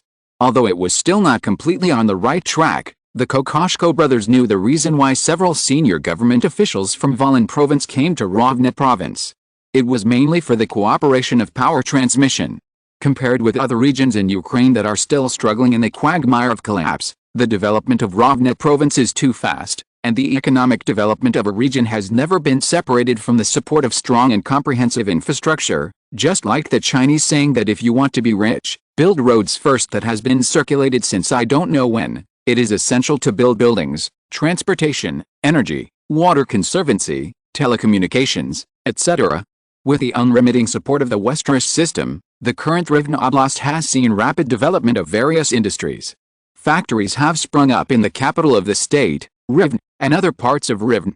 Other aspects can still be supported for the time being, but energy, especially power supply, has become the biggest shortcoming restricting regional development. In fact, this problem was expected by everyone last year, so funds were introduced to start building the 4th unit of the Rivne nuclear power plant. However, the new unit will not be put into use until next year, and both the Rivne nuclear power plant and the original thermal power generation system have reached their limits in terms of power supply to Rivne Oblast, so that in order to ensure industrial electricity, many areas in the state are now experiencing frequent power outages. Considering the future development prospects of Rivne Oblast, while the 4th unit of the Rivne nuclear power plant is being built, a thermal power plant with a planned power of 2,000 megawatts and a capacity of 10 billion kilowatt-hours per year has also begun to be planned. However, like the new units of the nuclear power plant, the thermal power plant cannot be completed in a short time, and can only temporarily introduce power resources from other surrounding states. This is a good thing for all parties. Before the collapse of the Soviet Union, the annual power generation in Ukraine could reach 290 billion kilowatts-hour, and there was no shortage of power resources. With the collapse of the economy after the collapse, except for a few stable nuclear power plants, the power generation of thermal power plants in various states has shrunk significantly. 2 years ago, Ukraine's annual power generation had plummeted to 170 billion kilowatts-hour, a drop of more than 40%. The power generation has fallen, but the power infrastructure of the year is still there, especially for thermal power plants. As long as the funds are in place and there is demand, the power generation can be greatly increased in a short period of time. The main problem now is still funding. After all, unlike nuclear power plants that can operate stably for decades at a relatively low cost as long as they are built, thermal power plants need a lot of coal to generate electricity, and coal needs to be bought. In addition, if you want to introduce electricity from other states, the power grid lines also need to be transformed, which also involves funding issues. Fortunately, this problem is relatively easy to solve in Rivne Oblast. In any case, compared with building new power plants, introducing electricity from other places has more advantages in time and cost. The business has been discussed during the day, and the box tonight is for entertainment. Vladimir Kokoshko called his two sons over just to let them have more contact with the other people in Rovna, while Yagashevsky and his partner took the initiative to say goodbye and leave after a short stay. After all parties had to avoid suspicion. They played like this until late at night and then dispersed happily. Several senior government officials in Volyn State rushed to the hotel area with the girls they liked. The Kokoshko brothers wanted to stay and continue, but Vladimir Kokoshko called them to leave together. Kirill Kokoshko protested and was slapped on the back of his head, and he immediately became honest. When they arrived at the parking lot, one of the brothers' subordinates came forward to report that he had seen the brother and sister they met a few hours ago return to the hotel area without any problems. Moreover, this clever subordinate also helped to inquire about the identity of the mother of the brother and sister. When Vladimir Kokoshko heard his son's subordinates report the matter, he asked a few more questions in detail and confirmed that his two sons did not lie to him. Then he pulled them into a Mercedes-Benz sedan, sat in the back seat, the eldest son was next to him, and the youngest son was driven to the co-pilot. After the car started, Vladimir Kokoshko, who had been tired all day, leaned back on the leather seat and said to his eldest son next to him, "You did a good job just now." Kirill in the front row turned his head and said, "If we had known it was the woman in the recent rumors, Nick and I would not care." As soon as he finished speaking, Vladimir leaned over again and slapped his second son on the forehead without any hesitation. Kirill just rubbed his flat head. He got used to it after being beaten so many times. He couldn't help but think of his sister's temper in front of their two brothers. It was completely infected by their father. After spanking his second son, Vladimir did not forget to teach him a lesson: never think like that in the future. Haven't you two always respected and admired Simon? If you stick to this, it will only benefit you two idiots. Just like last year, why was our family fine? Now we can get more attention from Simon, because we all know how to put ourselves in the right position. Seeing his father start to nag, Kirill quickly said, "Old man, I know." Vladimir was about to raise his hand again, but after thinking about it, he put it down. The two sons had been fighting since they were young, and they were already tough, and they didn't change much. Fortunately, this kind of rough temperament can actually do better in the current turbulent era in Ukraine. At least, the various businesses that the two sons are running are actually developing quite well. Nicholas Kokoshko, who was somewhat smarter and more stable than his younger brother, waited for his father to finish teaching his younger brother a lesson. Then he remembered what happened in the box and said, "Dad, Churchenko invited us to open a factory directly in Volyn Oblast. I think this is a good idea. Why don't you seem interested?" After hearing what his brother said, Kirill said again, "Yes, Dad, this way we can also expand the power of our Rovna gang over there and directly swallow up Volyn Oblast in the future. This is considered serious business." Vladimir was relieved that his two sons could bring this up. He moved his body, which had gained some weight in the past year or so, in his seat to make himself more comfortable. He said, without avoiding the trusted driver in the front seat, "Now is not the time. We need to build the deepest foundation in Rivne Oblast before we can try to expand outward." Kirill said, "I think it's deep now." Vladimir shook his head and simply took out a cigarette.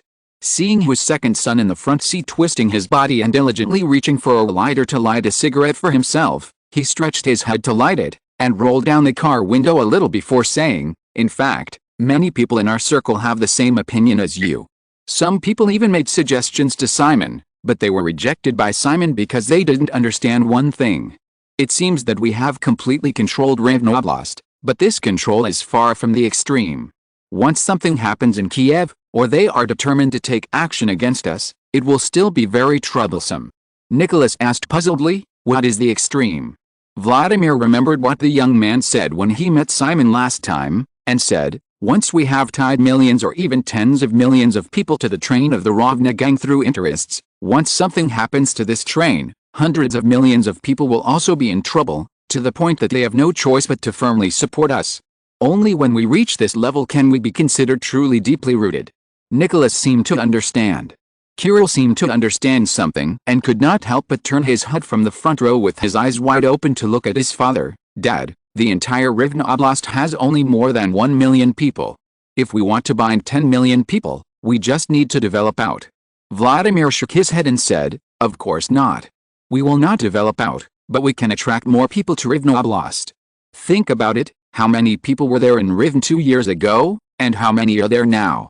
Kirill obviously didn't care much about these, and asked tentatively, 500,000. Vladimir shook his head and did not let his two sons guess anymore. He said directly, recently it has exceeded 800,000. 2 years ago, when the Westeros system had not yet made efforts to develop Rivne Oblast, Rivne, as the provincial capital, collapsed due to the economic collapse. Many people fled the city for food and clothing. They either returned to the countryside to farm or smuggled to Western Europe, so that the original population of nearly 300,000 dropped to just over 200,000. Now, because the Westeros system has opened many foundries of Nokia, Tinkerbell, Limited and other companies here, coupled with the development of local industries centered on Oldek, the demand for hundreds of thousands of laborers has gradually emerged, attracting people from all over Ukraine to gather here. According to the latest statistics, the population of Rivne, the capital of the state, has expanded to more than 800,000, and it is still increasing rapidly. It is expected to exceed 1 million before the end of the year. Breaking through 1 million is still just the beginning. If all the planned business plans can be implemented, it is not impossible for Rivne to surpass the Ukrainian capital Kiev and develop into a super city with a population of millions or even tens of millions in the future. After all, this city is backed by a super economy with a volume of trillions of dollars, which is equivalent to dozens of times the GDP output of Ukraine of about $45 billion this year. The brothers were also a little surprised to hear the number of 800,000. However, thinking about the large number of apartment buildings that Oldek's construction company has been building in the north of the city, it can probably be understood. What the brothers didn't know was that because of the rapid population expansion, not only did the house sales and rental prices in the Rivne urban area rise sharply, but the western part of the city even had a large shantytown with a population of more than 100,000. Many migrant workers who came to Rivne Oblast to make a living simply built board houses in the shantytowns and settled down. This is also a matter that the top leaders of Rivne Oblast and the Rivne municipal government have paid close attention to recently. The large-scale shantytowns are not so bad now, but in winter, think about the temperature in northern Ukraine, which can reach -30 degrees Celsius. If it is not handled properly, it is not impossible to freeze to death. Moreover, because the shantytowns are too dense and they are all simple board houses, if a fire occurs, it will also be a major disaster that may cause a fire in the camp. Vladimir Kokoshko knows that his ability is not outstanding. He can get to where he is now entirely because of someone's favor. Since the other party intends to push him to the position of governor in the next few years, he also intends to take root in Rivne Oblast and has no intention of impacting the core of Kiev. It is important for people to know themselves. Although they didn't know this proverb from the East, the Kokoshko family, including the father and son, were able to get to where they are now because they firmly put themselves in the right position. After all, thinking about the former Governor Smirnov's family who were completely brought to the dust, and the previous internal purges to consolidate the Westeros system's control over the Rivne province, anyone who is not stupid can understand that the young man is far from being harmless just because of his age. In short, the problem of the shantytown has become Vladimir's own problem. After thinking for a while, Vladimir Kokoshko remembered what he insisted on taking his two sons home to say today, and looked at his eldest son and said, "As for the amber mine, leave the best ores to your sister in the next few months." Before Nicholas could express his opinion, Kirill raised an objection in the front row. "Dad, the things my sister uses on a daily basis are much better than ours, and she took several boxes last time. There is no need to keep them all for her, right? We have just opened up the market in China. We didn't expect the Chinese to like amber so much and be willing to offer a high price. However, they also want the best. We recently exchanged a batch of amber for 100,000 televisions, and the freighter has arrived in the Red Sea. Hey, Chinese televisions are now much cheaper than those in Western Europe. I heard that they are engaged in a price war, resulting in a large backlog of inventory. In short, we can probably make $3 million this time. Vladimir Kokoshko did not explain too much this time, but just exerted his father's authority and asked his two sons to do as he was told. As for the reason, the brothers kept the best amber not for their daughter to use, but after learning about their daughter's experience in the United States in the past month, they planned to let her give it as a gift to Janet Westeros in Los Angeles at the end of the year. After all, with decades of life experience, Vladimir could understand better what the three girls realized after a month. Although his daughter was summoned to Cape Dumay Manor to be trained for more than half a month, from another perspective, this was actually recognized by the legitimate wife of the Westeros family. In this case, if she pleases that lady more, her daughter's position with Westeros will be more stable, and accordingly, the Kokoshko family's position in Rovna Oblast will be more stable, which can be said to have many benefits. Chapter 1015 This city, 4. The south of Rivne has many lakes of different sizes, so it used to be a gathering place for the rich and powerful. This trend has become more obvious in the past 2 years. The next morning, Vladimir Kokoshko woke up in a villa of the Kokoshko family in the south of the city. It was only a little after 5 in the morning. He was already a 51-year-old middle-aged man and his sleep began to decrease. His wife got up at the same time to prepare breakfast, while Kokoshko jogged in the gym. He was not keen on exercise. He was too busy every day and could not pay too much attention to his figure. He jogged just to stay healthy. After exercising for half an hour, he came to the living room at 6 o'clock. The maid brought him today's newspaper and helped him turn on the TV so that he could slowly learn about the various current events that happened today. At 7 o'clock, it was breakfast time. He sent his wife to wake up the two lazy sons who were dragged back home last night. Seeing the second son come to the restaurant with his bare chest and touch the beautiful maid's buttocks, Kirill Kokoshko could not help but glare at him angrily. Feeling his father's gaze, Kirill Kokoshko woke up instantly, remembered something, smiled awkwardly, turned around and ran upstairs, put on a coat, and then returned to the restaurant. Listening to his mother's mumbling while personally serving him food and asking him to wear more clothes, he pretended to be a wooden man, picked up the tableware and started eating. Vladimir drank the sweet soup, but he talked about business again. He asked his eldest son Nicholas, who was still quite capable at home, "What's the matter with the batch of TV sets you mentioned last night? I remember you didn't do this before." Nicholas said, "It was from China. It was Simon's people. They took the initiative to help us make the connection." Alexander said that it was a woman that Simon respected very much in China. "Including this amber business, we didn't expect to sell it at such a good price at first. It was also that woman who helped introduce it. Otherwise, we would have been cheated." Vladimir frowned slightly. "Women." Kirill, who was originally busy eating, said at this time, "Dad, don't you know that Simon is surrounded by a group of very powerful women, like ABCD, with a net worth of hundreds of millions or even billions of dollars? The Chinese one, her name is Chen Qing, and she is also very powerful." Alexander said that she is responsible for supervising a large enterprise listing project that Cersei Capital is cooperating with the Chinese government.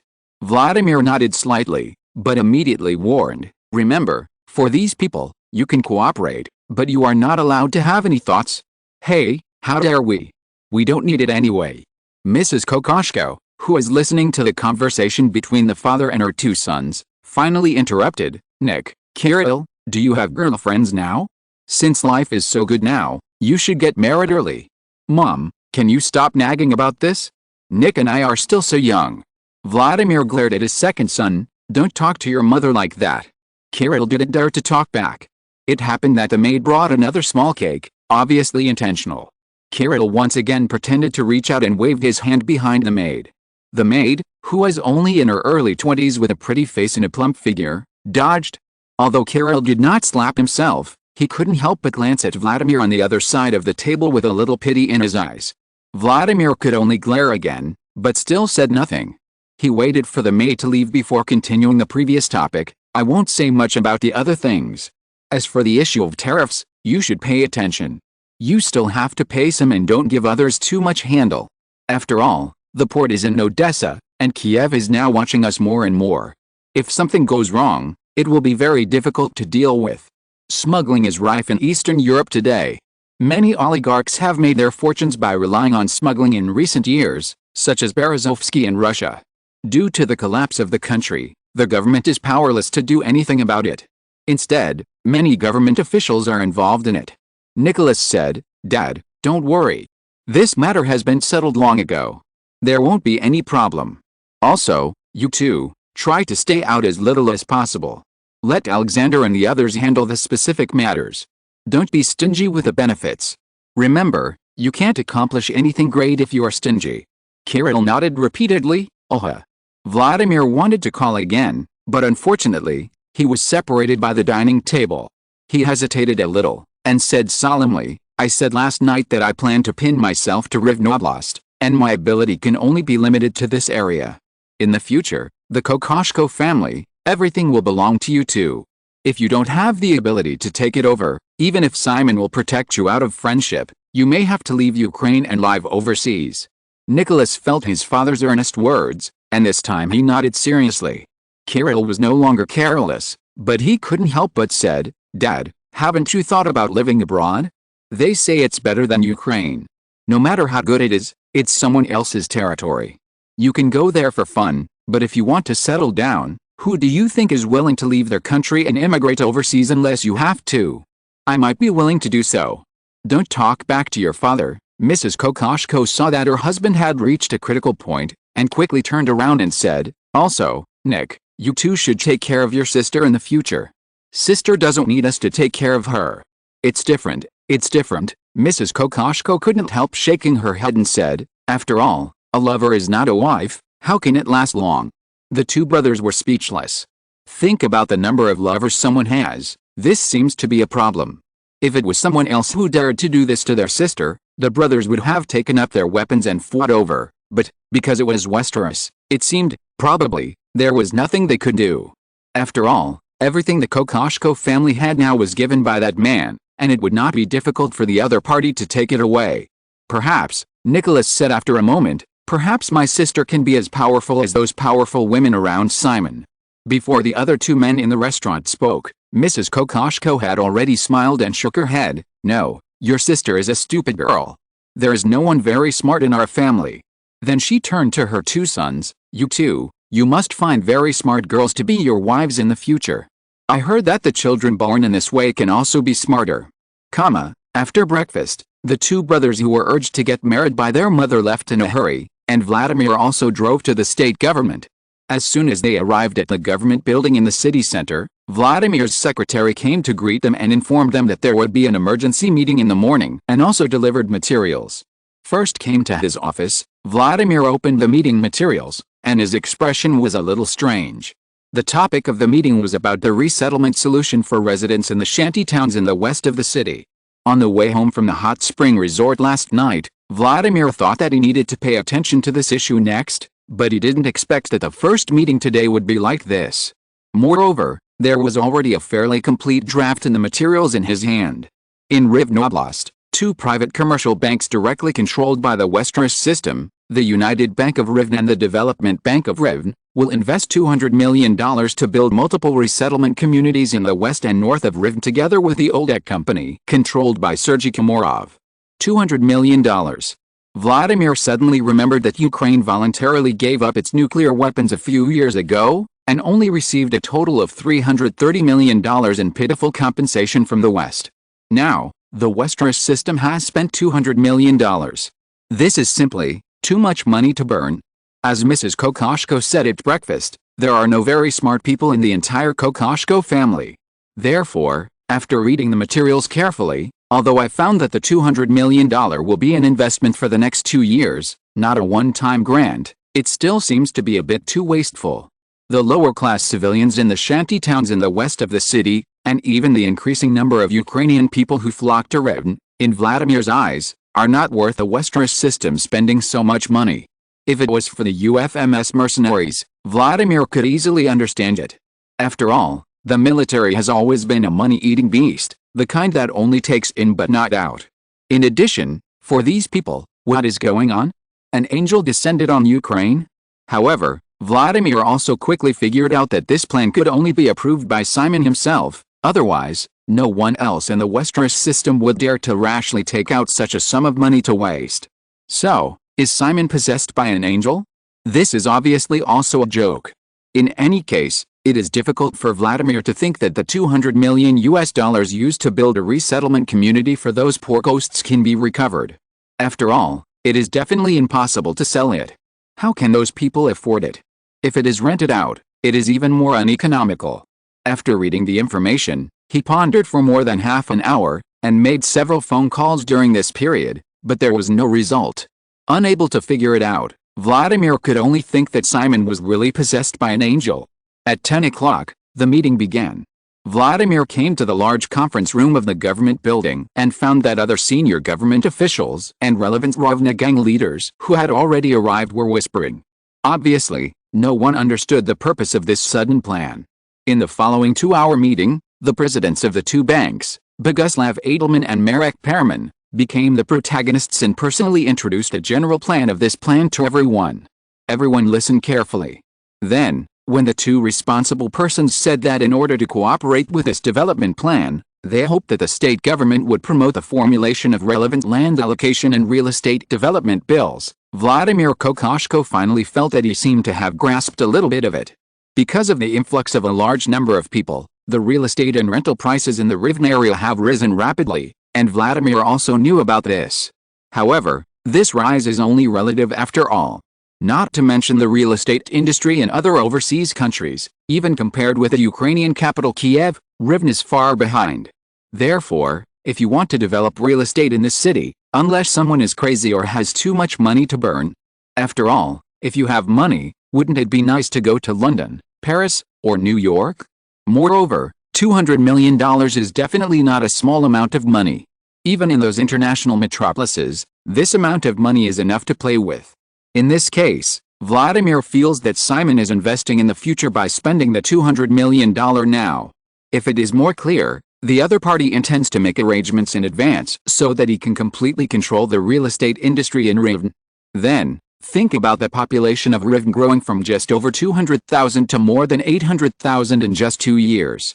If this growth rate can be maintained, it is only a matter of time before it exceeds the population of Kiev's 3 million. With more people, the demand for real estate will naturally increase. With a layout in advance, the real estate industry in the city is locked in, and the profits in the future can be expected. However, after thinking that he had roughly figured it out, Vladimir Kokoshko still felt a little pity. $200 million is really unnecessary. It has to be said that this senior official of the Ravna government, who is quite loyal to Simon, does lack sufficient vision and insight. Sergei Kimorov, the head of Oldek, who was also in the conference room and had just received the materials this morning, saw more than Vladimir Kokoshko. Let's take a relatively large case, the merger of East and West Germany. In order to support the development of East Germany, West Germany has invested tens of billions of dollars in just a few years after the fall of the Berlin Wall. Germany has also set up a unified tax for this purpose. In short, no country or city can rise out of nothing, especially a city like Rivne that is almost penniless. If you want to develop, funds are indispensable. This is the case with Rivne. Since you have seen the possibility of rising, if you want to develop further, you must invest real money to solve various livelihood problems regardless of cost or return. Just like the shanty towns that appeared in the west of Rivne. If this problem is not solved and allowed to develop, it may form an increasingly large slum in the future. Whether in Latin America or Southeast Asia, slums have an absolutely negative impact on a city, dragging down urban development, hindering the introduction of capital, and encouraging the breeding of crime. Moreover, for people, residents who live in slums for a long time often completely lose hope for the future. There is no hope, let alone hard work or change. Therefore, since Simon is optimistic about the prospects of the city of Rivne, this problem must be solved. This is a big picture and a big vision.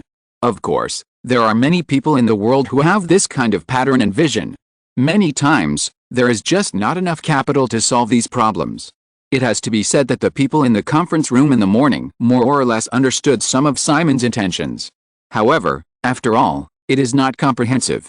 This plan is indeed a decision made by Simon himself after understanding the current situation of Riven. However, Simon is definitely not so kind. In the final analysis, when launching this plan, Simon is still pursuing the absolute control of the Westeros system over the Riven state. As for how to control it, it is based on the memory of the Chinese real estate industry. Control the land, control the real estate, control the banks, and have absolute pricing power. Then, most of the income of everyone in the city will flow back to the Westeros system in the form of purchasing real estate or paying rent. Then, in order to make a living, everyone must work tirelessly in the various industrial chains of the Westeros system in this area. The struggle will never end. Chapter 1016 This City, 5. After the meeting in the morning, the core of the entire Ravna state began to move quickly in the afternoon. This is also the main reason why Simon increased his bet on Ravna state. Strong control brings efficient execution. Even if it is not deeply rooted, at this time in Ravna state and Rivne, there is basically only the voice of the Westeros system. There is no wrangling, no disturbance, no confrontation, and it is naturally more effective to promote the implementation of certain plans. Simon also referred to the rise of many countries. Just like South Korea, Argentina, and even the early Soviet Union, the rapid economic development period of many countries in modern times often has a prerequisite, that is, a high concentration of power. During the Park Chung-hee period in South Korea, this political strongman was in power for 18 years, and South Korea's GDP increased by 27 times. At the same time, it also laid a solid foundation for South Korea's further economic development. Of course, this prerequisite is just a prerequisite. Because there are many positive examples, there are even more counterexamples. After all, if a train cannot turn, it will either go to heaven or hell if it goes down one road. On the same day, August 26th, in another part of the city center of Rivne, at the headquarters of Rivne Media and Entertainment, Alexander Leontiev personally presided over the opening ceremony of the company's national TV station Basic Network in the morning. It was not a big deal. Because everything is just beginning, Rivne Media recently obtained a TV license from the Kiev authorities to broadcast TV signals to Ukraine, and has the right to operate, but if it wants to truly cover the country, it still needs to invest a lot of manpower and material resources, such as building signal transmission facilities, etc. You know, Ukraine's TV industry is still at the level of the former Soviet Union, or even worse. Take TV sets for example. At present, many Ukrainian residents still have old-fashioned TV sets in their homes during the former Soviet Union. It takes 1 or 2 minutes to turn on the TV, which is simply unimaginable in the future. Moreover, because the quality is very unstable, it often causes explosions and fires. Even so, TV sets are not something that every family can own, especially before and after the disintegration of the Soviet Union. Because of the collapse of the economy, compared with a state of more than 60% of households owning TV sets during the heyday of the Soviet Union, the penetration rate of TV sets in Ukraine at this time is less than 50%. In addition, television broadcasting in Ukraine is also in the lowest analog signal era. In this case, we can imagine the state of the television industry in Ukraine. The reason why Rivne Media was able to obtain a national television station license relatively easily is largely due to this reason. The television industry has been extremely depressed and lacks oil and water. Naturally, various oligarchs are too lazy to compete.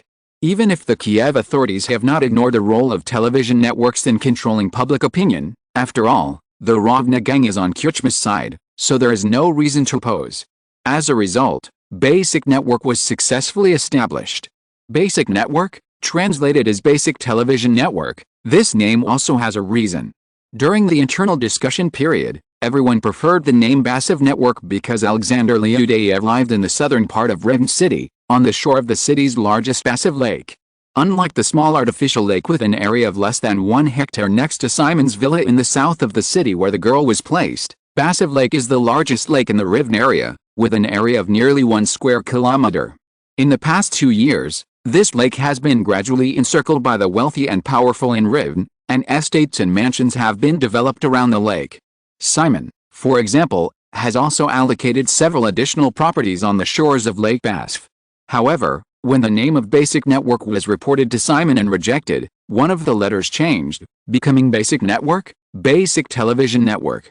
Alexander Leontiev and other senior executives of the media company considered it and felt that the name Basic Television Network was indeed more suitable than the original Basic Network. Because it is common enough, and even international enough. After all, it is usually not easy for ordinary people to understand the meaning of the word basic, while basic can be understood by anyone who knows a little English. Leontiev even saw Simon's expectations in this name. The big boss hoped that Basic Television Network could go abroad, not just in Ukraine, so he gave it such a common name. After obtaining the license, the TV network was established. The next step was to connect the national signal and produce and arrange TV programs. The Basic Network team, headed by Alexander Leontiev, held a full-day meeting for this purpose. However, the basic business strategy of the TV network has been locked in advance by someone. Next, the TV network will touch the political field as little as possible, and focus on entertainment content such as TV, movies, music, and sports. That's right. Simon has never forgotten a certain pacifier theory. Basic Network will be a pacifier that Simon stuffed for Ukraine. Of course, this does not mean that Basic Network will not be involved in politics. After all, it is a private TV station. When necessary, this TV network can broadcast relevant content 24 hours a day. However, this kind of weapon of public opinion manipulation will never be used easily unless it is absolutely necessary. The problem of signal coverage is relatively easy to solve. What Ukraine lacks most now is high-quality TV content. This is not a problem for the Westeros system. After all, the basic TV network can be said to be backed by the entire Hollywood. In addition, Ukraine is now completely open to the West, and there are not many barriers to content review. Even Simon understands that a TV network cannot broadcast all foreign content, and local programs are more important.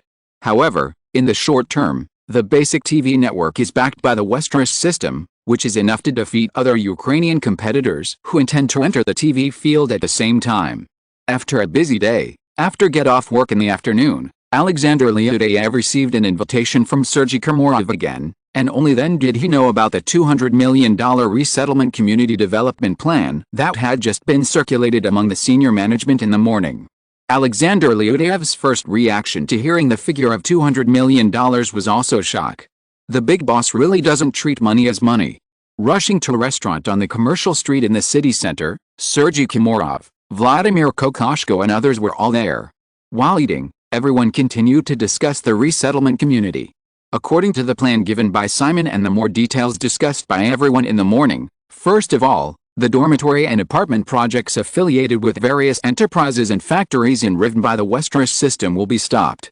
After the last batch of dormitories under construction are completed, all dormitories and apartments will be transferred to a real estate company under the old Company for Unified Management and rented out to employees of the corresponding enterprises. This is done to keep as many housing resources in Rivne as possible in the hands of the Westeros system. Secondly, this real estate company under the old Company will also be responsible for the resettlement community plan. The specific development plan is that the two banks, Rivne Development Bank and Rivne United Bank, provide funds to the real estate company under the old Company in the form of loans. The developed resettlement communities will also be provided to employees of the Westeros system and Rivne-related industries in the form of rental or sales.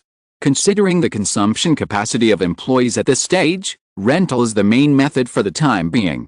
Although it has been preliminarily determined that this batch of communities will use the tube building promoted by Khrushchev in the Soviet era as the main template, Simon's requirement is that the relative specifications of this batch of properties should be higher, at least including independent kitchens and bathrooms.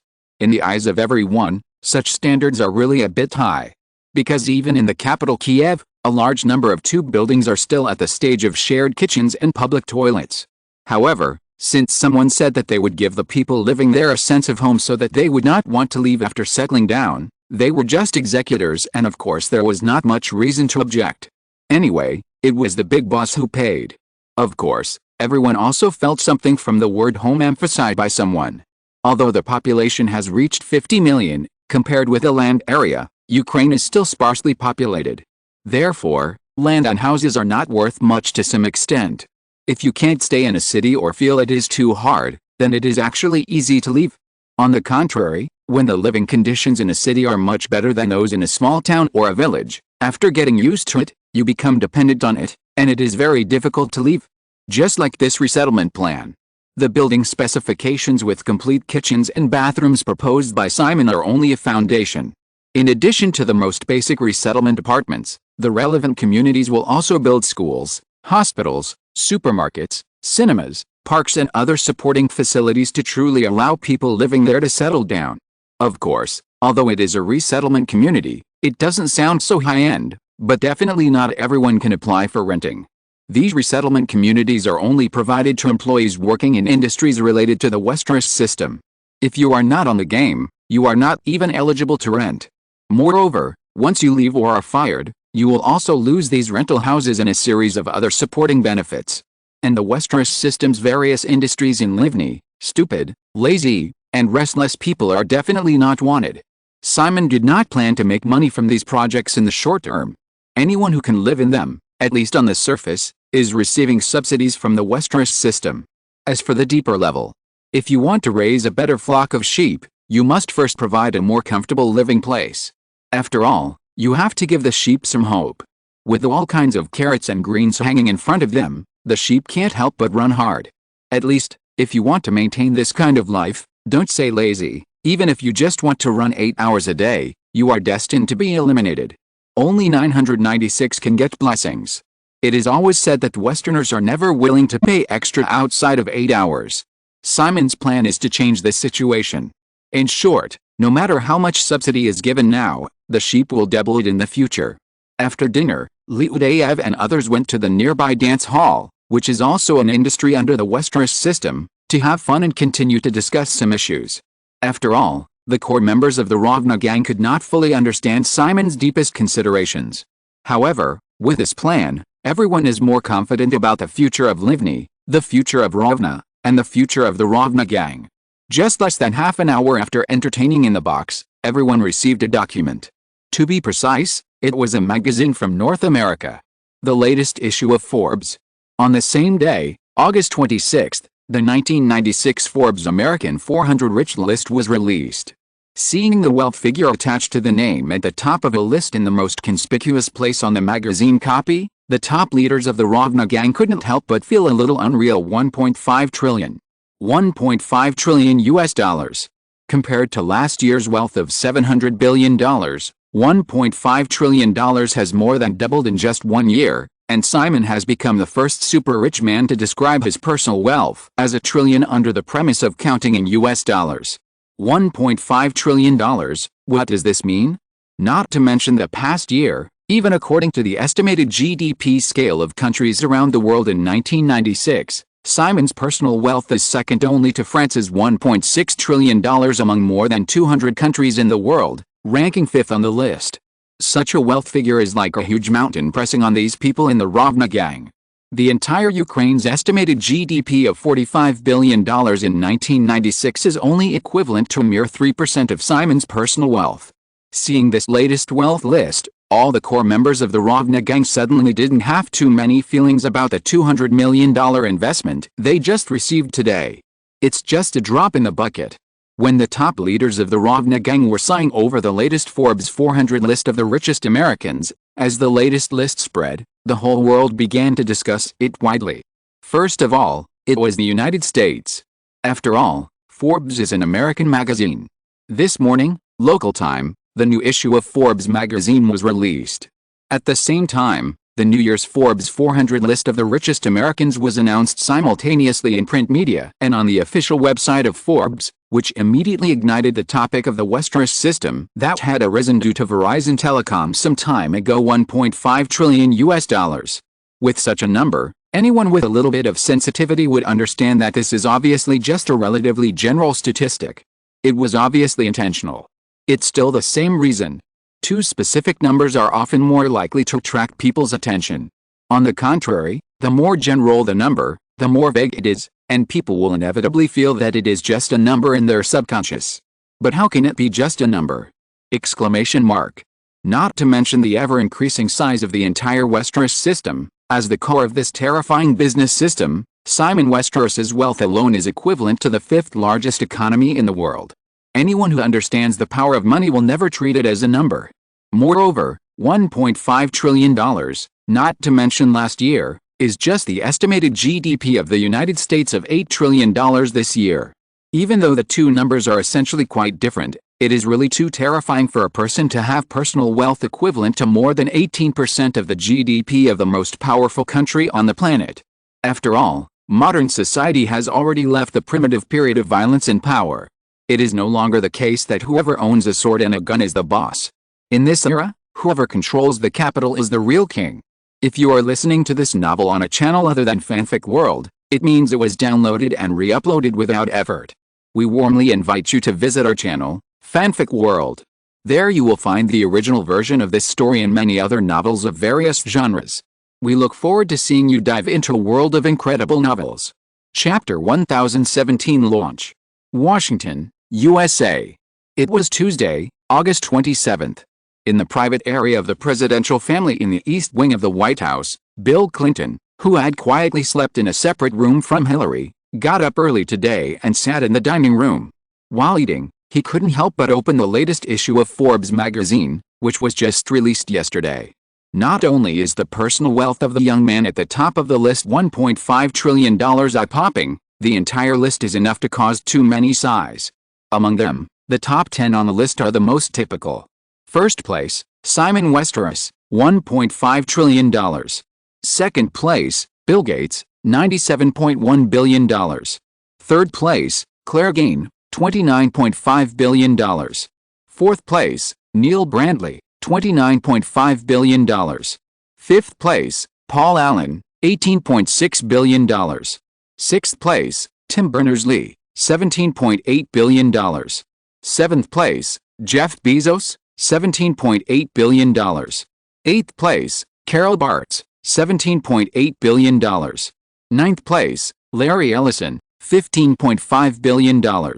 Fourth place, Warren Buffett, $13.9 billion. The top 10 richest people in the United States, not to mention that the first one is really a strange and weird guy, the others, all have personal wealth in the range of tens of billions of dollars. This is not the most critical point. The most important point is that among the 10 super rich people, except for Warren Buffett, most of the wealth of the other 9 people comes from the new technology field that has rapidly emerged in recent years. Moreover, this tendency is more prominent in the entire list of 400 people. Once again, it gives people a feeling that a new era is suddenly surging. It was only 7:30 after breakfast that Janet Reno, the Attorney General of the Clinton cabinet, hurried to the White House to have a final discussion with the president regarding the press conference at 9 o'clock this morning. With the release of the Forbes list yesterday, facing the heated discussion in the media, something brewing in the White House has also reached the best time to start. Because yesterday, August 26th, the 4-day Democratic National Convention was officially held in Atlanta, Georgia, the venue of this session. It can be regarded as riding on the momentum of the Olympic Games that have just ended. As the incumbent president, Clinton does not need to attend the whole process, but he will go there in person to give a speech and formally accept the party nomination on August 29th, 2 days later. Next is the Republican National Convention, from August 30th to September 3rd. These 8 days are the end of the presidential election preliminaries. After the announcement of the Republican nomination on September 3rd, the official election sprint will be fully launched. Although many things will be settled in these days, and basically there will be no major changes, the struggle will never stop.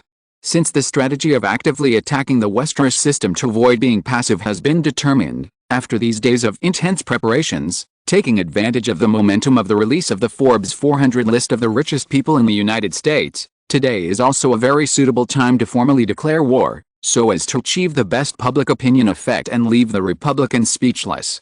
After discussing for more than half an hour, Janet Reno hurried away.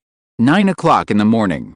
The U.S. Department of Justice held a press conference hosted by Attorney General Janet Reno, officially announcing that because AGRA did not properly implement the agreement reached with the U.S. Department of Justice at the end of 1994, the Department of Justice will once again launch an investigation into a series of suspected monopolistic practices of AGRA.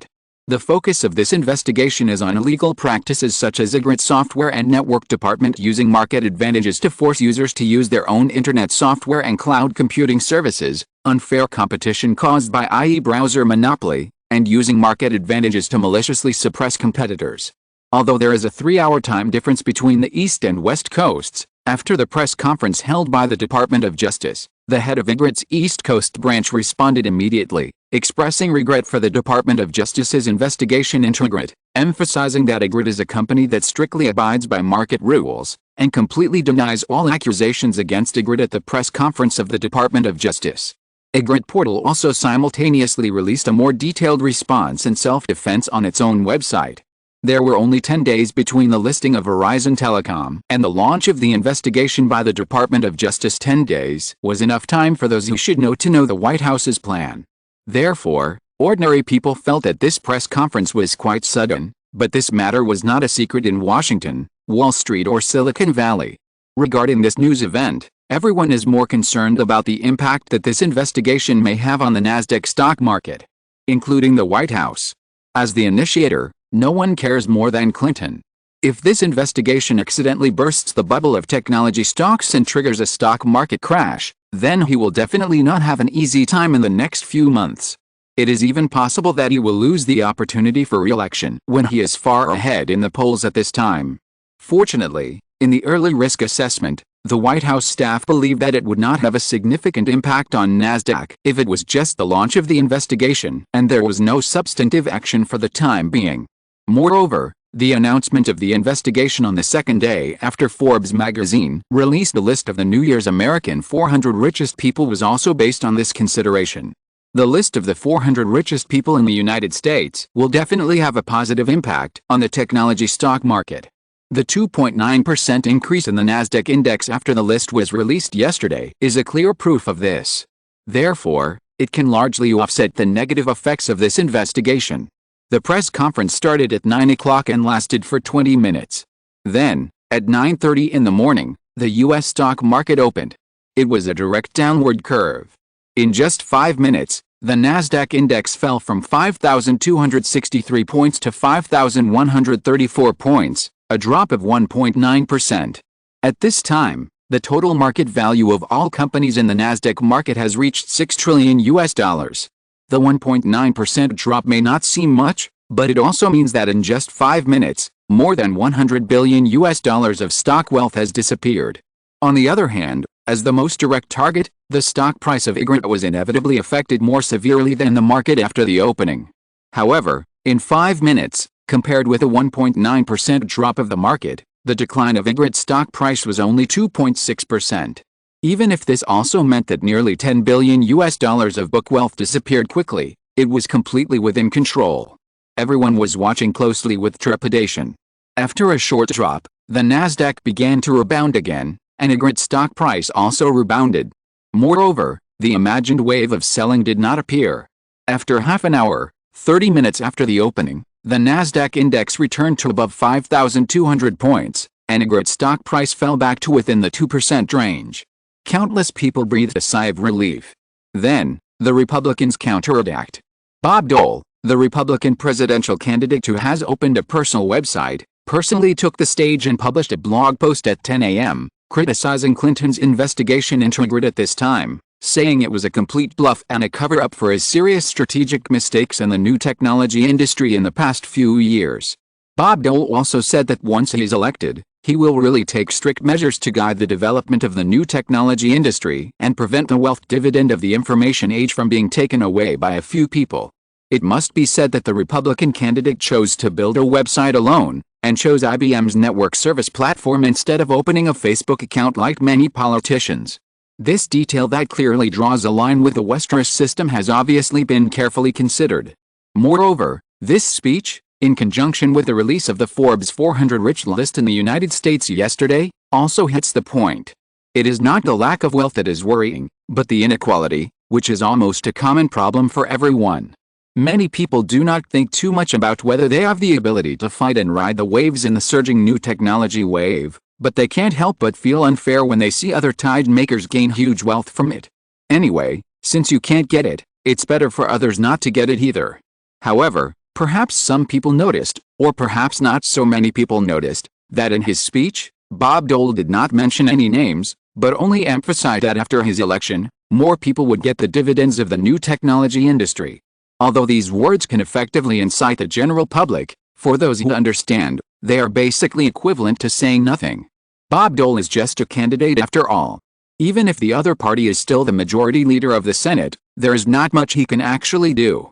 Just like the Kasabom-Kennedy Act that Clinton snatched away some time ago, because of the White House's early move, some Republican congressmen who have been running around for a long time to promote this bill are so angry that they want to vomit blood. The same is true for the first attack on the Westeros system this time. In fact, after Clinton decided to make a move, the Republicans also got the news quickly, but they could only watch.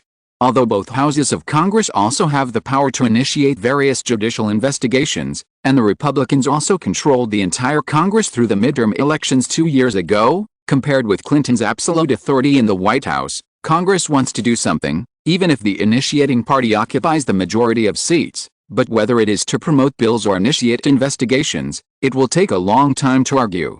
At least, it is definitely too late to prepare an investigation into the Westeros system 10 days in advance. This is why so many people are fighting for the position in the White House.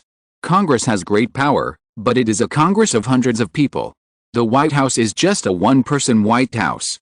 Because of its absolute power, both the staff team and the cabinet members need to obey the orders of the president as the head of state and the commander-in-chief of the 3 armed forces, otherwise they will be fired. On the other hand, whether it is the sudden investigation launched by the Ministry of Justice or the game between the two parties in the United States using the Westeros system as a gimmick at the last moment of the election, it is just a continuation of the wealth list that shocked the world released yesterday. $1.5 trillion. What kind of wealth is this? Too many people are completely unable to understand it. However, no matter what, everyone understands that such a large amount of wealth is really too huge, so huge that it has already made many people feel uneasy.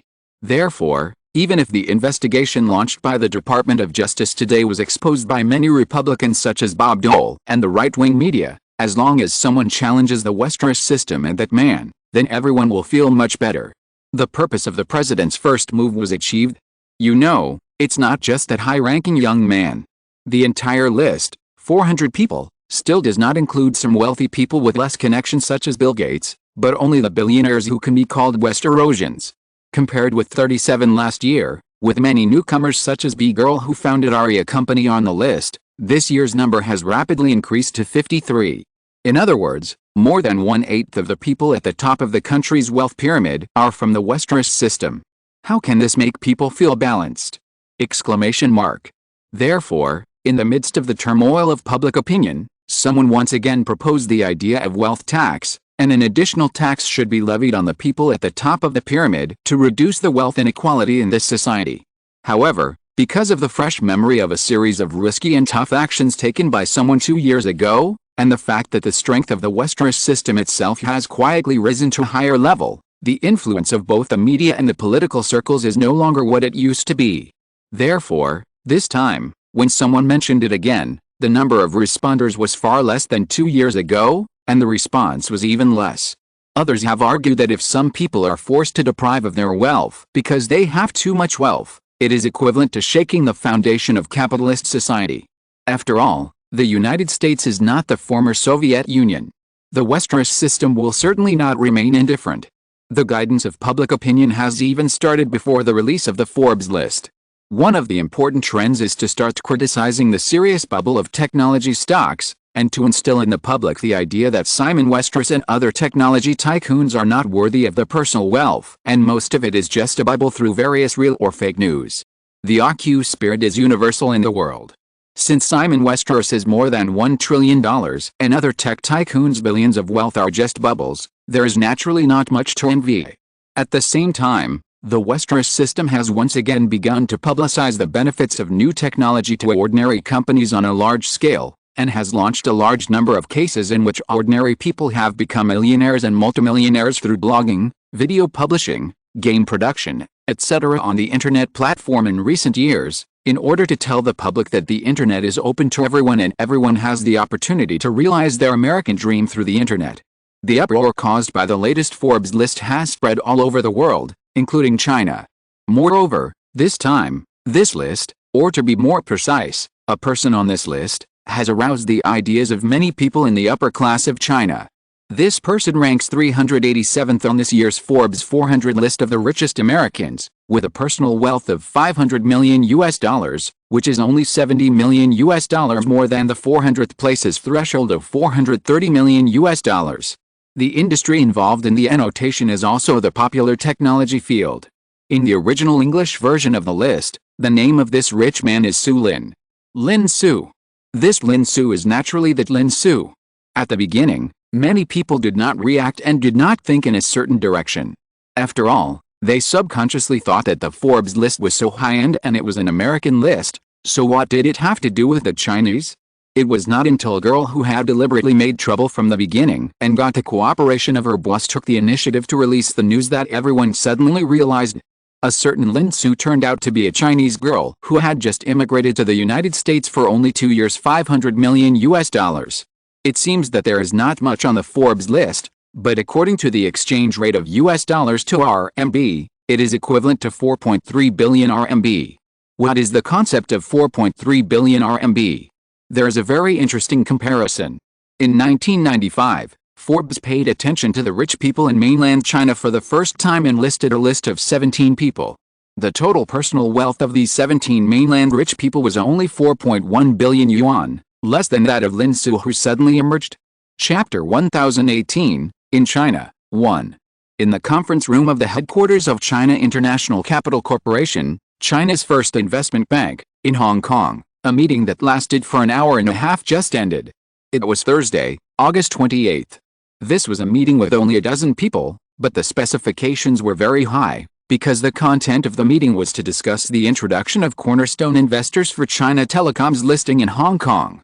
The so-called cornerstone investors are investment institutions, famous companies or wealthy celebrities with strong credibility who are determined in advance during the IPO process of an enterprise to subscribe for the minimum purchase in order to further strengthen market confidence. Most of the participants in this meeting that just ended are potential cornerstone investors for China Telecom's overseas listing, but they are basically Chinese businessmen in Southeast Asia who have good relations with China. Except for 2 women. Among a group of middle-aged and elderly men, Chen Qing and Lin Su, who are both outstanding in appearance and temperament, are quite eye-catching. The 2 women participated in this meeting as Simon's direct personal representatives, and Westeros Company will also participate in the advance subscription as a cornerstone investor. Compared with the Chinese businessmen in Southeast Asia, the name Westeros is enough to support the role of the cornerstone investor of this IPO, both in terms of credibility and capital strength. However, Simon did not have the idea of completely monopolizing this role. Whether it is meat or soup, sharing is the kingly way. Of course, after all, the size is here. Compared with the total subscription quota of $1 billion convened by various Chinese businessmen from CICC, Westeros alone has taken out $500 million. According to the listing plan that has been basically determined at present, the total financing amount of this China Telecom IPO, which will be listed ahead of schedule at the end of the year, is about $5 billion. Now, the IPO plan is still being promoted, and the subscription share of $1.5 billion has been determined in advance. Moreover, the subscribers have a very strong international appeal, which basically declares that this IPO will be smooth sailing. After the meeting, everyone stood up. As the younger generation, Chen Lin and the other 2 women were planning to fall behind, but they didn't expect that a group of middle-aged and elderly men also slowed down their pace.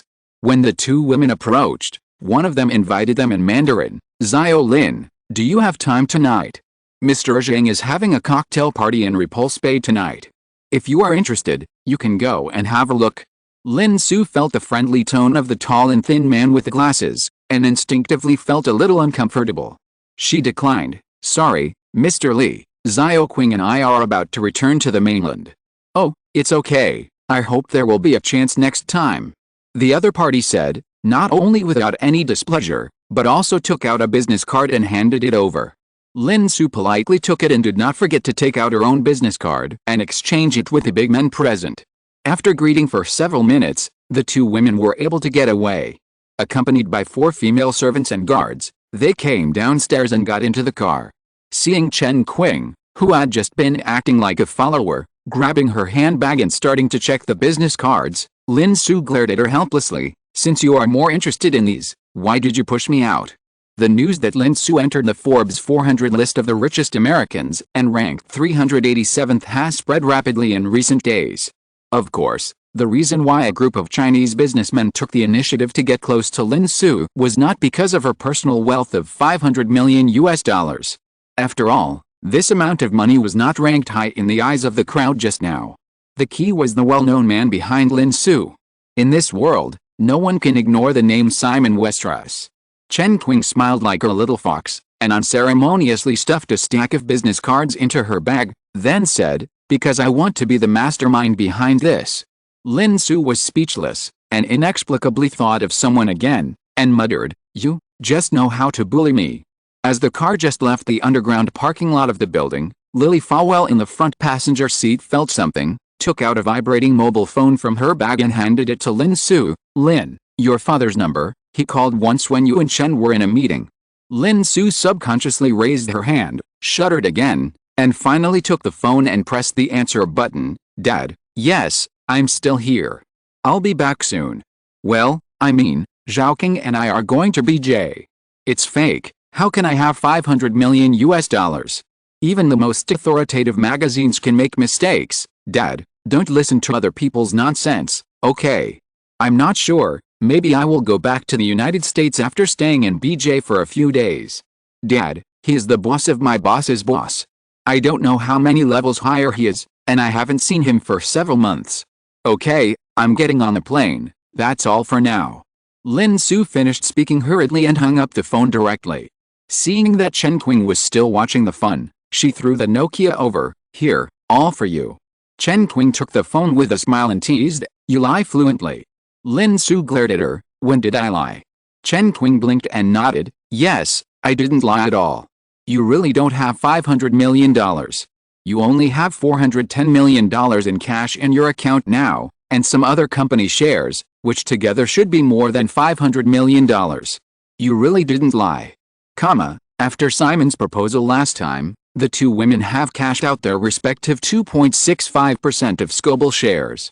With a continued explosion of China's VCD industry and the halo of Westeros concept stocks, even according to the closing data of August 16, which was counted by the Forbes 400 list of the richest Americans, Scoble's market value had reached $19.1 billion. 2.65% of the shares means $506 million. Therefore, if the two women did not cash out, the statistics of the Forbes list would not be too far off. As for why Lin Su only had $410 million on her account at this time, it was mainly because she couldn't have chosen the high point on August 16 during the cashing process. Moreover, the money had not yet been reported for tax. If the 15% capital gains tax to be paid was deducted, there would only be about $350 million left. In any case, a woman who had only been an immigrant to the United States for 2 years suddenly had hundreds of millions of dollars in cash in her personal account. Even Lin Su herself was a little confused now. What she didn't expect was that her partners and a hateful man had teamed up to secretly push her onto this year's Forbes 400 list of the richest Americans. Seeing Lin Su in a daze, Chen Qing was about to say something when the phone she had just picked up rang again. She answered it without thinking. "Hello. Oh, Minister Wu, it's Xiao Chen. Su." She fell asleep. "She's a little tired these days. Do you need me to wake her up?" "Oh, okay. Yes, the meeting just ended and we are rushing to the airport. Tomorrow morning." "No problem, I'll tell her when she wakes up, that's it." After hanging up the phone, Chen Qing saw Lin Su looking at her and said, "I'm from the Ministry of Posts and Telecommunications. We hope that we, no, Miss Lin, can attend a seminar on China's information industry tomorrow morning. I have already agreed to it for you." Chen Qing looked at her. "How about I go for you?" Lin Su glared at her. "I don't plan to take you." Chen Qing immediately went over aggrievedly. "Su, how could you do this to me?" Lin Su, who was hairy all over, raised his hand and hit her a few times. Chen Qing was not angry after being hit. Instead, she laughed. "It seems that I made a mistake. If I had known it earlier, I would have stepped forward myself. Do you understand now?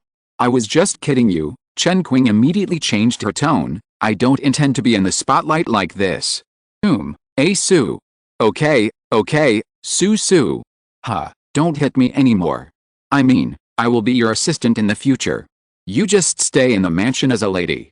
I will try my best to help you with other things. Lin Su eyed her again angrily. After thinking for a while, he said, by the way, in the media, in China, I don't want to make a big fuss. Don't worry, I have already arranged it in advance. This matter will definitely not appear in the public media. Lin Su immediately asked again, what about privately? How did my father suddenly know? Chen Qing smiled and said, everything that should be known must be known. Lin Su pouted and wanted to say something, but didn't say it in the end. Chen Qing waited for her to calm down for a moment before she said again, hey. How about I help you manage your money? Lin Su paused and said, I want to ask his opinion. What can the boss say? Do you think he cares about your little money? We men have 1.5 trillion US dollars. Lin Su ignored the we men and other names in Chen Qing's words, but did not say anything more. Although such a huge amount of money was lying in her account, deep down, Lin Su always felt that she was just helping him keep a sum of money. After all, from childhood to adulthood, she never thought that she would become a billionaire one day. Seeing that she did not answer, Chen Qing suddenly thought of something else. By the way, I have to tell you that you are not allowed to donate this money casually like before. Lin Su just rolled her eyes at her. In the past 2 years, Lin Su can be said to have donated a lot of money to various public welfare and charity organizations in China, but that was basically just her salary. As for the money in her hand, for some reason, she had no intention of using it indiscriminately. She even thought that she should return it to him.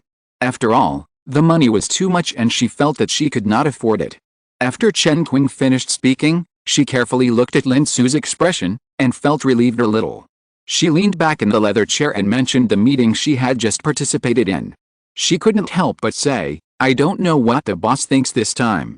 If we don't subscribe directly in the name of Westeros Company, but choose a third party as a medium, maybe we can get a lower discount. As a cornerstone investor, you often have to bear higher risks. At the same time, you will naturally enjoy corresponding discounts. Of course, this part of the discount is generally not put in the open. When Lin Su heard Chen Qing's words, she turned her head and looked over. She subconsciously wanted to say something, paused, and fell silent again. Chen Qing noticed Lin Su's expression and curled the corners of her mouth slightly. Arriving at the airport, they boarded a Gulfstream V business jet that almost became the two women's private car. They departed from Hong Kong and arrived in the capital in the evening. They then drove back to Simon's Courtyard House in Mauer Hutuang, Nanlua Guxiang. Recently, this courtyard house is no longer just a group of waitresses. Zhu Momo and her group returned to China a few days ago, and were personally arranged by Chen Qing, who is also Simon's housekeeper for various properties in China, to stay here, which was considered to be under his eyes.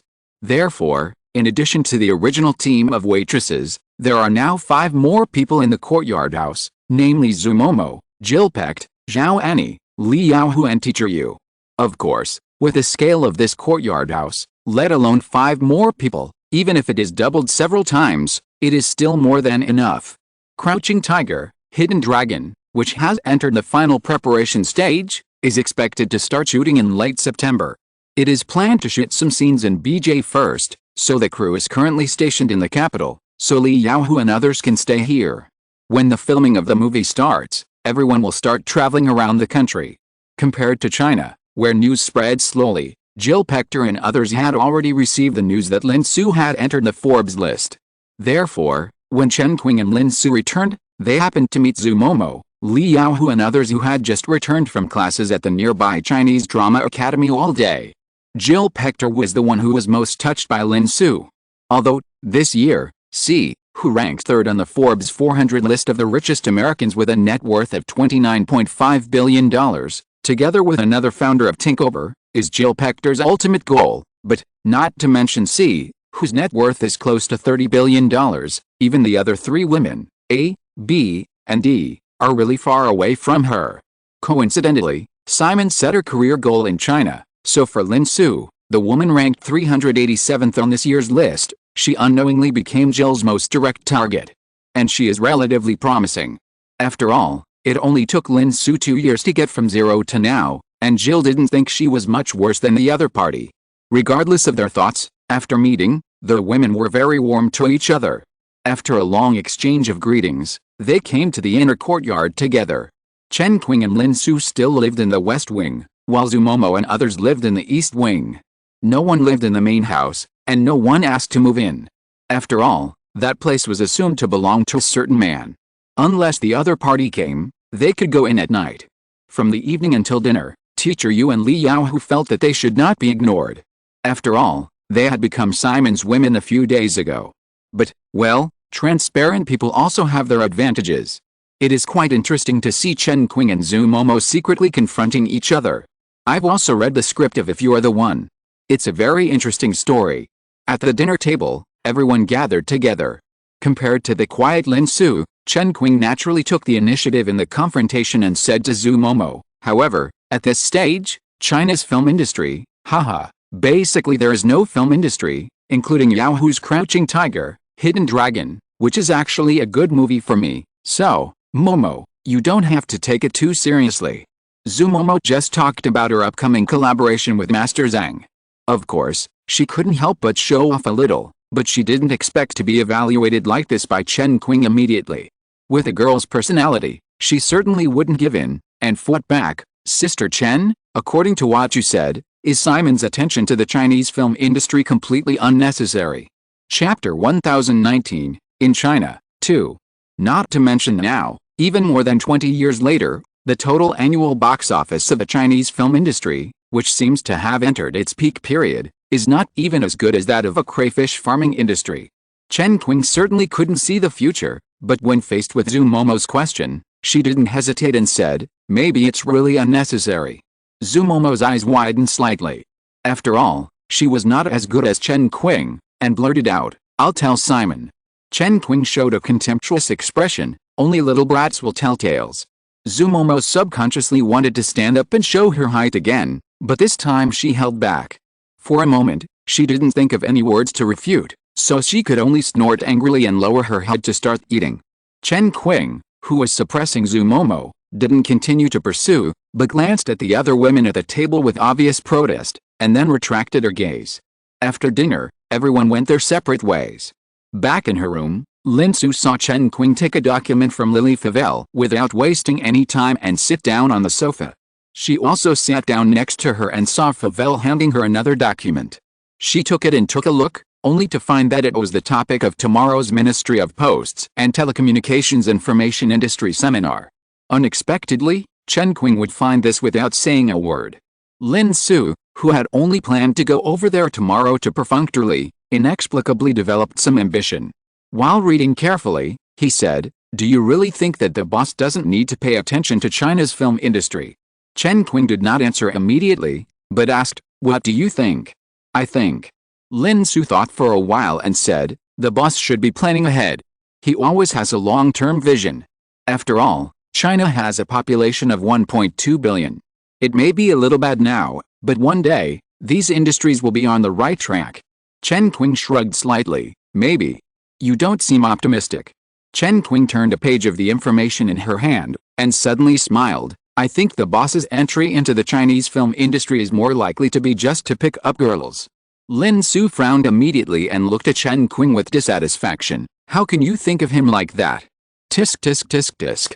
Chen Qing also looked over and said with a click of the tongue, you use this E very affectionately. Chen Qing looked at Lin Su's red face and angry expression, and smiled. Okay, but I really think so. In China now, or even in many years, investing in any other field may be more promising than investing in film and television entertainment. Therefore, one thing can be confirmed, at least, the boss's attention to the Chinese film industry is not for money. Then what is it for? Chen Qing shook his head, how should I know? Lin Su also pondered for a moment, but also failed to understand. If it is for cultural invasion, this is a problem that many people have been worried about in recent years, but if he really wants to do this, he should work harder to expand the share of Hollywood movies in China, rather than supporting China's local film industry. Chen Qing didn't have as many thoughts as Lin Su. If she couldn't figure it out, she wouldn't waste time. She quickly finished reading the materials in her hand and started writing and drawing on the memo. At the same time, she said to Lin Su again, since the Ministry of Posts and Telecommunications has invited you, you must play a corresponding role. Later, I will ask Sister Ran and others to help you prepare a speech overnight. At tomorrow's meeting, there are two topics you need to focus on. One is to significantly reduce internet access fees, and the other is to open up private capital to the field of internet service providers. The country started promoting fee reduction in the first half of the year. As for introducing private capital into the ISP field, do you think it is possible? Impossible, but we must say what needs to be said. There will always be some effect. Maybe the higher-ups don't agree to open up private capital, but they will open up foreign capital. Then we will have a chance. Chen Qing felt Lin Su's strange expression and rolled her eyes at her. Why are you looking at me like that? In fact, the Ministry of Posts and Telecommunications has already started some technical cooperation with AOL. You can also study the case of AOL later as a supplement to tomorrow's seminar. Of course, the focus is still on reducing network access fees. This can also be used as a reference for AOL. It was the boss who personally decided on the minimum network access package of only $29 that put the development of the U.S. internet industry on the fast track and further promoted the extreme prosperity of the U.S. internet industry at this stage. In comparison, even if the operators have adjusted the fees, China's network access fees are still too expensive, and it has become the biggest obstacle to the development of China's information industry. Lin Su paused, and then hummed again. The two continued to discuss, and then arranged tomorrow's schedule, and did not rest until 11 o'clock. The next day was Friday. Almost all the women in the courtyard got up early. Zhu Momo and Li Yaohu came to the garden next door to practice their lines before 6:30 in the morning. Teacher Yu was directing them. The two women, who were both tenacious, were not affected by Chen Qing's words last night. Instead, they worked harder to do their own things. They started to eat breakfast at 7:30. This time they did not get together again. After breakfast, they just greeted each other briefly. Zhu Momo and her group of women rushed to the nearby Chinese Academy of Drama campus. They rented a small professional classroom there. They said it was rented because of the two women's background. Some leaders of the Chinese Academy of Drama even came to take care of them in person in the past few days, saying that they could ask directly if they needed any help. So Teacher Yu was a little embarrassed. Teacher Yu graduated from Beijing Film Academy. Beijing Film Academy and Chinese Academy of Drama are mortal enemies in the same city, which made Teacher Yu feel like Yu Zechen who had penetrated into the enemy. Oh no, it was Kipping. On the other side, Chen Qing and Lin Su, who had eaten breakfast earlier, also left the courtyard of Mauer Hutung at around 8 o'clock. They came back from Hong Kong yesterday. Of course, it was not for no reason. Their work schedule was directly scheduled until next week, and they could not have free time on the weekend. In addition, Lin Su was accidentally inserted into many things because of the news that she was on the Forbes wealth list. Some work had to be rearranged. Just like today, because of the seminar in the morning of the Ministry of Posts and Telecommunications, the work that was originally required of Lin Su to do had to be done by Chen Qing. The two women are no longer in pairs all the time now. Most of the time, they each have their own things to do. Originally, Lin Su was going to attend a meeting of the Leveson Group for the Leveson International Center in the morning to discuss the planning of the center.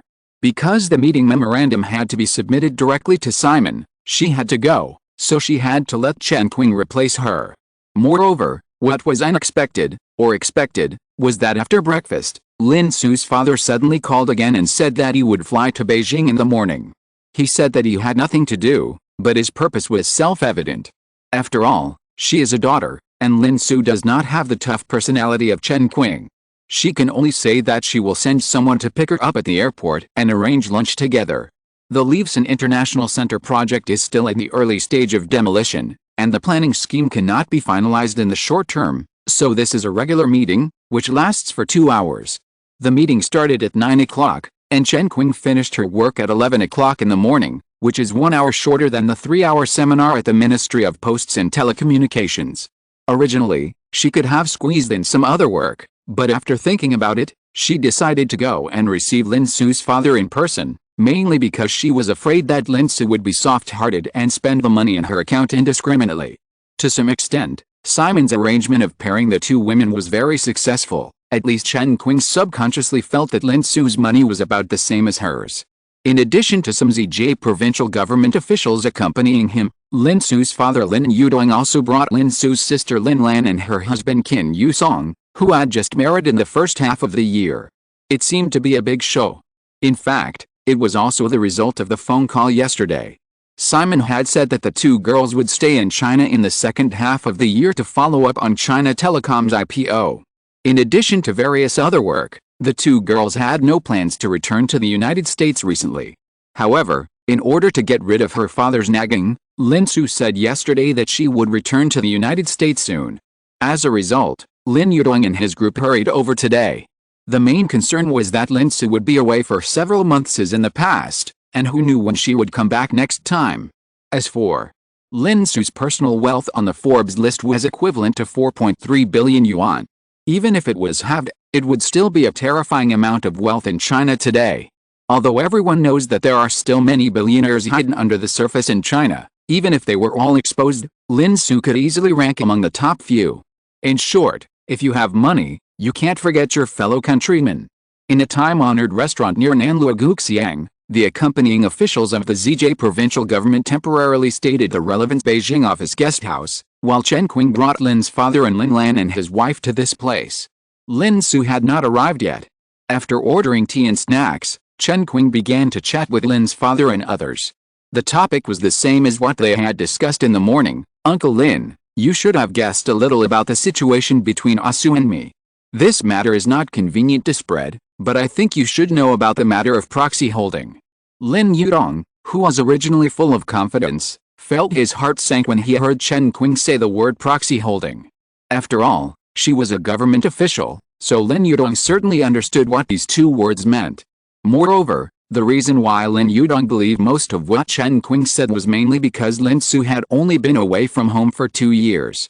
Even though she had a close relationship with Simon Westeros, Lin Yudong subconsciously did not think that his daughter could suddenly have such a considerable fortune. However, Lin Yudong's decadence only lasted for a short time. Although he was about to reach retirement age, Lin Yudong couldn't help but want to get closer to his daughter in the next few years, and this daughter, and, most importantly, Simon Westeros behind her, was the key.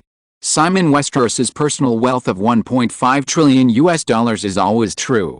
Such a personal wealth is even larger than China's GDP at this time. As long as a little bit of it is leaked, it will be enough for Lin Yudong to accumulate a great political achievement.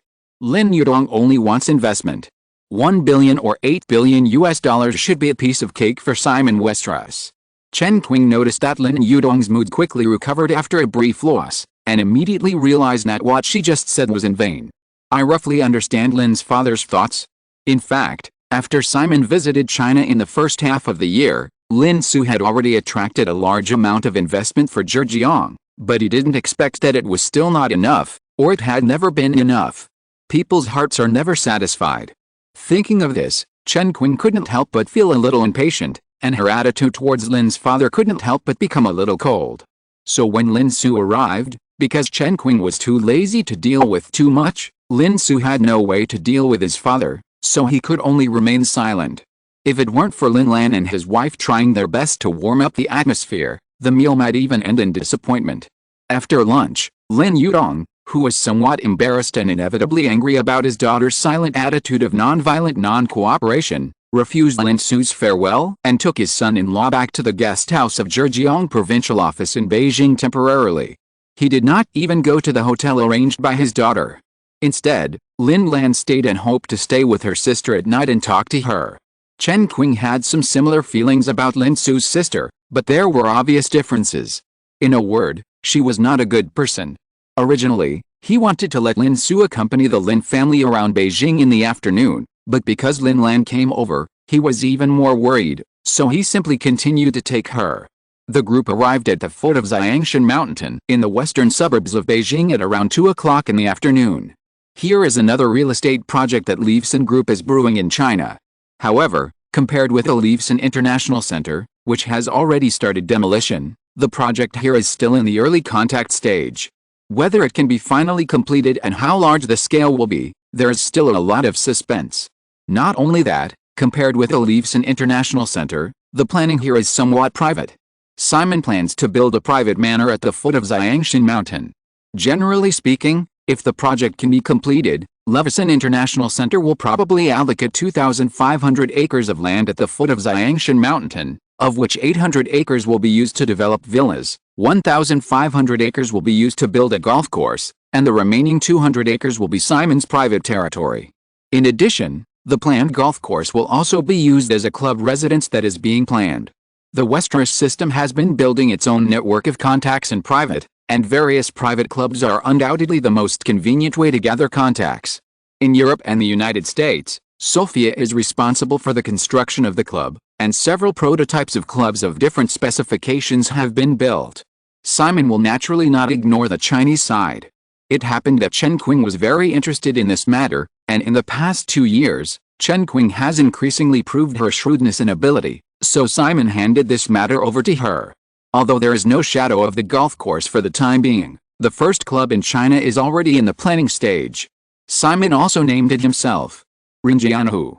Referring to Wen Guoyi's words, the most unretainable thing in the world is the red face leaving the mirror and the flowers leaving the trees. Chapter 1020, in China, 3. In the small classroom of the Central Academy of Drama, there are some basic theory and skills courses in the morning, and in the afternoon, Zhu Momo and Li Yaohu are doing performance training. In addition to the 2 scripts of Crouching Tiger, Hidden Dragon and If You Are the One, Teacher Yu also specially selected some classic passages from classic films. This is also the daily class of the 2 girls. Simple and rough, straight to the point, the effect is immediate. At about 3 o'clock in the afternoon, a professor of the Central Academy of Drama who had originally taught Li Yaohu came to visit. The professor's surname was Chang, and he also brought a group of his students, the 1996 freshmen of the Central Academy of Drama's acting class who are undergoing military training. It is now the autumn school season in China. The 1996 freshmen of the Central Academy of Drama officially registered on August 22 and are currently undergoing military training. The next 3 days will be the registration time for senior students. It is almost the weekend, and it is the busiest few days of the Central Academy of Drama's school season. Teacher Cheng was able to bring a group of his students to take a break. China's entertainment industry is actually similar to Hollywood. Most of the artists who can emerge basically know each other, and the 2 mountains of Beijing Film Academy and the Central Academy of Drama are a key link to connect these people. Therefore, Li Yaohu, who had received a short training here earlier, returned again, and there was also Zhu Momo. The news had spread quickly. For 2 girls with big sponsors behind them, usually, no one would care too much. This kind of thing is really sparse and common in the circle. However, when the sponsor is Simon Westeros, things are suddenly very different. In today's world, Simon Westeros' influence has become more and more pervasive. Just like the Chinese entertainment industry, because of the strength of Deanery's entertainment in Hollywood, Chinese filmmakers who have some thoughts about Hollywood can't ignore it. Moreover, this is only in the past. With the frequent moves of the Westeros system in the Chinese media and entertainment industry in the past 6 months, some connections have become closer. Li Yaohu used to develop in the circle because of his straightforward and honest character. This time, because of a big backer standing behind him, he didn't need to deliberately adapt to the socializing and catering of this circle, but seemed to be like a fish in water. He greeted Teacher Cheng who came to visit him warmly, and did not forget to take Zhu Momo and others to greet and introduce them to the freshmen of Class 96. It was soon 4 o'clock in the afternoon. At the appointed time, the arrival of the other 2 visitors made the freshmen of Class 96 all perk up. These rookies could not know the backgrounds of the 2 girls Zhu and Li, but they could not fail to know Master Zhang and Lao Jiang, who won the Berlin Film Festival with Red Sorghum. These were 2 big names. Master Zhang graduated from Beijing Film Academy, and Lao Jiang graduated from the Central Academy of Drama. Teacher Cheng was also a senior member of the Central Academy of Drama. They were very familiar with each other, so it was inevitable that they were warm again. Then they talked about business. Master Zhang and Lao Jiang came to meet the heroine of their next film, that is, Zhu Momo. Speaking of which, Master Zhang's current key project is Hero, which is the one Simon personally provided the idea for. Master Zhang, who knew very well what this war martial arts film that Deanery's entertainment planned to invest $30 million meant, had decisively put down all the work in his hands and started to follow up on this project. However, the preparation of Hero cannot be completed overnight. After all, $30 million is not much in the United States, but in China, it means more than 250 million RMB. Even the Opium War currently being filmed by director Z is not so huge. Since Hero cannot be started in the short term, Simon happened to learn that Master Zhang had another script that he was going to give up because he could not raise funds. He personally asked about it and soon the project was approved. This script is Let's Talk Well, which is adapted from a short story. With Simon's support, compared with Hero, the preparation of Let's Talk Well will be much faster, and it is expected to start shooting in October. Of course, this inevitably brings a small problem. The original version of Let's Talk Well took place in midsummer, and this time it must be changed to autumn and winter. However, this is not a big problem. The core of the movie is still the story. Master Zhang and Lao Jiang had seen Zumomo's information before, and this was the first time they met. The two big names in the Chinese film and television industry had surprisingly consistent first impressions of the girl. High. Too high. In fact, Lao Jiang is 183 centimeters tall, a little taller than Zumomo, who is 182 centimeters tall. However, this does not apply to men and women. After all, no matter in ancient or modern times, it is a very common subconscious aesthetic preference for men to be taller than women. When a man and a woman are together, most people will feel that it is not harmonious, let alone that the woman is taller than the man, even if they are equal. The heroine of the original If You Have Something to Say Well is also a model. However, compared with Zumomo, the other party is only 175 centimeters tall, which is still a little different from Lao Jiang, so it can be considered a good match. However, since this is a girl personally stuffed in by a big shot, both Zhang Guoxi and Lao Jiang know that they don't have much room to refuse.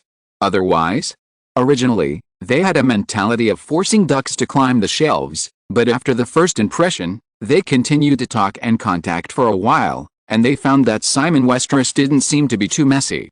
The girl in front of her is definitely immature, but at the same time, she has a very photogenic temperament, and it can even be said to be aura. When it comes to actor's aura, Lao Jiang is undoubtedly the most obvious one, and Zumomo, both in appearance and personality, seems to be born for the camera, especially for the role of An Hong in If You Are the One. Zhang Guoxi, who has always been very accurate in judging actors, gradually felt that this girl would definitely leave a very deep impression on the audience with If You Are the One. Especially after Zumomo, who is a calf but not at all stage shy, played a scene with Lao Jiang on the spot. A newborn calf. It couldn't be more appropriate. You know, An Hong in the original film is a little wildcat, not only sexy in appearance, but also quite fickle in character. In this circle in China, because of the status of Zhang Guoxi and Lao Jiang, it is not easy to find a girl who can control herself in front of them. After rehearsing a line with Zumomo again, Lao Jiang suddenly got an inspiration and walked to Master Zhang in the corner of the classroom and said, "I suddenly think that since this girl is taller than me, she might as well be taller and wear high heels." Then he turned around and said to the girl who came over, "Momo, do you have high heels?" At first, both of them called Zumomo Miss Zu. Zumomo was not so low in EQ that she took the initiative to ask the two to change to a more intimate name. Moreover, because of the meeting in the afternoon, Zumomo specially changed into flat shoes today. When she came over and heard what Lao Jiang said, she smiled and said, "Of course, I actually like wearing high heels the most, the 12-centimeter ones." Hearing this, Master Zhang thought for a moment and shook his head again. At 12 centimeters, that's 1.94 meters, which may be too high. Zumomo said, "Teacher Zhang, I have a lot of high heels, any height is fine." Lao Jiang laughed and helped, then find a time to try all of them out. Zumomo agreed, "Okay, I'll leave all my time this year for if you want to talk nicely, and I'll be there whenever you call." Master Zhang also agreed. Teacher Cheng and the students of class 96, who had never left, watched for half an hour. Seeing that the business was over, it seemed that they still had no chance. After Teacher Cheng called, the students had to leave first. After a group of freshmen left, Lao Jiang asked, "Teacher Cheng, are there any good seedlings in this class?" Teacher Cheng, who stayed, came over and said, "If you want me to say, of course they are all good seedlings. This time is different from the past, and perhaps you know that." Lao Jiang really didn't know much about this. What?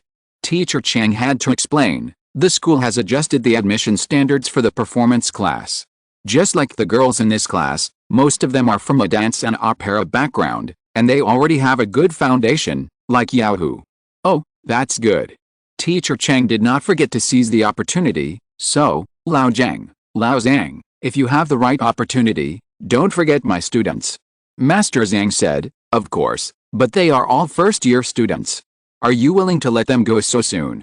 As long as it's a film of both of you, any time is fine. That's settled, Master Zhang agreed with a smile, and looked at Li Yaohu who had been watching just now. Yaohu, will you go to the cocktail party tonight? Li Yaohu nodded. Although she was acting in Ang Li's film, she was also very clear about Zhang Guoxi's status in the Chinese film industry. She was quite polite at this time. Yes, Teacher Zhang, we will all go. When Teacher Chang heard about the cocktail party, he was confused. Seeing this, Zhang Guoxi took the initiative to explain, this is a cocktail party held by Jinshu Media. Let's get together. Jinshu Media, Lao Chang, you should have heard about it, right? Teacher Chang nodded. Jinshu Media is a media company that has emerged in the circle unknowingly. The business scope and public information is film and television production, artist management, performance planning, etc. In the circle, with the company's continuous announcement of a series of projects in recent months, such as Zhang Guoxi's If You Are the One, The Hero That Is Being Planned, The Crouching Tiger, Hidden Dragon That Is About to Start Filming, and even the recent news of a comedy that seems to be related to phone calls, everyone gradually understands that this company is a shell of Deanery's Entertainment in China. Moreover, because the two cooperative projects If You Are the One and Hero have been confirmed, Zhang Guoxi has also become the first master filmmaker signed under Jinshu Media. At this stage in China, foreign capital is not allowed to directly set up film and television production companies, and even the joint venture policy is not open. In fact, the door for private capital to invest in film and television production has only been open for 1 or 2 years. Of course, this is only at the policy level. There have always been countermeasures for policies from above. Not allowing the establishment of production companies does not mean that foreign capital cannot invest in Chinese films. The most typical example is that many of Zhang Guoxi's previous films were basically foreign-funded. Until If You Are the One, Zhang Guoxi did not want to shoot rural dramas, did not want to torture the times, and thought that this film might not sell, so a foreign capital ran away. If Simon had not taken over, this film might have been fanned out. As for the several films that Zhang Guoxi made after If You Are the One in the original time and space, such as My Father and Mother, with the early start of Hero, they probably will not appear again this time. Simon was not very interested in those films. After finishing the business and chatting for a while, everyone said goodbye. Li Yaohu and Zhu Momo practiced in the classroom until 5 o'clock in the afternoon before leaving. However, as soon as the group left the building where the classroom was located, they met 2 girls from class 96 who were obviously waiting here. Yaohu, Momo, are you free tomorrow? Li Yaohu was not free. She didn't like to socialize unless it was necessary. Zhu Momo was free. This was also the difference between the two. Moreover, Zhu Momo took the initiative to invite all the girls in class 96 to go out together on the weekend. She hadn't had time to go around the capital these days. After returning to Mauer Hutuang, Chen Qing and the other 2 girls did not return. After dinner, the 2 girls got ready and drove to the China Hotel. The cocktail party of Jinshu Media was held here. Chen Qing and Lin Su, who were dining outside, arrived at about the same time, and brought Lin Su's sister Lin Lan with them. To some extent, the 2 girls were the protagonists of the night. Because they were closest to a certain young tycoon, and could intervene in many affairs of the Westeros system in China. Entering a banquet hall in the China World Hotel, looking at the many celebrities around who can be recognized at a glance, even though following her sister for the whole afternoon has broadened her horizons, Lin Lan couldn't help but stare wide-eyed until she heard a greeting. Ms.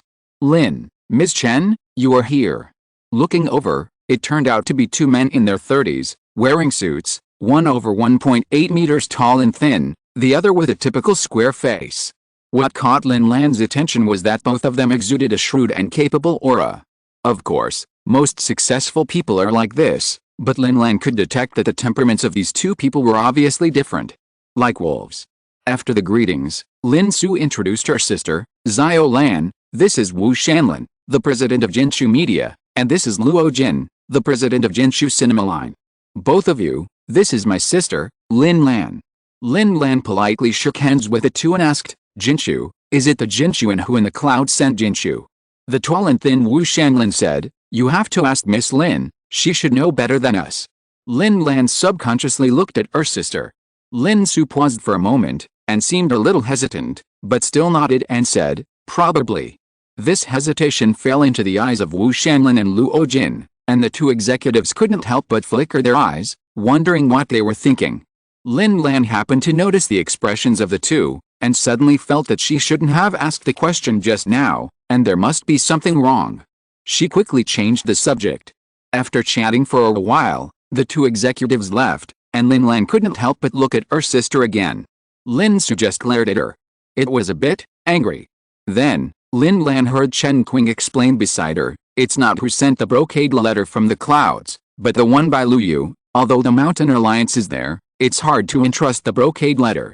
After all, Lin Lan and Lin Su came from the same scholarly family, so of course she knew the two poems by Li Qingzhao and Lu Yu.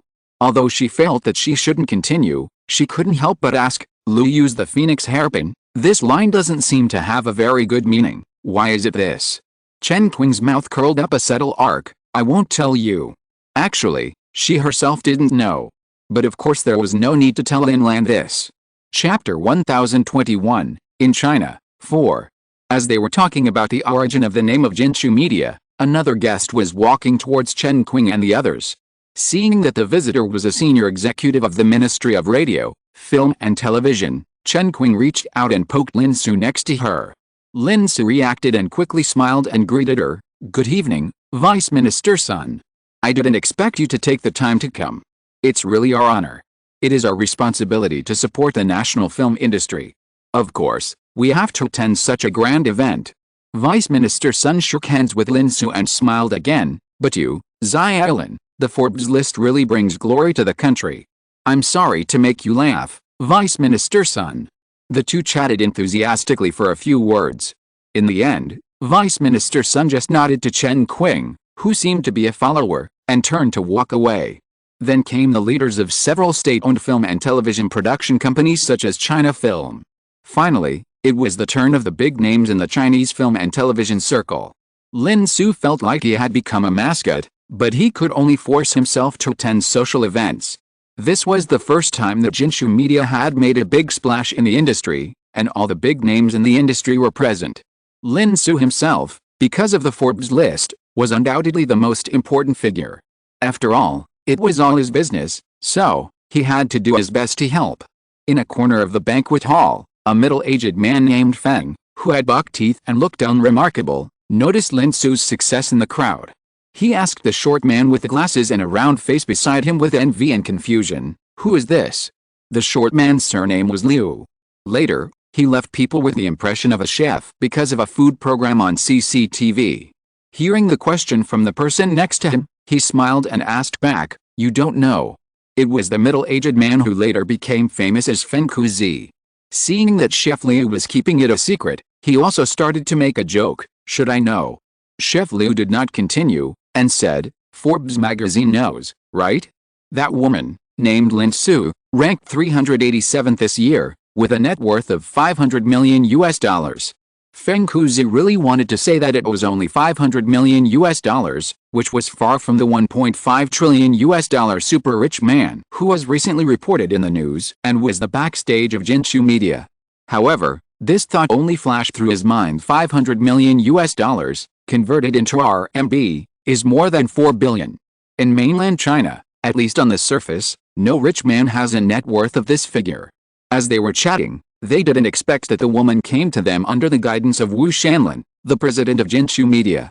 They quickly cheered up. The two of them were not guests today. They were well known in the circle and unexpectedly received an invitation from this newly opened media company a few days ago. After inquiring about the background of this company, they chose to join without hesitation. After introducing each other, Lin Su looked at the two main creators of the Love Call transfer project who were personally designated by someone, and asked Chef Liu with a smile, "Mr.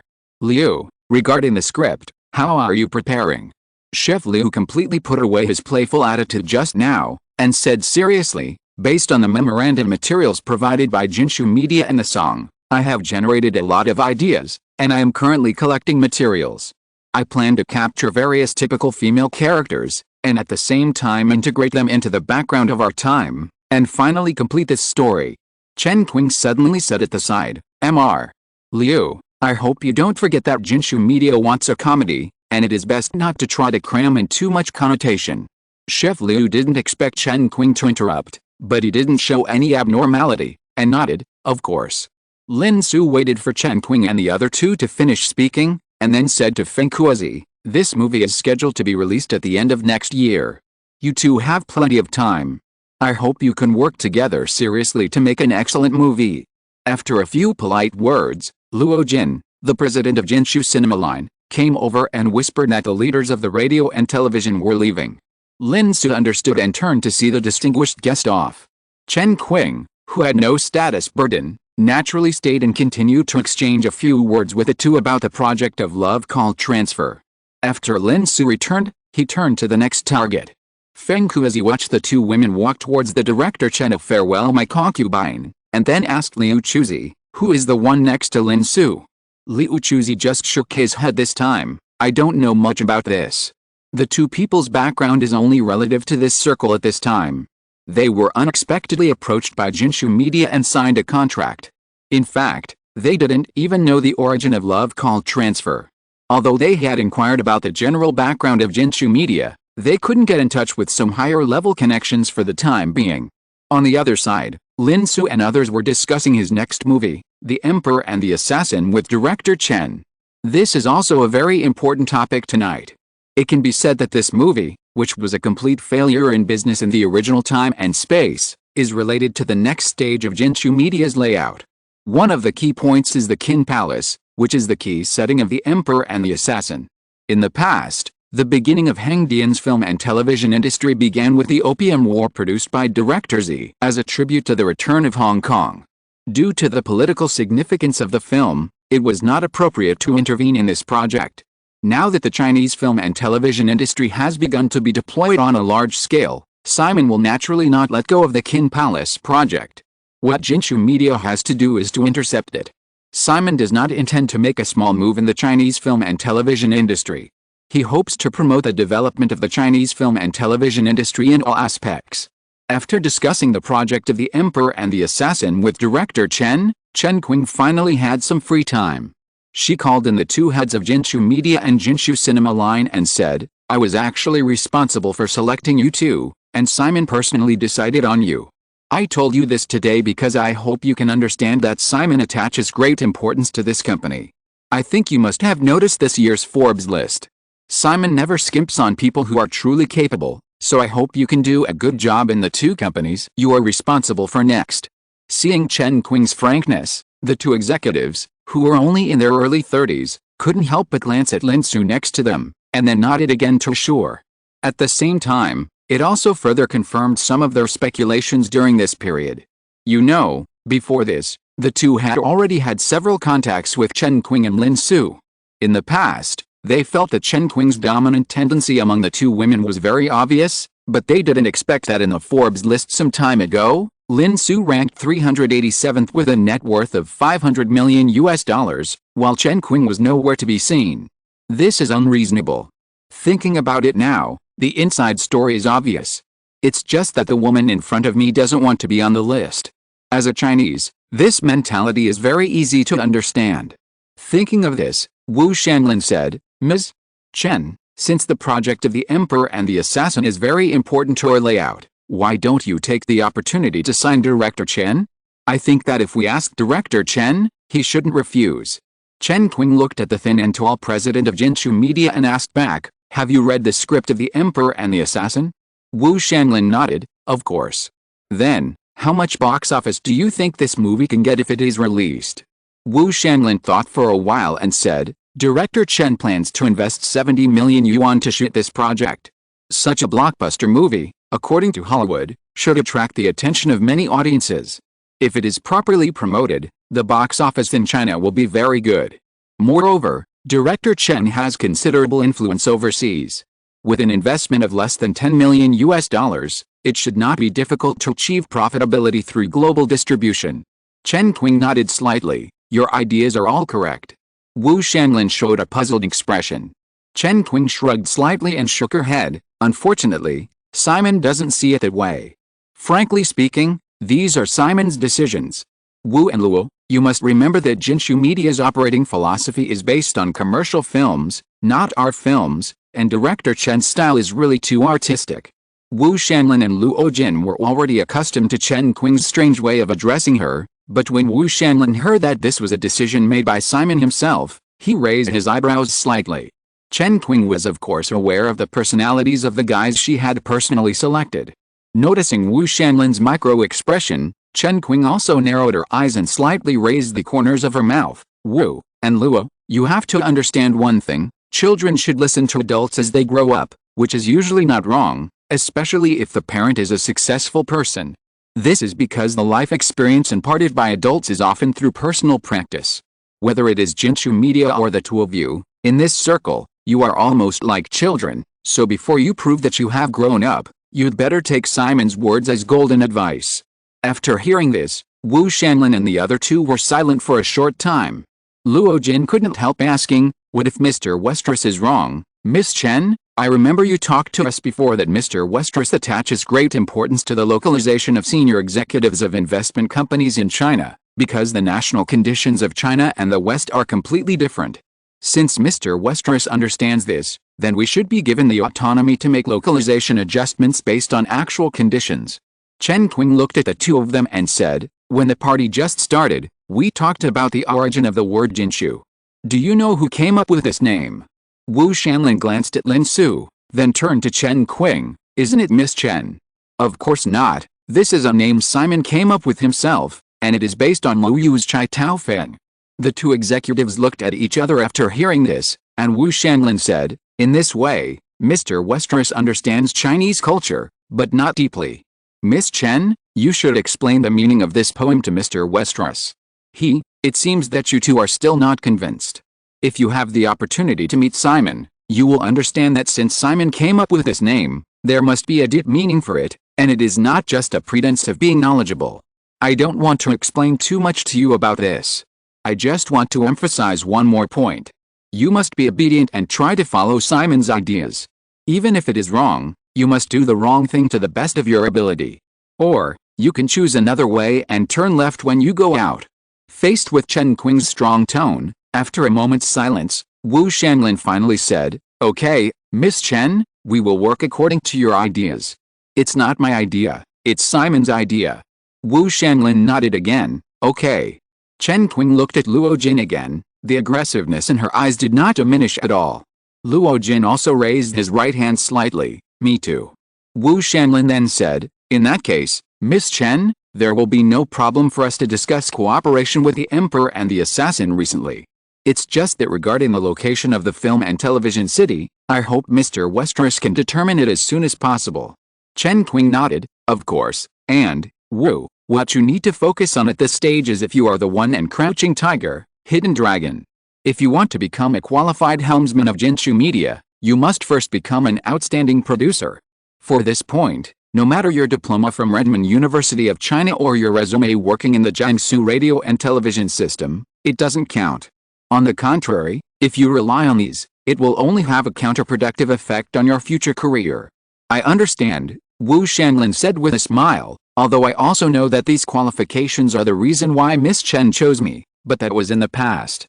In that case, Chen Qing quickly put on a smiling face, like a fickle little fox, and raised the red wine in her hand to the two of them. I wish you a great success in advance.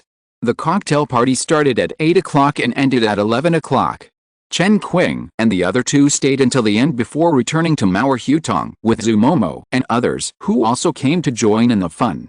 In the courtyard, Lin Lan, who had been a silent bystander for most of the day, took a shower and walked out of the bathroom in a bathrobe. While combing her still wet hair, she said to Lin Su, who had also taken a shower and changed into pajamas on the big bed, Sister, I'm not provoking you, but I feel that Chen Qing is deliberately suppressing you. Lin Su, who was leaning on the bed and flipping through a magazine, glanced at her sister. Aren't you provoking me?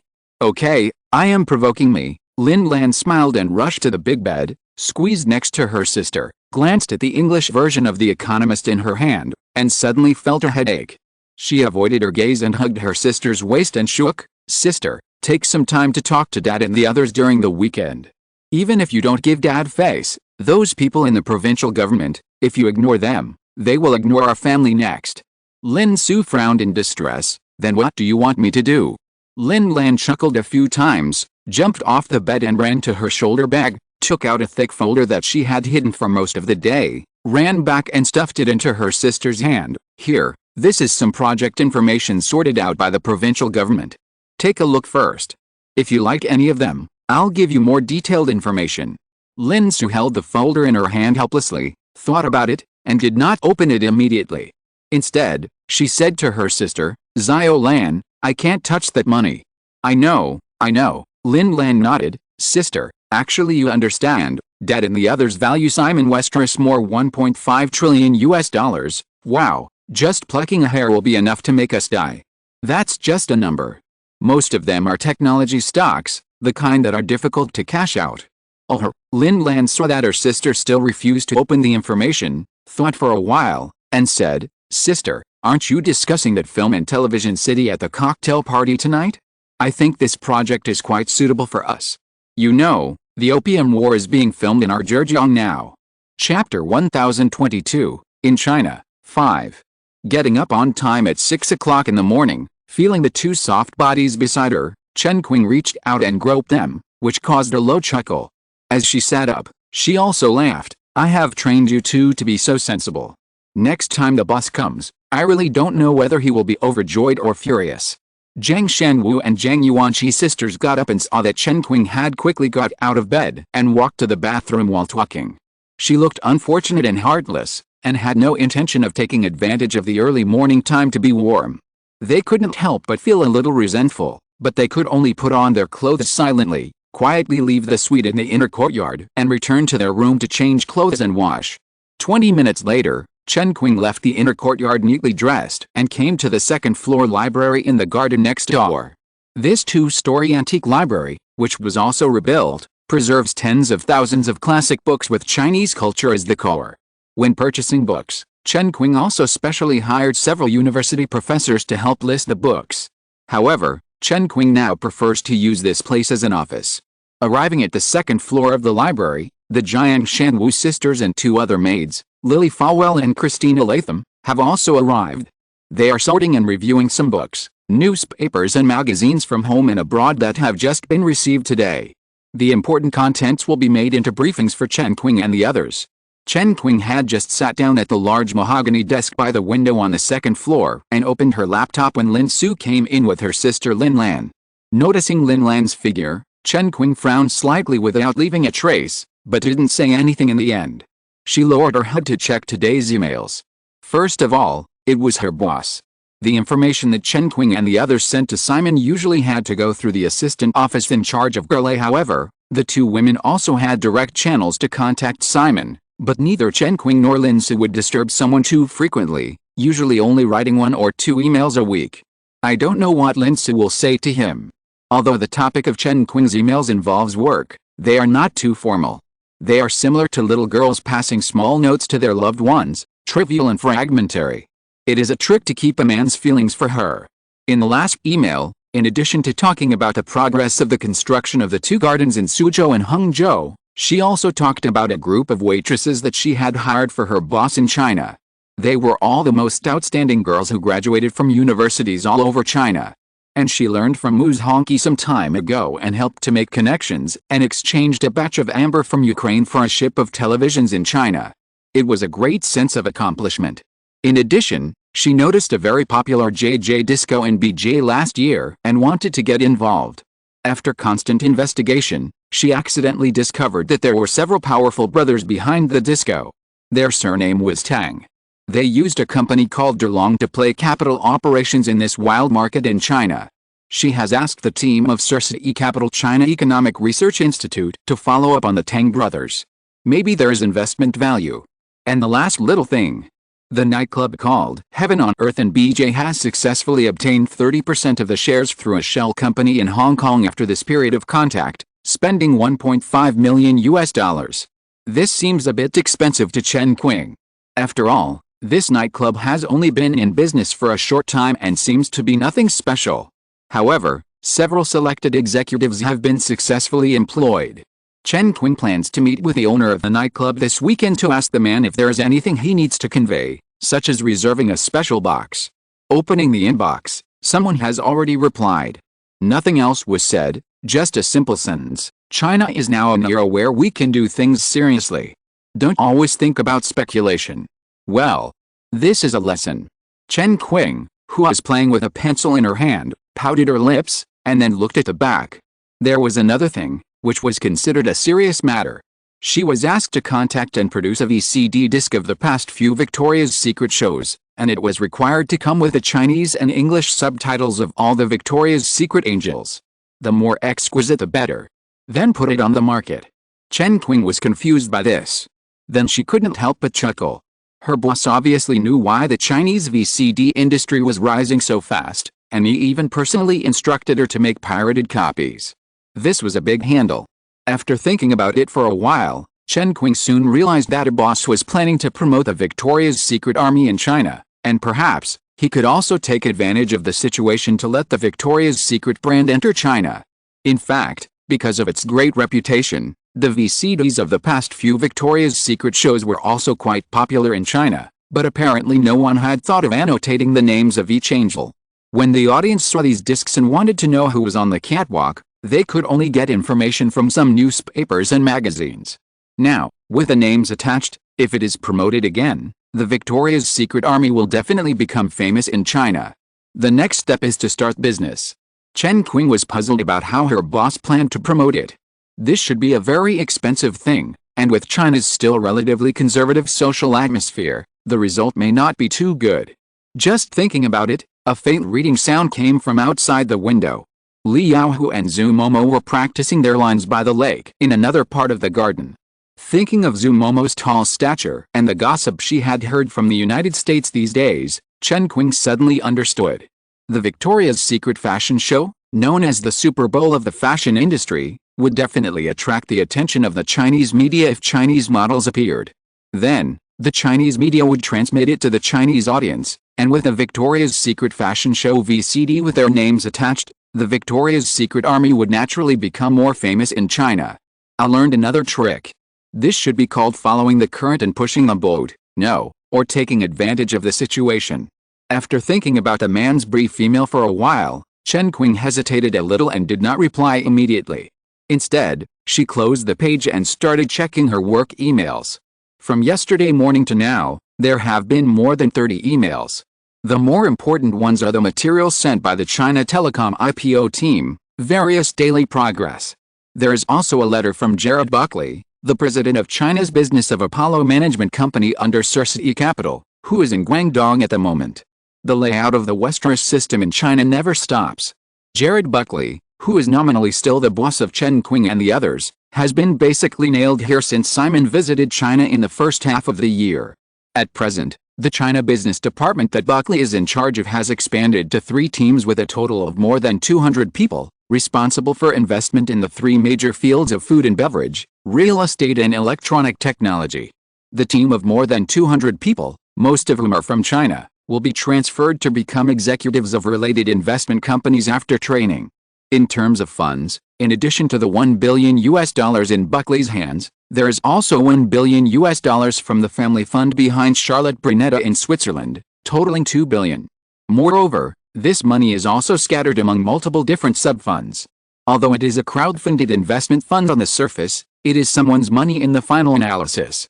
Chen Qing also understands that her boss did this mainly because he didn't want the Westeros system to appear too ubiquitous in China.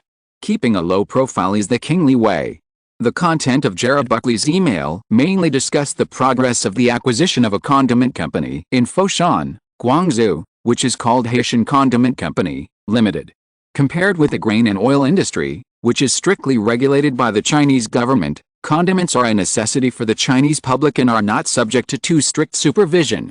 Moreover, the profit margin of condiments is very high, just like the beverage industry. With all the advantages, condiments have become a recent investment focus of the food and beverage team.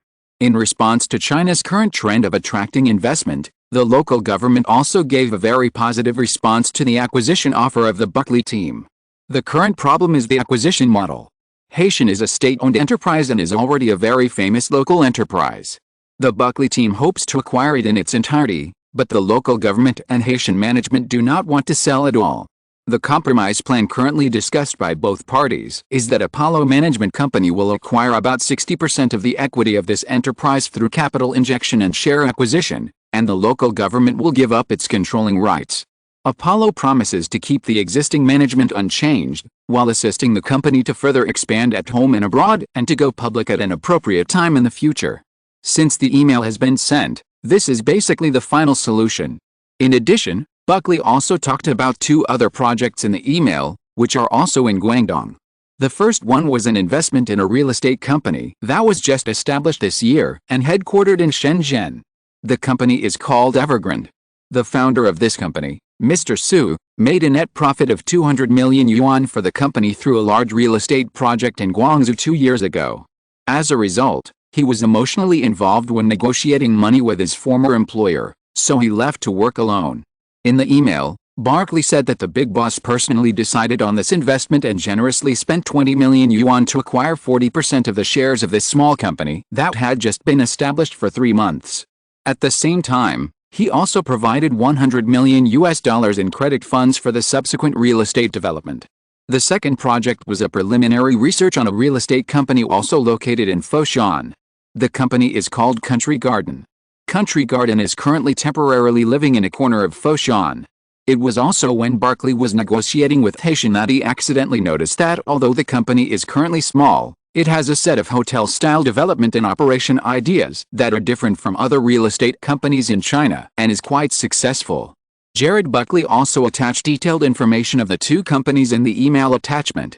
Chen Qing quickly read all the work emails, opened the 2 attachments of the real estate company information sent by Barkley, started printing, listened to the humming sound of the printer next to her, stretched her body, looked at the clock. It was already 7 o'clock, so she turned off the computer and went downstairs to have breakfast.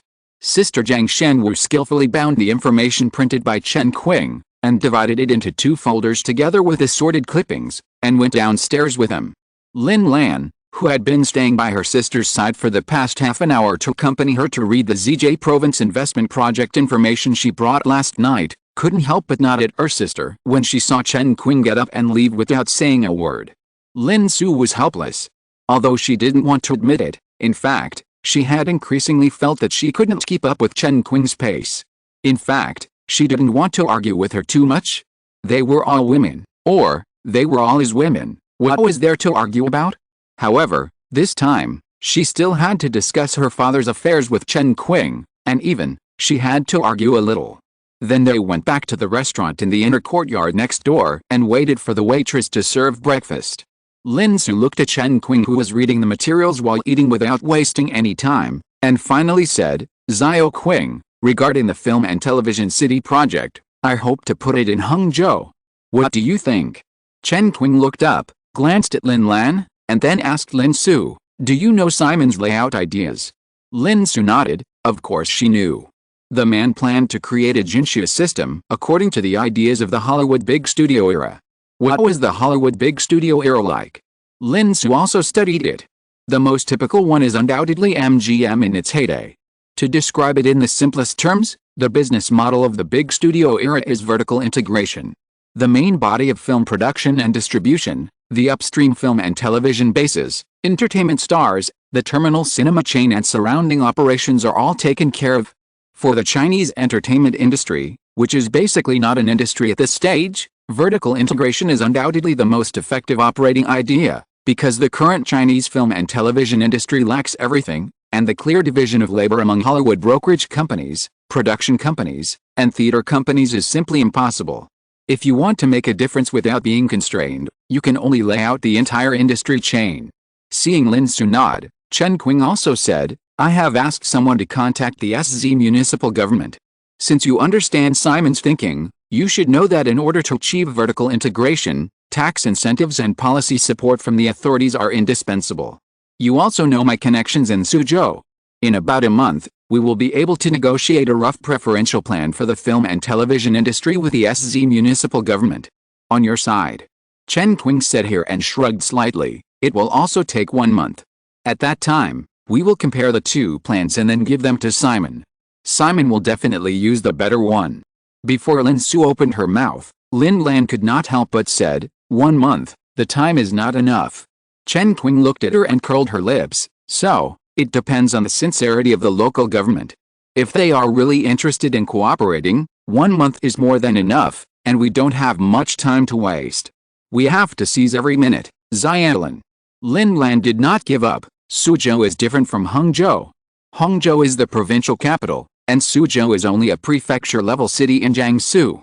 The difficulty of making decisions is very different. And you just said that you have started working in advance. This is unfair.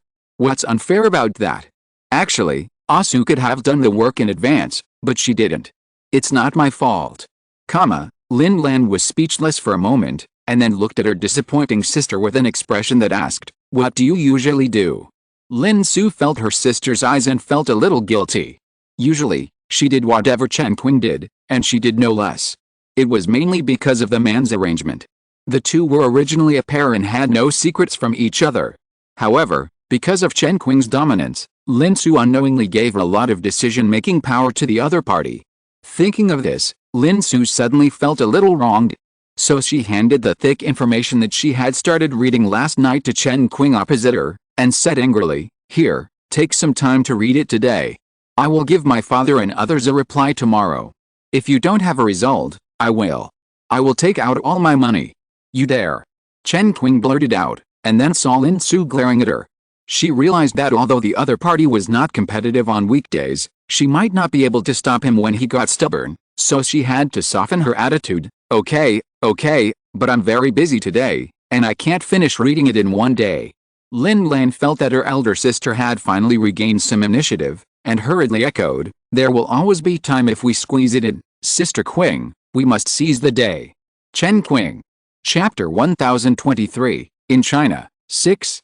After a busy weekend, the Zhejiang provincial government team finally finished a week's work schedule after a 2-hour meeting with the investment promotion team led by Lin Su's father in the conference room of the ZJ provincial office in Beijing on Sunday afternoon. Although I squeezed out time to roughly browse the thick investment promotion documents brought by Lin Lan, it is of course impossible to make decisions immediately on many things. After Chen Qing selected 3 projects to explain her intentions, the focus was still on discussing the development plan of Jinshu Film and Television City and Simon's idea of building an Oriental Hollywood. The girl directly brought Simon out, plus the Emperor and the Assassin and Hero and other projects with a total value of hundreds of millions. Even though the Chinese film industry has now fallen to a state of being ignored by chickens and dogs, the Zhejiang provincial government team is still quite excited. Because Chen Qing also talked about the various benefits of Western countries introducing the film and television industry at the expense of a large number of tax rebates. The focus is that in recent years, Australia and Melbourne have become the most important film and television production base in the Southern Hemisphere. What's more, the film and television industry is only the foundation. The most important thing is the large cultural and tourism industry chain based on the film and television industry. If this item can be realized, in addition to bringing real GDP, it can also widely enhance the local reputation. So much so that when Chen Qing, who is very eloquent, encouraged them, not only did the Zhejiang provincial leaders present get excited, but even Lin Su had a feeling of sudden enlightenment. It turns out that a pie can be drawn so big. Bad girl. I wanted to stay and have a private conversation with my father, not to be too excited, but I realized that the occasion was not right. So Lin Su decided to leave with Chen Qing for the time being. Anyway, they could contact each other by phone at any time. On the way back, looking at Chen Qing, who was still taking the time to read a report of excellent technology, Lin Su couldn't help but said, "What you just said, tens of millions of tourists every year, tens of billions of output value, and it can also become a cultural name card of ZJ province? Can these be realized?" Chen Qing didn't even raise her head. "In the short term, no." "Then what are you talking about? If the timeline is extended to 10 years, I think it should be no problem." Chen Qing glanced at Lin Su. "I am selfless, and then it will be Jiangsu and Zhejiang provinces competing for this project. The brighter the prospects I describe, the higher their enthusiasm will be. Maybe you offer 2 good conditions and snatch the project away." Lin Su helplessly, "Do you think the people in the provincial government are all fools? If the pie is too big, it will inevitably make smart people doubt it. Moreover, if the pie is too big, will the approval process increase significantly?" Chen Qing gave her a wicked smile. "I don't care about that. Anyway, I have given you the option without reservation." When Lin Su heard this, she thought it was true and didn't know how to refute for a moment. After thinking for a moment, she said, "In that case, what do you think about the other 3 projects we discussed today? I can't just invest money based on some simple information. Of course, I have to conduct a detailed investigation. But don't worry, as long as these projects are fine, there will be no problem with the investment." "What if there is a problem?" Chen Qing rolled her eyes at her. "Are you looking for trouble?" Seeing Lin Su's embarrassed expression, she finally said, "In fact, just like last time, not to mention the shares of Wahoo, this is a very outstanding company. As for Nongfu Spring, as long as it is done well, its scale will be very large in the future, but all these take time, and you can't get rich overnight. Outsiders often associate our boss with adventure, but in fact, he is a person who pays great attention to long-term investment. His current net worth of $150 million, if you think about it carefully, is all earned step by step." Lin Su nodded silently. "In fact, I understand what Chen Qing means. Her father is indeed a little too eager and hopes to achieve a lot of achievements in a short period of time. However, this is also the overall trend in China in recent years. Adventurous, radical, and even impetuous. The shaky giant group that Lin Su is following with Chen Qing is a typical example." Back to the courtyard in Mauer Hutuang, although the work schedule for a week is over, Chen Qing did not waste time. She took a short break, changed into a set of home clothes, and went to the garden next door, intending to read some information in the library before dinner. Just now, I took Jiang Shanwu and her sister into the garden and unexpectedly saw Jill Peck sitting in the pavilion by the pool not far away. Privately, I also learned from Jiang Shanwu and her sister about the daily life of Zhu Momo and his group after they moved in. After thinking about it, Chen Qing walked towards Peck. Seeing Chen Qing approaching, Jill stood up and greeted, "Good afternoon, Chen." He still used Chinese, but it was obviously much more standard. Chen Qing smiled and sat down on the round stool next to the stone table, saying, "Let's speak English. If you want to practice Chinese, you can chat with Momo and the others in private. By the way, Momo is not here. She went out to play with some new friends she met a few days ago. They are all freshmen at the Central Academy of Drama." Jill switched to English and for some reason took the initiative to explain, "Today is Sunday." Chen Qing nodded and glanced at a document in front of Jill. It was an English version of China's interim regulations on the transfer of urban land use rights promulgated in 1990. "Are you interested in China's real estate?" Jill nodded honestly. "Yes. It's a good entry point," Chen Qing said. "The boss told me in an email that in China, as long as you can handle real estate, you can also operate many other industries in China."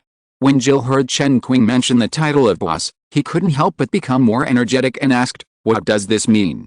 "That requires you to experience it yourself," Chen Qing did not explain, but continued, "But it's useless to just look at these materials. Do you have your own goals and ideas?" Jill paused, then nodded and said, "I've recently noticed a villa project in BJ. I think if I take it up, the profit will definitely be good. Tell me more about it." Jill searched through a pile of folders next to him, took out a copy and handed it over. "For now, these are all I have. Most of the information is collected from the public media. You know, we have only been in China for a few days. However, I went to the side of the villa area yesterday and reaffirmed my idea. Hundreds of villas have been built there. What is lacking is someone who can sort out the complicated disputes." Chen Qing listened to Jill and had already opened the information. At first glance, she saw the name of the villa area project. Rose Garden. She continued to flip through it. It turned out that this was a large villa project covering an area of about 800 acres in the CP area in the northern suburbs of Beijing. However, the project suddenly broke out a lawsuit scandal recently. After quickly browsing the information Jill had collected, although there was not much useful information, Chen Qing still got a general idea. The original developer of the Rose Garden project, Liu, who was finalized in 1992, obtained the development rights of this large villa area at a very low price through not very bright means. As a result, the other party did not have enough financial strength and just wanted to get something for nothing. Then there really was a wolf who took the bait. This was the second developer, Deng. The other party also had no intentions. He also coveted the ultra-low-cost land that Rose Garden had obtained by improper means. However, after taking over, He found that this was a super mess with incomplete formal procedures. Deng spent several years to finally straighten out all the links and start the project. As a result, the funds obtained from the pre-sale of the first batch of villas were misappropriated by the first Liu. Just last year, Liu, who was desperate, committed suicide. Deng, who was also desperate, had to introduce the third buyer, Liu, who was also a speculator. The incident happened recently. Deng and Liu had an internal dispute, and as a result, all the inside stories of the project were exposed and went to court. Not only did it attract a lot of media attention, but most importantly, there were also various creditors involved, worth hundreds of millions of RMB, chasing after them. At the moment, they were at the end of their rope. After carefully reading the information in her hand, Chen Qing took a sip of the coffee that Zhang Shenwu had just brought over, and looked up at Jill and said, "What I just said about a boss can be fulfilled in this project." Jill seemed to have realized something. Chen Qing added, "It's a very troublesome business. However, if you can really straighten out this project and operate it successfully, then, as the boss said, you will be able to handle many other industries in China." Jill finally said, "Chen, do you mean, this project is troublesome?" "It's a big quagmire," Chen Qing nodded, and added, "but if I can take it over, it will also be a great opportunity." Jill's expression was eager to try, then. However, after saying this, she couldn't help feeling guilty. She had originally planned to spend a few years slowly taking root in China. Now, it seems that it is not realistic to immediately get started on such a complicated and huge real estate project. Chen Qing noticed her expression and said, "You want to try, it's not impossible. Our boss is the one who dares to hire people. But I have no experience." Chen Qing curled her lips. "You know the Leveson International Center project, right?" "Of course. Although the Leveson International Center is an investment project of the Leveson Group in China, the main person in charge is Chinese. Leveson's overseas team can only participate in architectural design and financial supervision. Because the boss was worried from the beginning that the Leveson team would introduce their American real estate development experience to China. So, your lack of experience is actually a good thing." Jill understood. Thinking about some of Zhu Momo's occasional unprofessional but to the point remarks these days, in the final analysis, the real estate industries in China and the United States are very different. If the American system is brought to China, it will do more harm than good. Chen Qing flipped through the information in her hand again from the beginning. Seeing Jill nod, she continued, "You are interested in the Chinese real estate industry, which is the right direction, because the boss is also very optimistic about the Chinese real estate industry. However, it is not appropriate to focus on the luxury housing market, because real estate and many other industries have one thing in common: only those that are open to the public have a larger market size and potential benefits." Jill couldn't help but refute. Leveson's two projects in Beijing and Shanghai seem to be high-end properties. Chen Qing nodded and smiled. "There is also a third one that is being negotiated, which is also high-end property, involving villa and golf course development. However, the investment purposes of these projects are not simple. Either there are political factors or for personal reasons. The boss's layout focus is still ordinary residential or commercial plazas for the public. After completing these projects, the boss's plan is to gradually develop the Chinese branch of the Leveson Group into an investment holding platform for the real estate industry and conduct secondary integration of real estate companies invested in China." Jill listened carefully, thought about it, and said, "There will always be demand in the Chinese luxury housing market. Since this point has been chosen, I think as long as we stick to it, it will definitely be right." "Very good." Chen Qing not only did not pour cold water on him this time, but also expressed her appreciation sincerely. "In this case, you can join me in the third project of Leveson Group in China. As the boss said, we can learn a lot through the experience of a project." "Okay," Jill agreed without hesitation, and then looked at the document that Chen Qing was still holding in her hand. "Then, what about this? I will ask someone to investigate the more detailed information of this project first. If we can intervene, we can try." Chen Qing stood up and thought for a while and said, "You can use the room on the left side of the first floor of the library to work." Jill saw Chen Qing walk towards the library after she finished speaking, simply packed up the information in front of her, and followed her to the second floor library. Zhu Momo and a group of friends who had just met had dinner outside, and did not return to the courtyard until after 8 o'clock in the evening. He happened to be caught by Chen Qing and scolded. He was very dissatisfied, but did not dare to refute. He took his follower Zhao Annie back to his room, still thinking about the day when he would get back the place and scold the other party. The status of the two is not much different. Why can she step on me? When I returned to the room, I didn't notice the difference between Jill and the girls from the Central Academy of Drama. I was talking about where I went with a group of girls from the Central Academy of Drama today, and it was a pity that Jill didn't go with me. Then I went to take a shower, changed clothes and came out, and my face suddenly became bitter again. Today is Sunday. Of course, this is nothing. The key is that I haven't called home for a week, let alone told my mother that I have returned to China. What if it's exposed? After struggling for a while, I lay on the big bed in the bedroom, and finally picked up the microphone and dialed. I was smart enough not to forget the delay of the overseas call. When talking to my mother later, I must pause. Well, if it is my father who answers the phone, it will be even better. It's a pity that no matter how smart a little fox is, it can't beat the old hunter after all. And the hunter is too different in rank. After the call was connected, Zumomo had just said a few words when her astute mother noticed something was wrong. The call was too clear, without any electrical noise, which was not the case before. Then, after a few questions, the flustered Zumomo even forgot about the delay and was completely exposed. After being repeatedly questioned by her mother, she had to admit that she was in China. It was embarrassing. She had just said that she was highly regarded by the agency and was receiving training in the United States. Now, how could she explain it? Zumomo was actually quite good at lying, but it was a pity that she was too guilty this time. After all, how could she confess that she had become a lover of a guy? If she didn't confess this, she was in the United States, but suddenly got the opportunity to star in Zhang Guoxi's movie, which was too fantastic. After a lot of humming and ahhing, Zhu's mother, who knew that she was in BJ at the moment and was deceived by her daughter, immediately said that she would let her aunt Mo Wuling, who was studying in Tianjin, come over tomorrow. Chapter 1024, in China, 7.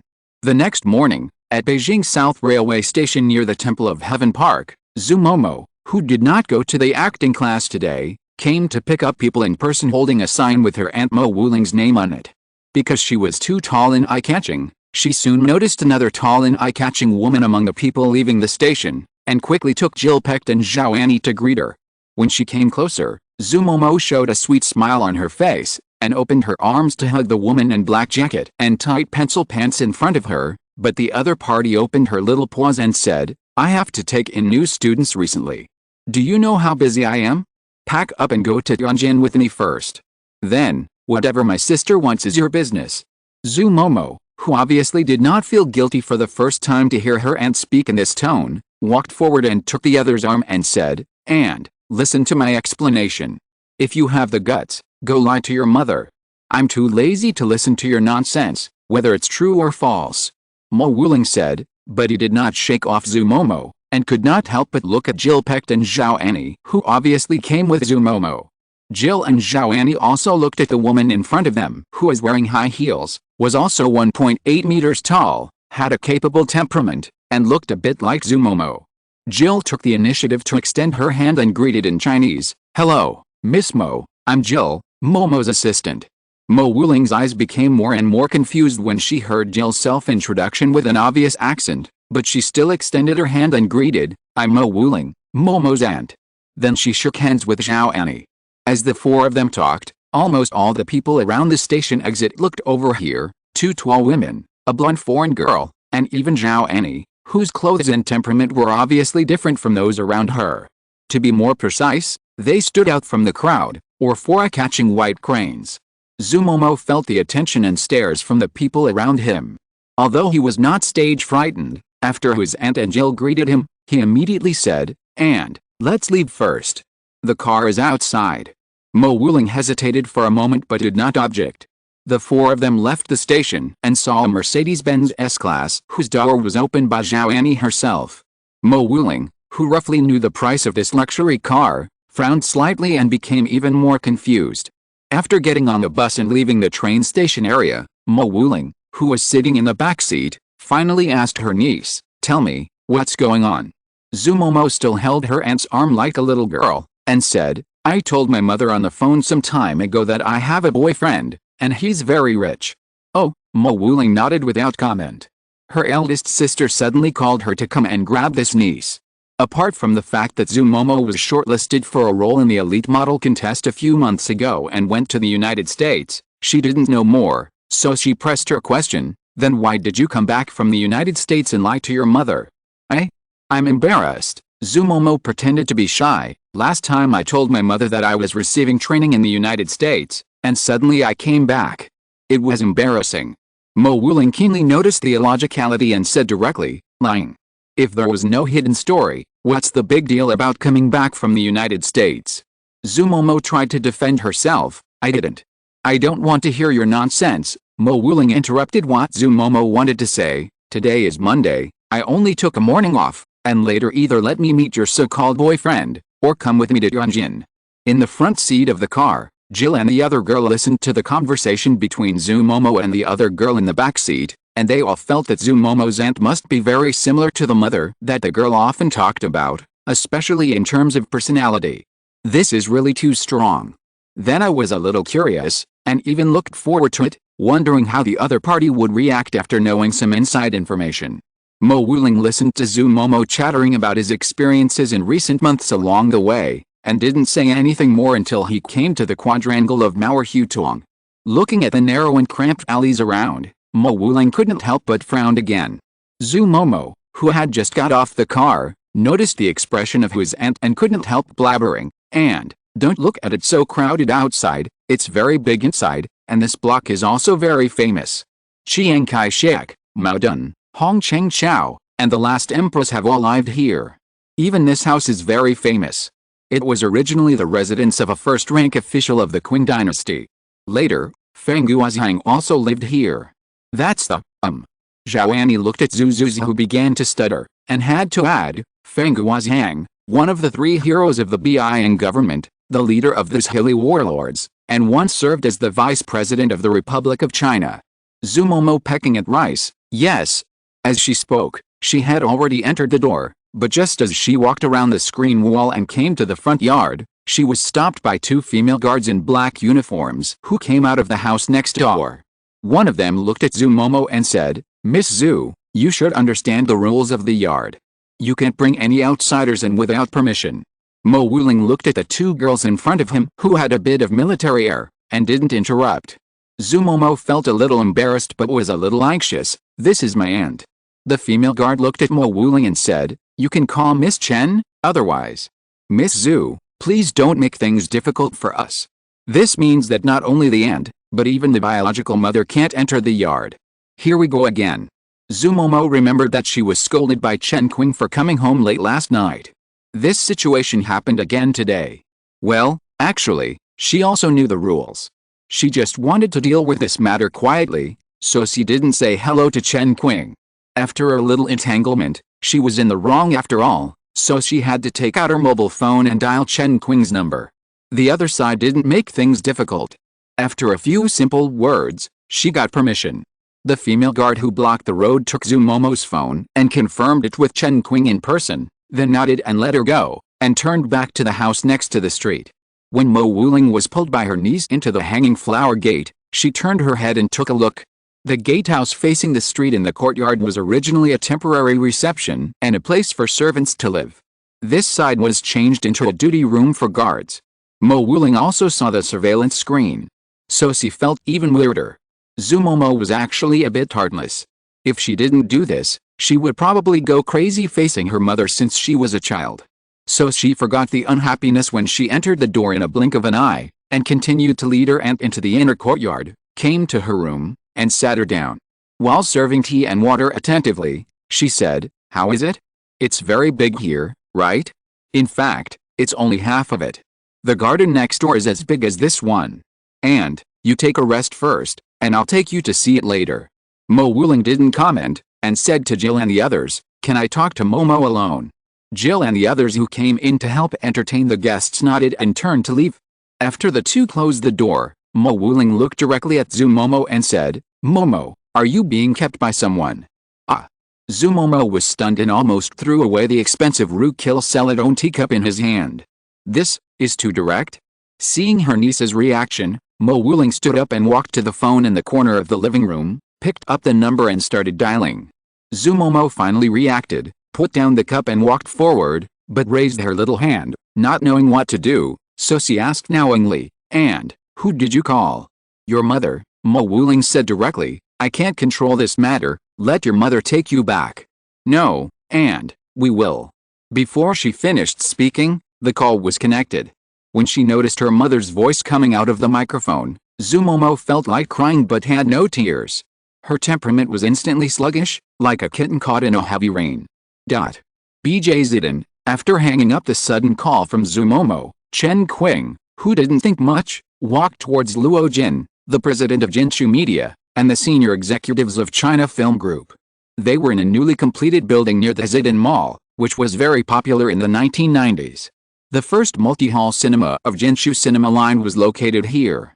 According to the plan, this multi-hall cinema, temporarily named China Film Jinshu Cinema, will occupy the 5th, 6th, 7th and 3rd floors of this 12-story comprehensive commercial building. It is planned to build China's first 5-star multi-hall cinema with a total of 8 halls that can accommodate 2,000 viewers. Of course, at this stage in China, there is no relevant rating for cinemas, and this is just a publicity gimmick in the future. As for shareholding, Jinshu Cinema Line only holds 35% of the shares of China Film Jinshu Cinema, and does not require the highest official approval of 49%. In addition, China Film holds 30%, and the owner of the building property holds the other 35%. Moreover, this building belongs to a state-owned enterprise in BJ and a Hong Kong investor, with half of the shares, so half of the last 35% of the shares are also state-owned. There are some complicated equity relations. However, although the Westeros system has made concessions on equity, it actually has more layouts. First of all, the 3-story property of the building. The Westeros system bought the property ownership through a company in Hong Kong for 55 million RMB, because both the state-owned and Hong Kong investors were eager to recover their funds. Moreover, if they wanted to build a movie city, they would need to make major changes to the internal structure of the 3-story property. It would also be difficult to do other things in the future. In order to control risks and recover a large amount of funds immediately, this business was a perfect match. After getting 55 million, the property owner of the building used part of the money to invest in the movie city with a budget of 20 million, investing 7 million RMB. As the property owner, the shell company of the Westeros system sublet the 3-story property to the movie city project, which is a long-term investment and a kind of invisible control over the theater. In addition, of course, there is also the meaning of investment. The development cost of this 12-story building is 180 million. Simon got the property at a price that was only 20% higher than the cost, which is very cost-effective. It is no problem to increase the value several times in 10 years, and it also avoids another situation, that is, as the price of Chinese real estate continues to rise, the movie city has fallen into the situation of working for the landlord. At that time, all 3 shareholders will still work for Simon. On the surface, Jinshu Cinema Line has made great concessions in terms of shareholding, and in exchange, it has also obtained the operating rights of the cinema. Even the name. China Film originally hoped that the name of this company would be China Film Jinshu Cinema Line.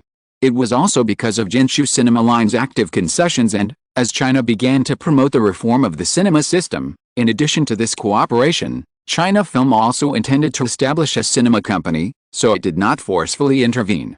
As for Jinshu Cinema Line, there are actually only 2 projects currently under development.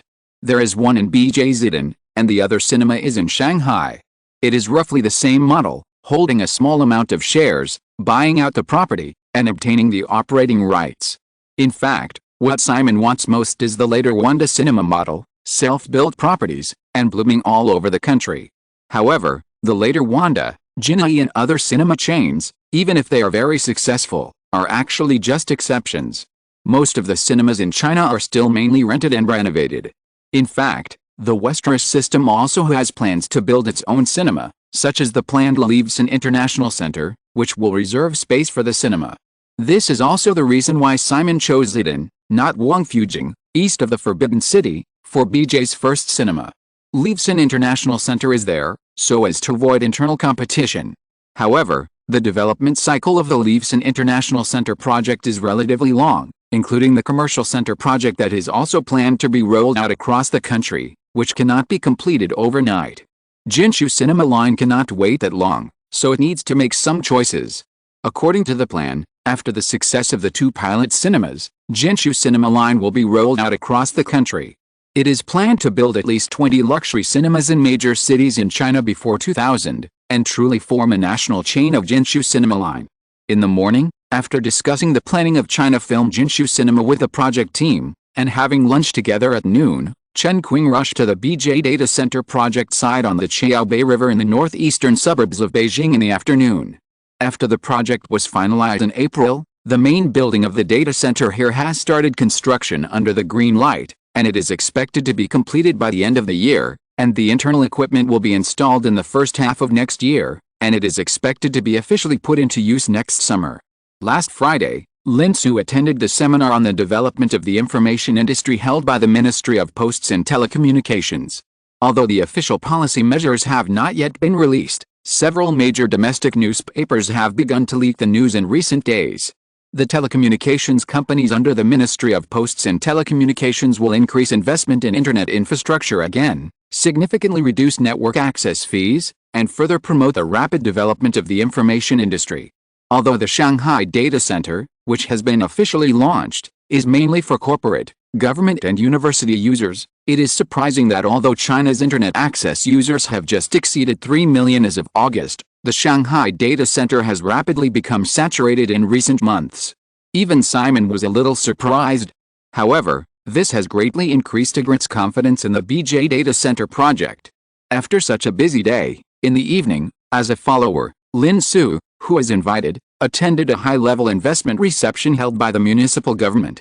I returned to Mauer Hutong at about 10 o'clock. Unexpectedly, someone blocked my door. After receiving the news from my younger sister, Zhu Momo's mother, Mo Yiling, rushed over directly from Yunnan and arrived after dark. Using the long-accumulated pressure, Mo Yiling easily extracted all the inside story from his daughter. With mixed feelings, he put forward conditions to Chen Qing, asking to talk to Simon Westeros. End of this chapter. Thank you so much for reading until the end. Don't forget to give it a like. Looking for more exclusive content and immediate access? Subscribe to our Patreon. Remember, every like, subscription or donation encourages us to continue. Thank you all. See you in the next video.